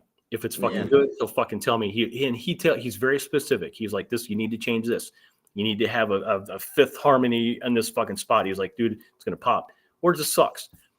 I say, Justin, like, yep. That's the best song you've ever written in my life. You need about 5 more of these things, and you're going to become a star. I'm like, really? Okay, nice. All right. I'm gonna hold you to that, Justin. I literally outdid myself. The guy I'm working with, his name's Adam. He's a musician. He's also produces like this, indie bands on the side. He's more like a Blink-182, Sum 41 type power pop, punk, whatever that genre is. He's very much into that, but he gets me. We've become close pretty fast. Okay. He pushes me. He encourages me a little bit. I mean, but I have all these fucking just crazy ideas and crazy sounds and just really odd stuff in my head. And I'm like, Adam, this is what I need. I don't know how to do it, but this is what I need. Mm-hmm. And so I'll send him just stuff. And I'm like, okay, this needs to be placed here. This is placed here. This is placed here. I don't have the computer knowledge. I don't know any of that fucking shit. I'm basically like Tom Cruise in Days of Thunder. I know nothing about the car, but I can fucking drive it like a bitch. Yeah. All right. So I basically tell Adam, okay, this is what I need. This is what I need. This is what I need. What do you got? Mm-hmm. And so he'll record me, and he doesn't do like the Mutt Lange tricks. He doesn't do that stuff. He doesn't say, okay, give me 5 minutes, call up a witch doctor, do some voodoo bullshit. Yeah. You Slap know, all kinds of shit over it. Yeah. no, Yeah. it's very, dude. It's polished, but it's got a fucking attitude, but it just sounds really fucking good. Okay. But it's not mixed yet. We're gonna fine tune some things. Like the guitar solo needs to come up. We need to add I want the bass tone to sound like Lemmy. Okay. So we're gonna add just a tinge of distortion to the bass, because right now it's kind of flat. Just like little things we need to fix. Tweak it, yeah. Yeah, but overall, Jamie sang the fuck out of this song, and I'm hearing his vocals. I knew he's a good singer, but I was kind of worried about how his vocals were going to sound on this song, because it's more of a commercial song that I'm used to writing. I'm more like a punk metal, Mix, yeah. Okay. Yeah, I'm more like I don't know, like fucking like 10 Seconds to Love or something like that. It's like a song that's Yeah. cool, but it's not a single. That's more, Yeah. 10 Seconds to Love is the shit. I will say. like That's Knock 'Em Dead Kid. awesome. It's a Okay, cool yeah, song, but it's all not right. a single. All right. But this song it's built. It's built to get the mass thing going, where Okay. a song becomes viral, and who knows, maybe gets placed in a fucking movie or a TV show, which would be fucking rad. I mean maybe on the Peacemaker. Yeah, But season 2. Yeah.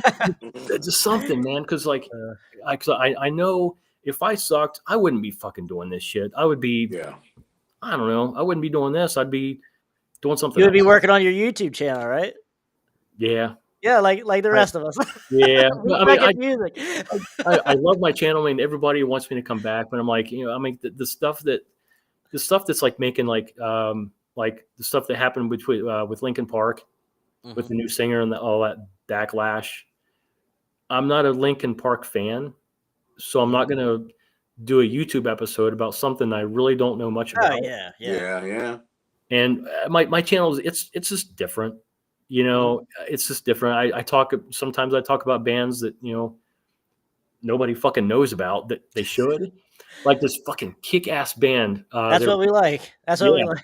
Here's That's a band. why I watched your channel, man. Here's a band. No one else talking about Alley Cat Scratch, all right? Yeah. Yeah. By the way, Bryan, I am not that Justin Sayne. Anyways, Yeah. so there was back in the mid '90s. There's a kick-ass fucking punk band from Southern California. They're called the X-Idols. And the singer, unfortunately, is no longer with us. He had some, internal mental health issues, and he ended things. I want to say it. I'm live. What's up, dude? Yeah, the X-Idols. They were like a punk band, Okay. but they were kind of heavy. Check out an album called Social Kill by the X-Idols. Okay. And Bryan, we talked about this earlier before you came on the air. There's remember WW3 with Mandy Lion? Yeah, vaguely, but yeah. I know of the name. Yeah, I know of the name. You guys have homework. Yeah. You guys listen to 2 fucking records. Social Kill. I feel like I'm in class. I'm scolded for being late. I missed the beginning of the lesson. Shit. So you were busy. I understand. Yeah. Social Kill from the X-Idols came out in '94 on Relativity Records, which of course they went bankrupt shortly after. And WW3, just self-titled. Crash, can you pull up that album cover again? Yeah, Can you look it up? I think you Googled it, didn't you? Yeah. I got you. Yeah. I will say, World War III, Bryan. I've listened to it on YouTube before throughout the years. It is worth checking out. It's very good. I know the name. I've definitely heard the name. Okay. I can't think of any of the songs. Okay, so So I got X-Idols here. I should check that out. that's WW3 with the fucking that monster looking thing. Oh yeah, right here. Yeah. Dude, I like that album cover, man. I can remember that. I remember the first time I seen that album cover. I didn't listen to the music, but I remember seeing the album cover, like when I was looking for it on eBay for $40+ at that time, 15 years ago. Yeah. Dude, it's so fucking worth it. So Bryan, WW3, I heard when they were playing the clubs out in Los Angeles,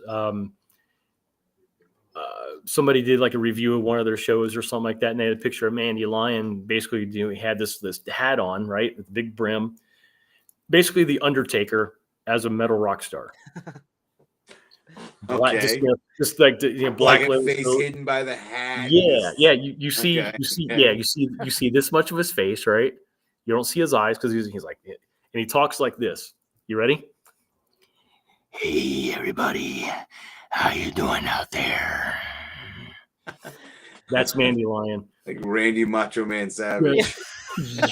Yeah, but lower, slower, not as more level. You know, Gothic, gothic-y. Yeah, I'm going to get you. Yeah. Sorry. Mandy Lion was just, when you talk to him, very just, hey, how you doing? Not your typical lead singer. No, there is nobody that sounds like this fucking. It's just he did. So he was in a band in the mid '90s with Jakey Lee called Wicked Alliance. Mm-hmm. They basically got together, wrote some songs, went on tour. Guys like me saw them who knew both of them. I thought they were fucking awesome. Mm-hmm. But Jakey Lee said he learned a lot about what not to do when he was on tour with Mandy Lion. And of course, after that, he left the music business. But just it's so the WW3, the rhythm section is Jimmy Bain and Vinny Appice from Dio. Okay. It kind of has like a Dio rhythm section sound to it. Mm-hmm. The guitar player is a guy named Tracy G, who's a fucking maniac, really fucking good guitar player. I know nothing about him. I don't know. Just this album right here. Yeah. He's just one of those fucking dudes, man. Just tears the shit out of this song. It just sounds fucking good. So good. So the X-Idols, they were just a Southern California, just like a punk band. I've come to know the original guitar player. His name's Keith. He had some stuff going on. He was replaced by a more of a punk guitar player who kind of led him down that road. But they're kind of heavy. They're very low end, very high end as far as like what they sound like, but kind of heavy, like heavy punk. Very just no frills, basically, guitar, Les Paul, straightforward shit. Yeah, but they're fucking good. But they were only together like maybe 3 years, and the singer died. And they haven't done any. Yeah, just he had some issues. So fucking good. Okay. Would you like to hear? So somebody, I don't know, she may not be even watching. Robin, she wants me to talk about Wild Side. Yeah. We could talk. I think we're all in consensus on how great that album is. Yeah, fucking phenomenal. Yeah, Um, when they, unbelievable. when they were young guns, of all the demos that I heard from the bands that were around that time, that was probably one of the best, not sounding demos, just the songs. Yeah. Songs are fucking good. What was the 1, 2, 3 Kid or Easy 1, 2, 3. Yeah. Okay. Yep. So fucking, oh my God. Mm-hmm. So good. Yeah, that demo was fucking awesome. Then they got signed, changed the name. There's just a lot of stuff that happened like behind the scenes with the band and with Capitol Records that. So when I started Cruella de Vil, oddly enough, one of the first people to reach out to me was Benny, the guy, the guitar player with the real long blonde hair. Yeah. Not Brent, the league. They switch off and on, but not. Now, was he the one that left after the first album? Yes. Okay, because who was it? Was one of the guy from the Four Horsemen or someone joined for the second Wild Side album? I think they picked up somebody from another band. Like it was a band like the Four Horsemen or so. Okay. But yeah, go ahead. Yeah, it was. Yeah, I was wondering which guitar player that was. Okay. Just he was the one that had real long blonde hair. Okay. he was, I don't know how he found me. I think he was on social media for like a very short time, and he had a Facebook page, which was, he basically told the truth about the story of Wildside and how they went sideways. Mm-hmm. He really, really, really disliked Brent. Okay. Really disliked. He kind of blamed him for the downfall of Wildside. I don't want to speak for him because he's kind of gone dark. I haven't heard from him for a long time, but oddly enough, when I started fucking doing stuff for Cruella de Vil, he was like one of the first guys that was like, dude, man, this is fucking awesome. And he was like, dude, this is fucking, just keep doing it. Mm-hmm. And we just kind of chat back and forth and just kind of like inspirational type stuff. He was living in Seattle and he was building like custom guitars and custom like cabinets, like guitar cabinets. Oh, okay. And like woodwork. And yeah, he basically told his Wildside story, and something might have happened because he went fucking dark, and it's been a couple of years. Really? He may have gotten hit with a fucking cease and desist letter, or fucking somebody might have threw a fucking NDA. So I don't know. Really? Okay. But yeah, he's been dark, but I will never forget that. He was like one of the first guys. I still have a lot of his messages. He's like, dude, you're a great guitar player. He's like, I'm a fan. And again, one of my fucking heroes, because Wildside, while Young Guns was started with Drew and Benny. Yeah. They started the band. That was their fucking baby. And Drew even said, he was like, if it came, to blows, I am team Benny. They just they were right. Of course, shit went sideways, and lo and behold, it wasn't. So he was not very happy. He was bitter. He told his story in like multiple parts, and then it was erased, and it's gone dark. But yeah, he pretty much said all the secrets about how they recorded that album at 5150, and how the label didn't want it public for whatever fucking reason. That's crazy shit. Yeah, he was a huge fan. I mean, Eddie Van Halen was his god. Right. Yeah. I mean, I understand why you're in awe and you want to record in there, but time is against you, my man. Yeah, and he got to record there. He got to fiddle around with some stuff, and I have some weird stuff. I have a blank check, basically the cashed check from the electric company that wired 5150. Oh, really? I don't know how I fucking get this shit. It's the real it is the real check. You're gonna have to get that shit framed and like PSA certified. Yeah. It was called Kaplan Electric, and it's for like, I don't know, like $10,000 check or something like that. And yeah, to wire to run the electric for 5150. That's crazy. And it was like I can't remember the year. It was like 82 or something like that when they started building it. Okay. Yeah, damn. I don't know how the fuck I got any of this shit, but that was like the oddest fucking thing. Hey, I mean, I don't know if there's really a market for that, but hell, that's awesome to have. I guess someone will buy it. Yeah, somebody will fucking buy a fucking cash. Of course. You might be able to get someone to buy it for $10,000. It says $10,000 on it, man. Yeah, I mean, face value. Hey, that would finance the next 7 singles. Yeah, there you go. Time and all that fucking bullshit. I'm not advocating for you to rip somebody off, but hey. No. I mean, there's definitely some stuff that I keep between musicians and stuff. Just right, yeah. But yeah, to have a fucking canceled check from like.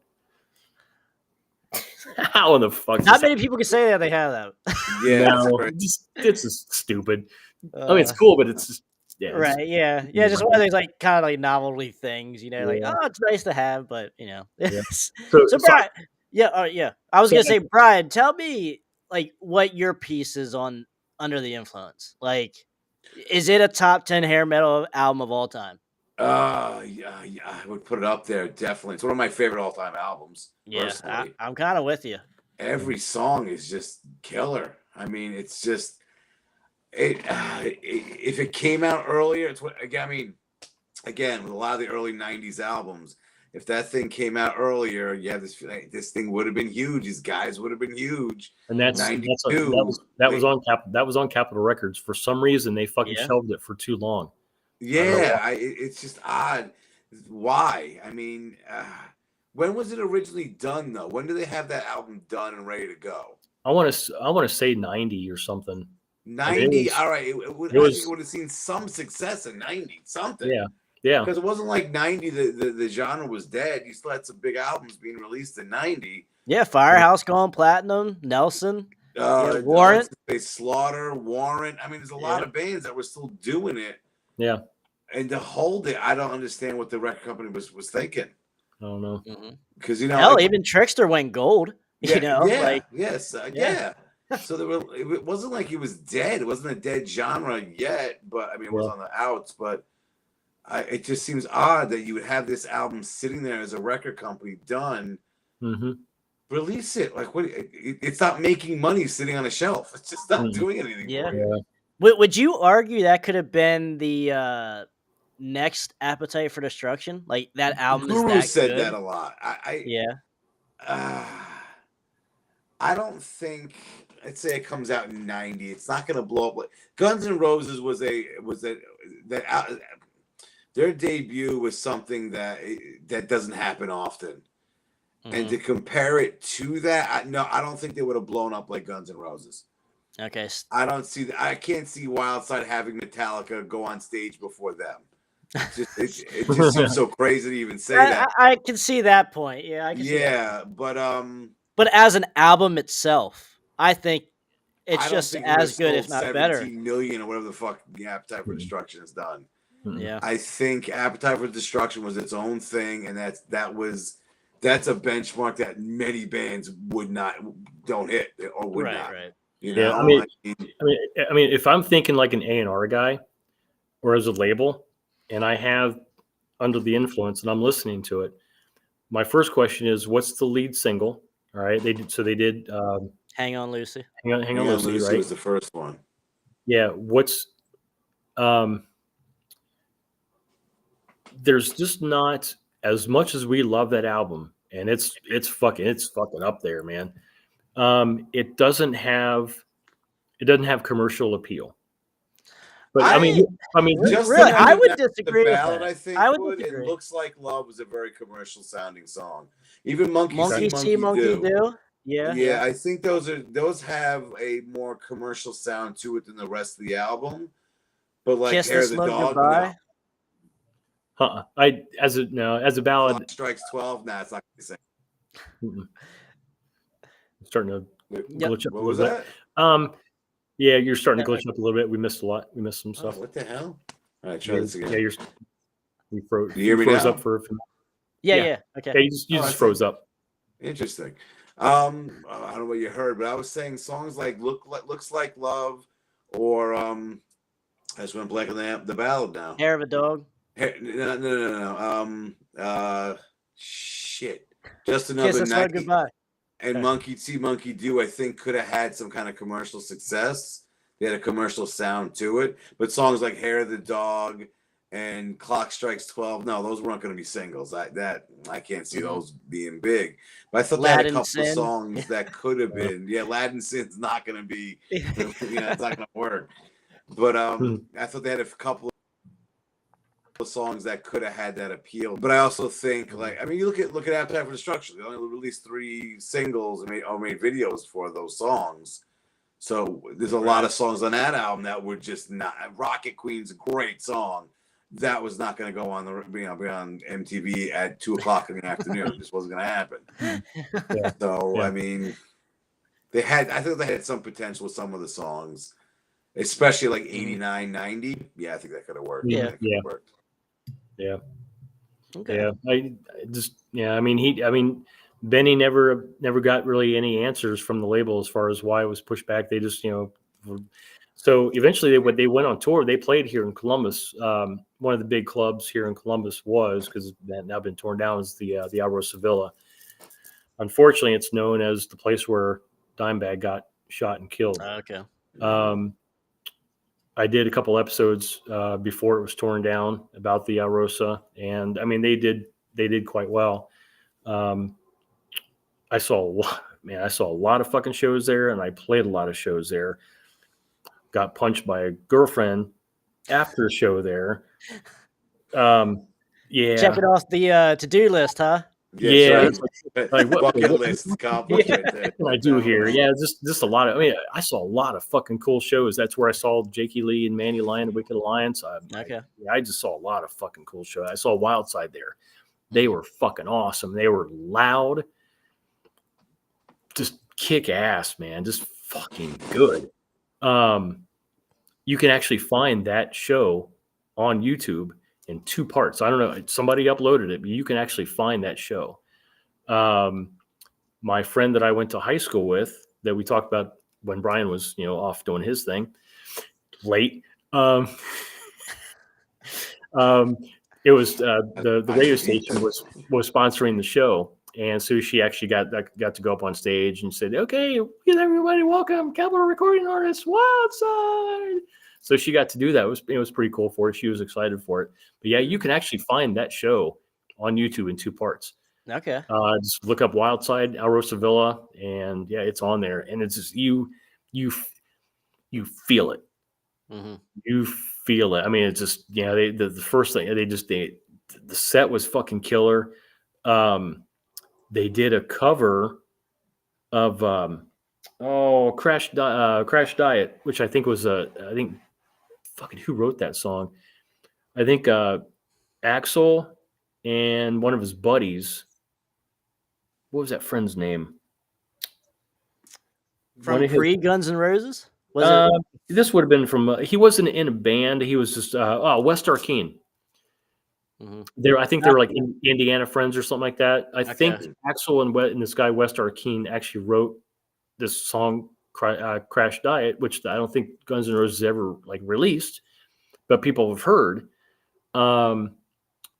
Remember, what was that name? Not Asphalt Ballet. Maybe it was Asphalt Ballet. There was just a really fucking obscure band. They did a cover of it. And Wildside did a cover of it. They never recorded it, but they actually, or maybe they did. Of the song Crash Diet? Yeah, I think they did record it. I don't know if it's not on the debut Asphalt Ballet. No. I think it's somewhere. I've heard it. It might be on Pigs, actually, the second album, because that came out in 93. Might be on there, but yeah, there's a couple bands that actually recorded it, and it sounds good, but yeah, Wildside did a cover of that, and it sounds cool. They sped it up a little bit, so it's a little bit faster. Of course, they're live; that's a difference. But yeah, they fucking killed it. They did Balls to the Wall from Accept. Crash Diet's on Pigs. Is it on Pigs? Okay, it's on Pigs. Yeah. Yep. Yeah, track number 7. I see it. I'm gonna have to listen to that album again. Because I have not visited that album for a long time. It's good stuff on there. Obviously, It's not Gary Jeffries on vocals. Exactly, yeah. But, I mean, it's still a good album for what it is, Mm-hmm. So I'll have to listen to that now, Justin. I will listen to that song tonight. yeah. If you go down the Wildside rabbit hole, just type in Wildside Alrosa Villa. It was like 90. I want to say 93. Is when they finally actually got to fucking go tour on it. Yeah. But yeah, they were. I mean, they were really fucking good live. Yeah. I remember Drew talking when I had him on the show. He was like, "Yeah, we did some shows in like Canada. They went to the middle of USA. It wasn't a very big tour either. And he was. I think he said we did shows with the Four Horsemen. So that's where that connection I think is. They might have opened up for him. Yeah, I don't remember who played them, but and he said it just wasn't like, and like their like pre album release party was like so big and stuff, but like there was just no support though. Like once they started getting like going to tour and stuff, it's just it's just like such a waste, such a shame, Yeah. But yeah, fuck. But it's 93, like that. Yeah. I mean, companies weren't backing this shit. They nope. were just like, no, we're going a different direction. Unless you were Jackal, you might have had some luck. You might have had some luck. Unless you had a chainsaw. They didn't give a fuck. I think you guys were on an episode. You guys were did an episode last week together. Yeah, yeah. Yeah. Bryan Okay. usually comes on almost every week. Okay, you guys talked about a band we haven't talked about yet, and they fucking killed. I fucking Slick love this. Toxic. That much better than that. Oh, okay. Shotgun Messiah. Ah, okay. Oh, Alright.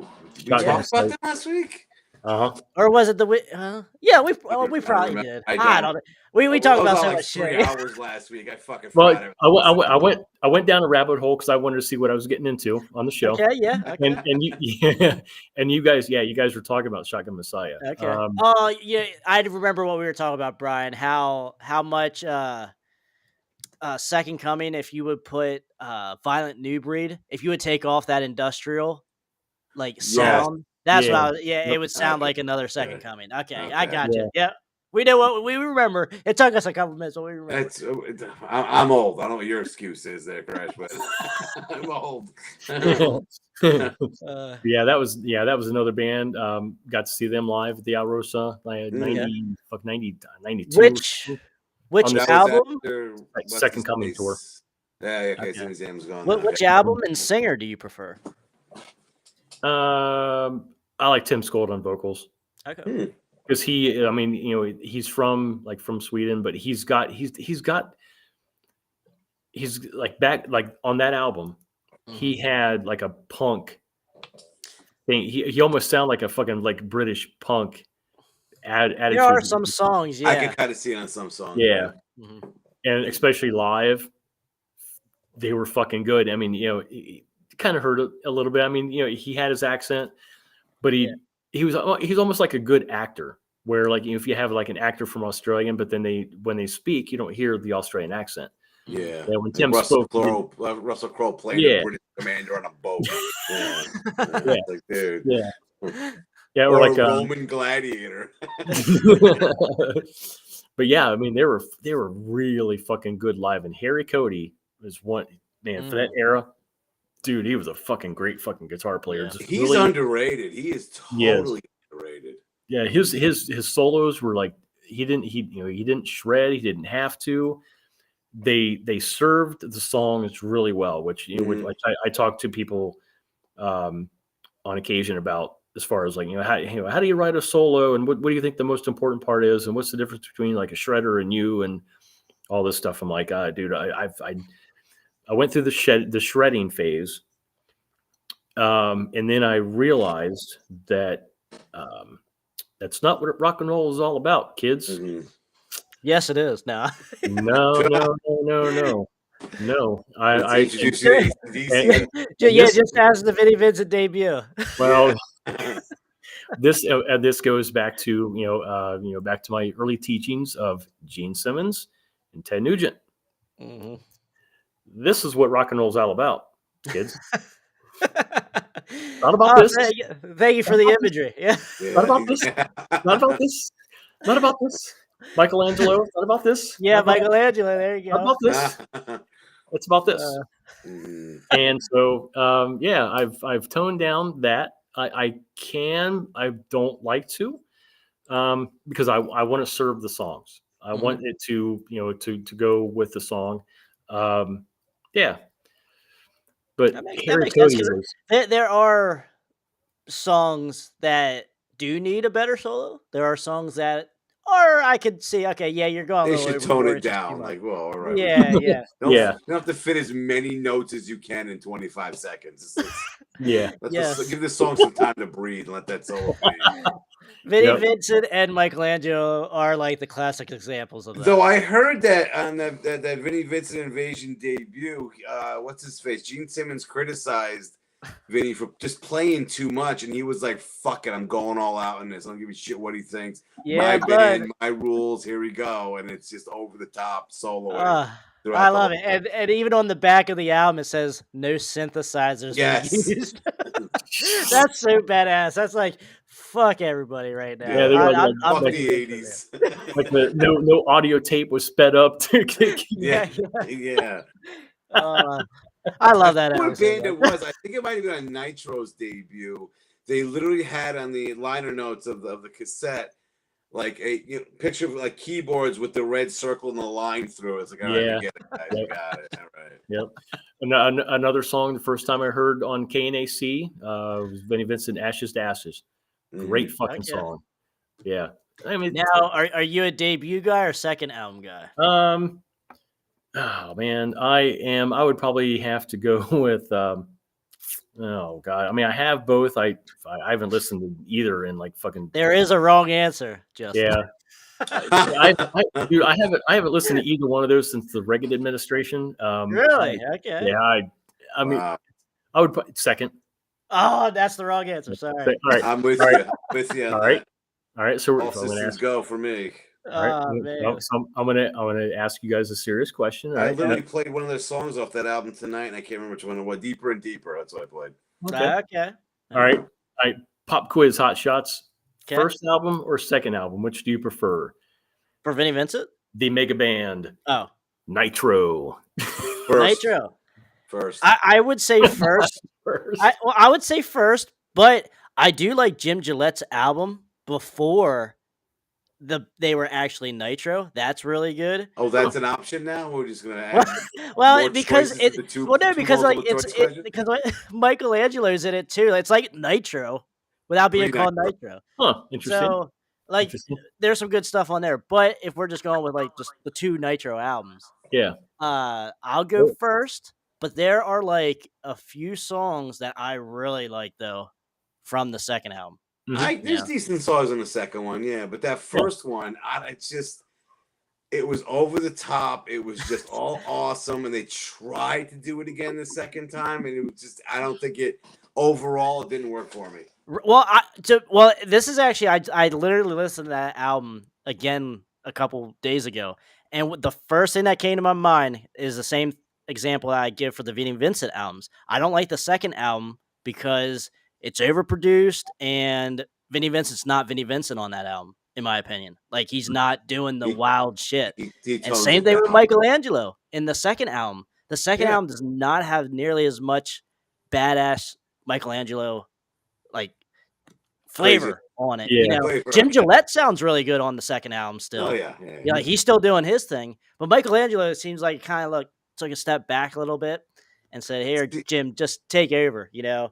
And I think that's what kind of hurts a little bit too.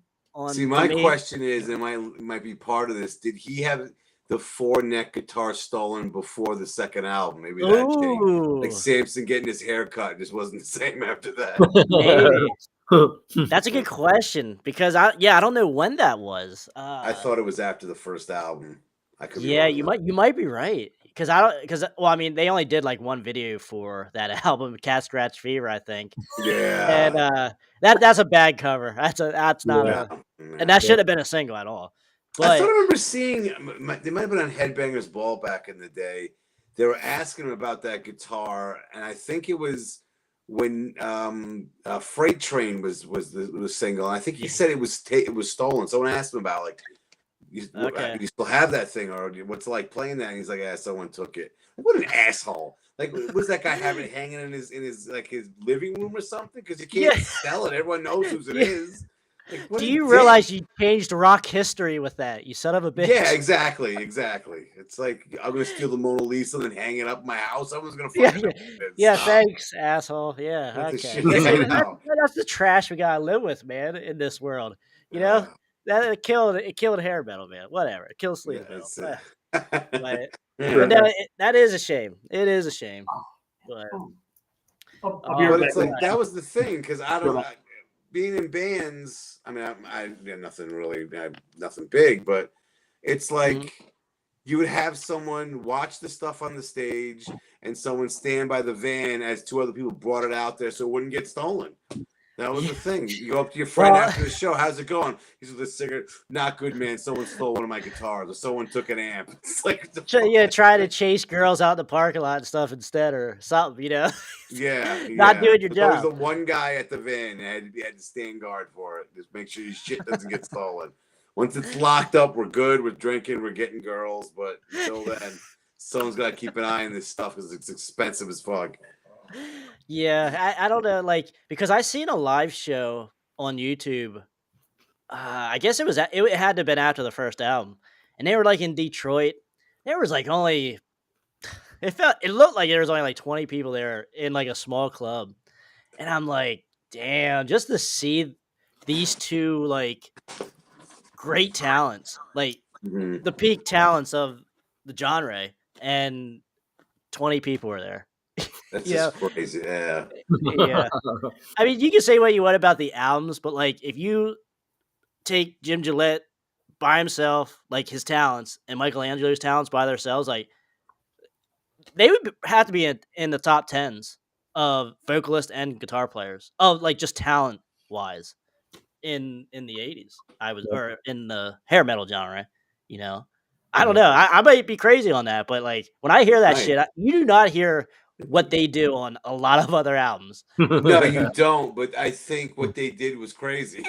Like, Yeah. that's the appeal of them. They're not like Yeah. anything else. That first album, I remember seeing Freight Train on again. Headbangers Ball was like where I would get Mhm. hear these bands the first time, and got that album. And that song itself is over the top. Then you listen a few songs in, you're like, holy shit, this album's crazy. It's This ain't no crazy. gimmick. It's not, you're right. It's not a gimmick, and it's like, it's nothing like anything else out there. There's no one else breaking wine glasses with their voice on stage. It Yeah. wasn't happening. It wasn't happening. And like I said, I made a comparison earlier. The closest thing I could put up to the debut of Nitro is the debut of Vinnie Vincent. That's the closest thing that I could think of that I mean, is you even look at similar. what was the Boys Are Gonna Rock, the video for that thing. Yeah. Again, like you said, over the top, just crazy Yeah. nonsense.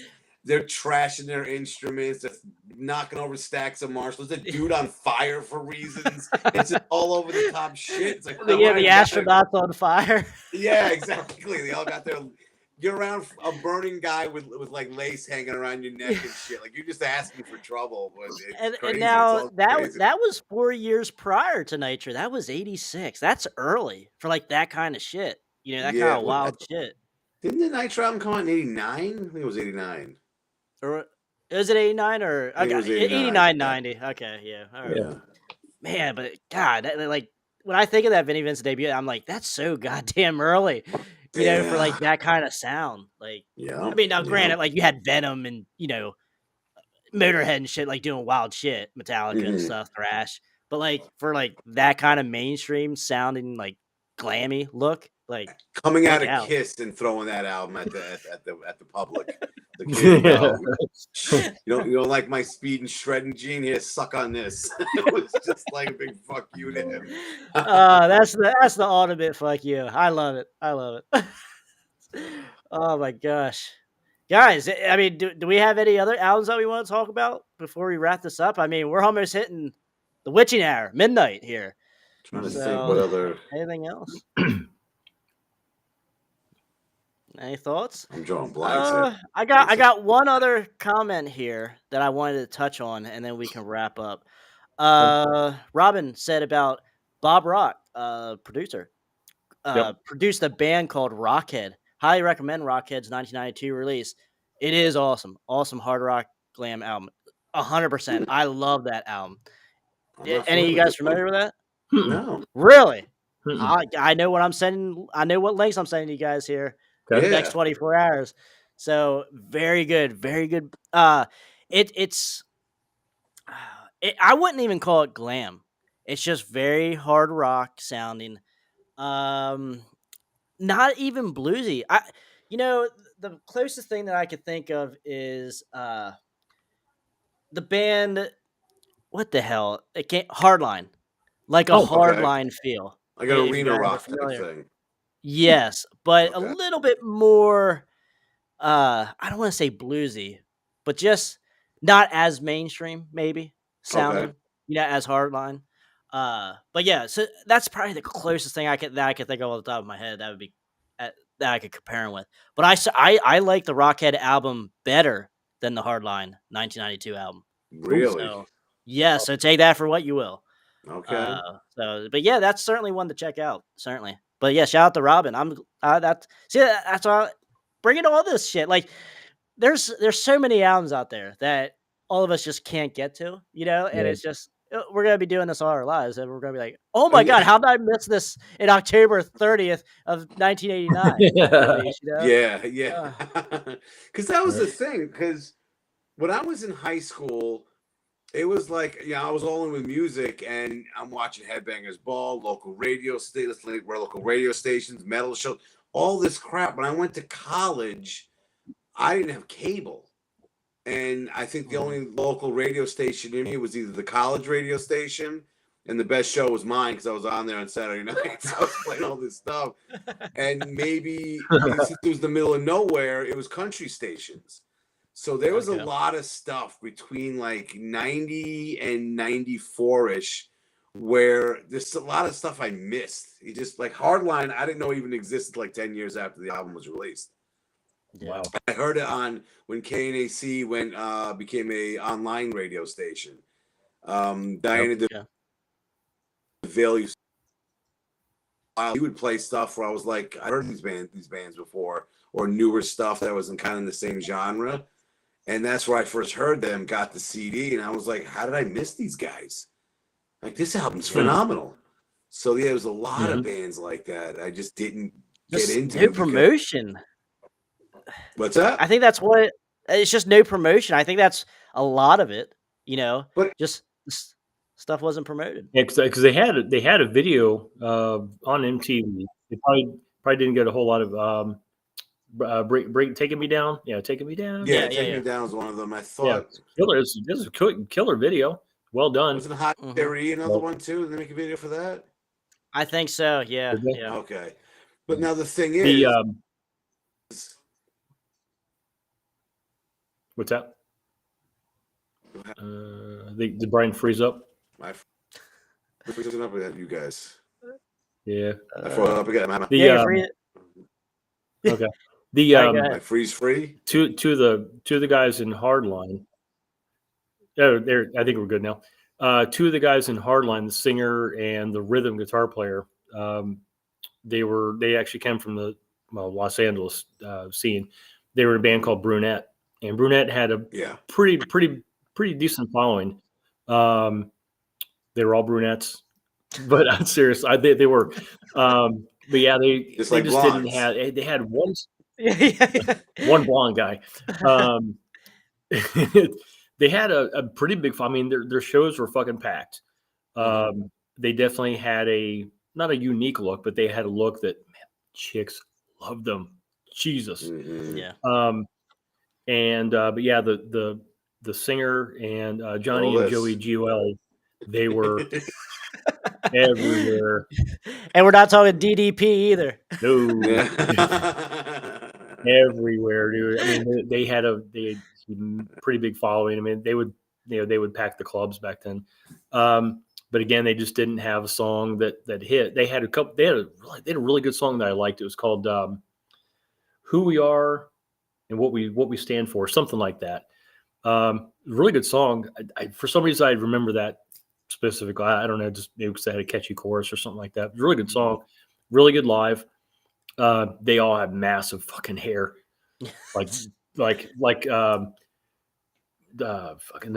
George the Saint from Tough, like hair. Oh, okay. Like hair. Okay. Hair. Yeah. Well, Just yourself normally, after your like, hair color, that better be a big thing for your show. Your fucking hair. Yeah, but man, they were know? man. They had a following. And they were loyal. But what of the live shows? This is just random. Of the live shows that you guys have been to, not necessarily what's the best, but what's the most memorable? Bryan, go ahead. I'm gonna say, what year was it? 96. I might be off with it was summer '96. I saw Dream Theater, and I remember watching them going, I'm a bassist. I go, I will never be this good. And ever since then, it's like, I've been trying. I've been trying. But I'm sitting there going like, God damn, these fucking guys are unbelievably talented. And then later on, you hear like, they practice like 6 hours a day. Like, I don't have time for that shit. I gotta have a life. I got a real job. I can't do this. But yeah, I remember seeing them. It was a great show and just being like blown away musically, just musically blown away. Yeah. Ah, man, for me, I would say the one I always like to say that I was at is the Vane Jana one. Now, that wasn't the best show, I would say, but I really loved it. And like, you're never going to see Vane Jana ever again. That's just, you're just not. I mean, I got to see Cinderella a couple times with Jeff LeBar, all the original guys, obviously. So that's really cool. That He had means a a good lot. live. Yeah, saw Brittany Fox, not with Michael Kelly Smith though. I saw a Tommy Paris version. In like 10 years ago or so. I mean, I don't know. I don't know what probably the best show, like the most memorable. Every show's has its own story, and Yeah. that's kind of how I like it because like I go with like 5 other shows, like a show that I snuck in the back and got a picture of Robert Mason, from Yeah. it. So like that's cool too. Like, but yeah, I don't know. The Vage Jenna one I do like to brag about. I'll say that I like to brag about the Vage Jenna one. Cool. Because you're doing multiple ones. I what would was- say seeing Queensryche in '91 doing Operation Mindcrime in its entirety, that was a Okay. cool experience to see. Wow. Okay. And one that's memorable for the opposite, I saw Guns N' Roses, the worst fucking show I saw in my life. Days were so bad, people were leaving for the end of the show. And my friends left, Really? and me and my friend Ed is like, let's go. I'm like, no, fuck this. I paid to see this show. I don't care how shitty it is. I'm staying to the last songs. I was mad. I was hate watching the rest of that concert. I was so pissed how bad they were. Because Axl would walk off stage after every song to change his outfit. Oh, he came out with a cowboy hat now. Or the 5 minutes slash improving some kind of solo just to fill in the time. Oh, that was so bad. It was so bad. Because we went home about you, and my Justin? brother. Because we went home and a friend of mine, his brother was like, "Why didn't you guys ask me to go? Would have gone with that. I would want to see them." And we're like, "John, you're lucky you didn't waste your money on this." And he was like, "No, fuck that. I'm going to go see them tonight." Paid to go see him the next night. And 3 songs in the show, Axl got pissed about something, stormed off stage. Good night, everybody. Next day, like, we told you, asshole. We told you to waste your money. At least we got a whole show out of it. There you go. Yeah. Fucking Axl. my I think Lon used to call him like the mad redhead or something. Yeah, he's just Axl's just I don't know, man. Just he had his quirks and Yeah, he had a way idiocies about him. and- yeah. He Great. sure I mean, did. dude. I mean, when Axl's on, when Axl was on, Mhm. one of the best frontmen ever. Yeah. But Yeah. when he's off, when he's just in a mood, just in a mood, man, just stay away. Yeah. You're gonna get hurt. Yeah. Because that was the same tour when they oh shit, was it Toronto? Montreal. The Montreal. riots. Yeah, it was Montreal. Because I remember when we left the show, because it was Faith No More, Metallica, then Guns N' Roses. I missed Faith No More. I was too busy tailgating my friends, drinking beer in the parking lot. But when we're at the end of the show, everyone's going Metallica because they blew them away. It was just embarrassing how bad Guns N' Roses was. Just sad. Sad. Yeah. It really the biggest band in the world, and I'm like, what the fuck? Giant stadium, the place is packed, and you couldn't do it. Just couldn't do it. Yeah. All right, Justin. What about you, man? Oh, Charlie. No. Oh, this is Motley.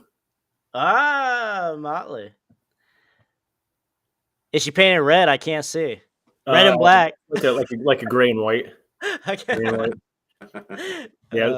Yeah, my laptop. The camera on here is it's all right. Justin, my man. Yeah. You had the final word, my man. I'll put your stuff up here real quick. Okay. While you're talking, you can talk. I'll put your channel information stuff up here. Okay. So people can find you. Cool. There's a lot of shows that I went to that I don't remember, but looking like through my scrapbook, and I'm like, I saw them. Cool. I saw them, like a ticket stub or autograph or something. Like, I saw them. Cool. I don't remember. I saw the most bizarre one. I was looking through, like, somebody on Instagram did a video for Queensryche about the Operation Mindcrime. Mm-hmm. Something about, I don't know, just whatever. And I was looking through my scrapbook, and I have a piece of paper. They did an in-store for all the kids, for all those young kids in the audience. Bands would go to a record store, do an in-store, and sign autographs and meet the fans. They don't do this anymore. Anyways, now you pay for a VIP, like $800 for a VIP package. And they say hi if half the band doesn't even come out. It's like, like Warren does. Half the band don't come out anymore. Yeah. For all the backstage stuff. Yep. Yeah. But I have I guess I'm at the lineup from Queensryche from '88. Okay. I don't remember seeing them, but I saw them. I was huge, They might remember you, actually. huge Queensryche fan, as you can tell. I mean, I liked them. I don't remember meeting them. Mm-hmm. It's weird. That's hilarious. I saw at some point. So two shows kind of stand out. So when I saw Motley Crue on the Generation Swine tour, Mm-hmm. they were just brutal. And I've been to a lot of thrash shows. Okay. I'd never been to a more brutal, like physically brutal show on my body than being at a Motley Crue show on the Generation Swine tour. That sounds insane. I know it does. It really does, because they were on Regis and Kelly. But dude, trust and believe, I have bruises to prove it. On that fucking tour, I told you it was old school. There was fights and riots and rests. Dude, The energy was back. Yeah. Dude, I was there. I got my fucking ass kicked. And I had really fucking long hair, like down like almost to my ass. And it got fucking pulled and just stepped on, and it was fucking hurt so bad. Like that. Yeah. Yeah, longer. Yeah. Let's see. I think it was 98. I saw Kiss Okay. on their second farewell tour. Well, it was on the Psycho Circus tour, but we call it the second run of their 20 run farewell tour. Anyway, I mean, the show, the show was what it was. I mean, it was cool, but again, this is just a random fucking run in. I'm with my then singer. We were fucking way in the fucking nosebleed section, but I have really good eyes. And I'm looking down. The sound check's done. I mean, the place is like half empty. People are just filing in. And I look by the soundboard. I'm just kind of like, man, that's a big ass fucking board. Holy shit! Say who I fucking think I is. Doc McGee was out by the soundboard. And this goes back to my promote mentality. I had cassette singles. I physically made like the cover artwork, what they call the J card, dubbed all the fucking cassettes. I insane. So I had maybe 5 cassette singles from my band. And we need to give one of these to Doc. Holy shit, brilliant fucking idea. Not thinking he's gonna throw it back at you. Well, it's considered solicited. Down there to the board. it's considered solicited material, which is not. It's frowned upon. Okay. With the labels and the A&R people, it has to go through certain things. Mm-hmm. But if you have a chance to fucking meet Doc McGee and give him a fucking demo tape, you're gonna do it. You're gonna try, yeah. So we're gonna do it. So go down the fucking steps, go down, make it down to the floor. I don't know. The show hadn't started yet, so they said, "Well, you have lower level, you have upper level tickets, but we'll let you down here just for a minute." Dude, that's Doc McGee. We have to just give us 2 minutes. 2 minutes. Then we'll go outside if you want it. Anyways, so Doc McGee is just sitting around the soundboard, and we're like, Mr. McGee. He turns around. We just wave him up, and we're like, hey, we're in a band called so-and-so. This is our demo tape. Give us a shot. and it said, "Thanks, guys." Turned around and we went back in the upper levels. But yeah, that was kind of a bizarre run-in with fucking Dr. Never D. heard anything, obviously, Yeah, right? no, Okay. we not very good. I mean, we were good. We were just Cleveland good. Right. Charlie is now eating my notebook. Gosh. But yeah, the most memorable show. I was out in California. This was like around the winter of '88. LA Guns were on tour for their first record, and which was pretty cool. I was still am a huge LA Guns fan. And at this point, I mean, they're still like the black leather, they were the Hollywood Vampires Oh yeah. thing. I mean, just all black. I mean, they just looked fucking, I was a huge fan. So, got a ticket for the show. But there was a band opening up for them that I had heard about that, they were like the fucking whores. They were like the next Poison as far as being promotional whores of Los Angeles. Their flyers were all like sexual innuendo, like, LA's #1 muff diving team. That's a big hint as to who this is. I mean, they were just, for a good time, call the hotline. And they were very, very just open about it. Had a huge following. I'm like, they were just cool. And I was like, I have to go to the show because I have to see LA Guns, and I have to see this band because they're like the next big thing that's going to hit the city. Warrant. Okay. That makes sense. At this point, they're still like a local band, and I think after this show, they had either signed or were about to get signed after this show. Okay. So they played at a place called the Waters Club, which was in San Pedro, California, which is again South Bay in Orange County, by Laguna Beach, that area. I had never seen so many in one under one roof. I think I was like maybe one of like 5 guys in that building. Well, I mean, you're not going to complain about those odds, my man. Yeah, exactly. Dude.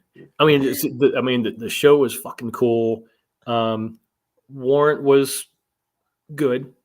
They were good. I mean, they just had such a massive following, but they weren't like the Warrant that we know, because once they got in the studio, some things were done behind the scenes to make them sound better. Yep.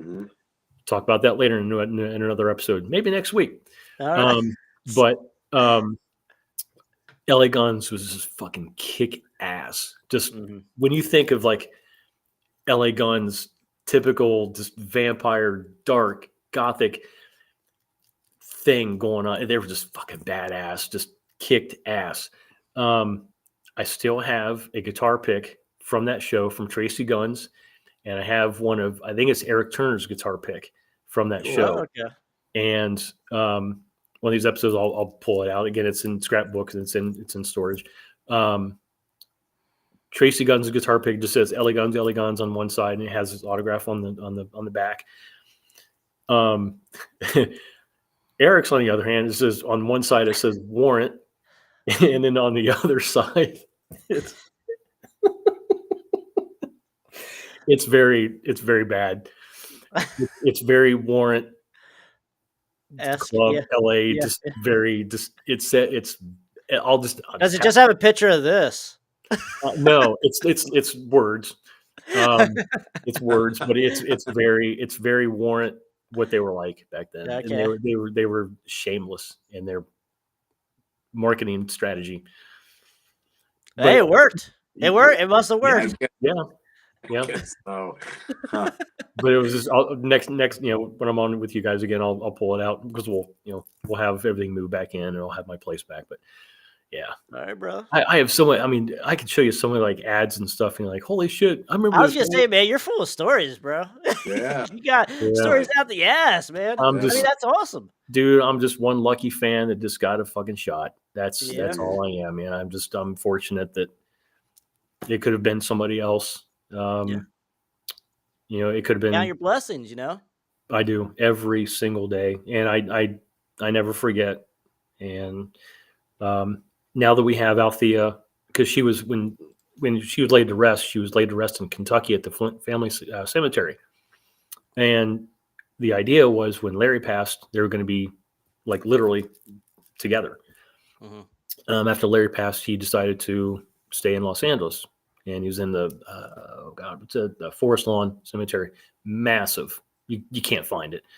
But they were like, oh fuck, Althea's now on top of a hill by herself. What can we do to make this happen? To have her close to family. And it was very, very expensive. There was a lot that went onto it. We had to pull some strings, talk to the family, and just a lot of stuff. But we eventually got it done.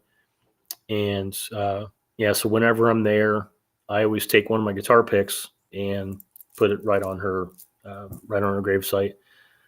So yeah, it's just something that it means a lot. So yeah, she's definitely a part of me. She's definitely always with me.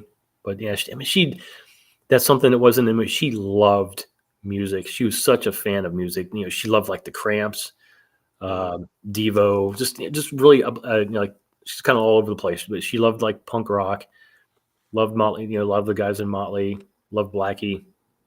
Yeah, just the guys in London. Yeah, I mean, I don't know. She just knew a lot of fucking people. Nice. And a lot of people loved her. That's a great way to end off Yeah. on your piece here, bro. Dude, Justin, Bryan, stick around a little bit. I want to promote your stuff as well. But Justin, my man, I appreciate it. Guys, go check out Sayne's World. Go check out everything that Justin's doing over there. Please do. Keep up to date with him. But he'll certainly be back, whether we do another live or another just episode in general. Like we will have Justin back. Do you guys do any reaction videos at all? Which I don't. People ask me to do them all the time. Sometimes. Like, Do you? it depends what it is. I kind of gotten away from that lately. But, I mean, if people want to do that, I'm more than happy to do some kind of reaction. Like, that's cool. Okay. So, yeah, I've only done a couple, and it was like, no, like, who gives a shit about what I think about a song? Yeah, I hear you. But yeah. Yeah, I hear you, bro. But we'll get something together, though. We'll do something. So Awesome. All right, brother. Love you guys. Hey, Love thanks so much for coming on, man. Love to finally meet you. Bryan, take care. Don't be late next time, all right? Well, I got shit going on. Shit, so do I, motherfucker. So do I. Trying to build a fucking band, dude. Oh, man. I get a note from my mom just in case I'm late. We all need each other, man. Play nice. We all need each other. All right, guys. All right, Justin. I'll see you later, brother. Love you guys. Take care, guys. All right, Bryan, my man. Any final words for you, my man? I'm exhausted. It's after midnight. I was gonna say it's getting late for us, my man. But I'll promote your stuff here real quick. Thanks for coming on, brother. I appreciate it. All right, so this is. Can you hear me? Am I glitching again? Am I freezing up? A little bit. You were a little bit there. So, guys, check out Airband Basement. Check out Bryan on Twitter, formerly known, or I guess X, formerly known as Twitter. Yes, I got my HB Basement on X, formerly known as Twitter. Download the Station Head app. Check out my show every Friday. Play the rarest of hair. And right now, I believe I'm on Guru's Hair Metal Guru's show, where we have our top 10 Cinderella albums. And just released a couple days ago on Rock Resurgence Radio, we have our top 5 soundtracks. All right, brother. I'll get around. I did watch the top 10 Cinderella songs. All right, I can get down with some of that list. I did do a Britney Fox. That's coming out later this week. So yeah, you guys gave me some motivation to do that. So I gotta say, I enjoyed the episode you did with your dad. I thought that was an awesome idea. I thought it was a great idea. Okay, cool, man. I appreciate you watching, and like, it is a unique thing because you don't see that a lot. Yeah, definitely. And so I try to convince him. I had to convince him for a while to do that, because he's not a big social media guy and stuff like that. So like, he's warming up to it. We'll get him on again at some point here. So, but definitely. But Bryan, my man, thank you for coming on. I know it's a late night, but hopefully we had fun. We had fun. Definitely. All right, brother. I'll text you later. All right. All right. Have a good night. All right, man. All right, guys. So that pretty much wraps up the night. Man, we are going here over 5 hours long. So, I want to say my piece here. If you guys like what we're doing here on Friday nights with the hair metal, with just metal in general, we try to talk about everything in the metal world. And, click the like button, click the subscribe button, hang out with us. We do all kinds of stuff. We're bringing interviews to you guys here soon. We are, doing all kinds of different stuff. So, definitely, guys. Yes, Chad. Yes, Chad. Chad, come out and see Dad tomorrow. What are you doing? You live down the street. Come on, man. Get your ass out here. But definitely, guys. Appreciate you guys for watching. We will be back here next Friday. We want you to be here, and we are gonna end with a song here. Since we were talking about Vane, we are gonna end off with one of the newer Vane songs from the album Disintegrate Together, and this is the title track, Disintegrate.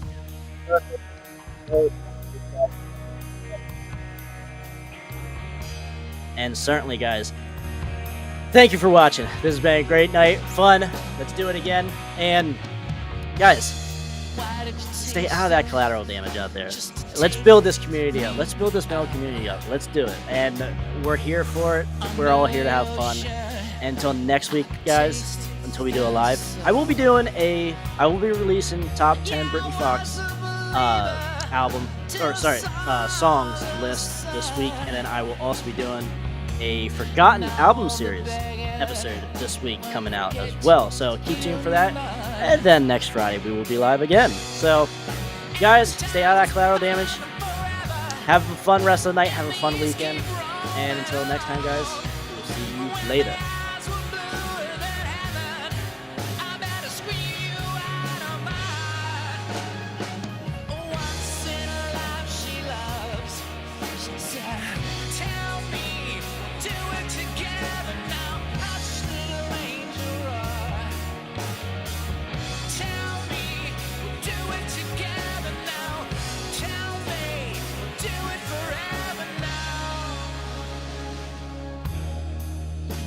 Disintegrate together. Disintegrate together. Well, you keep moving like a rolling stone down the valleys where I never roamed. Now I had to believe that we could go on and on and on and on. I'll never see you gray when we're all but gone. Now it keeps on going forever, but the years keep rolling along. And I need to know it's been telling. I better scream you out of my eyes. Once in a life she loves. She said, tell me we'll do it together now. Hush, little angel, run. Tell me we'll do it together now. Tell me we'll do it forever now.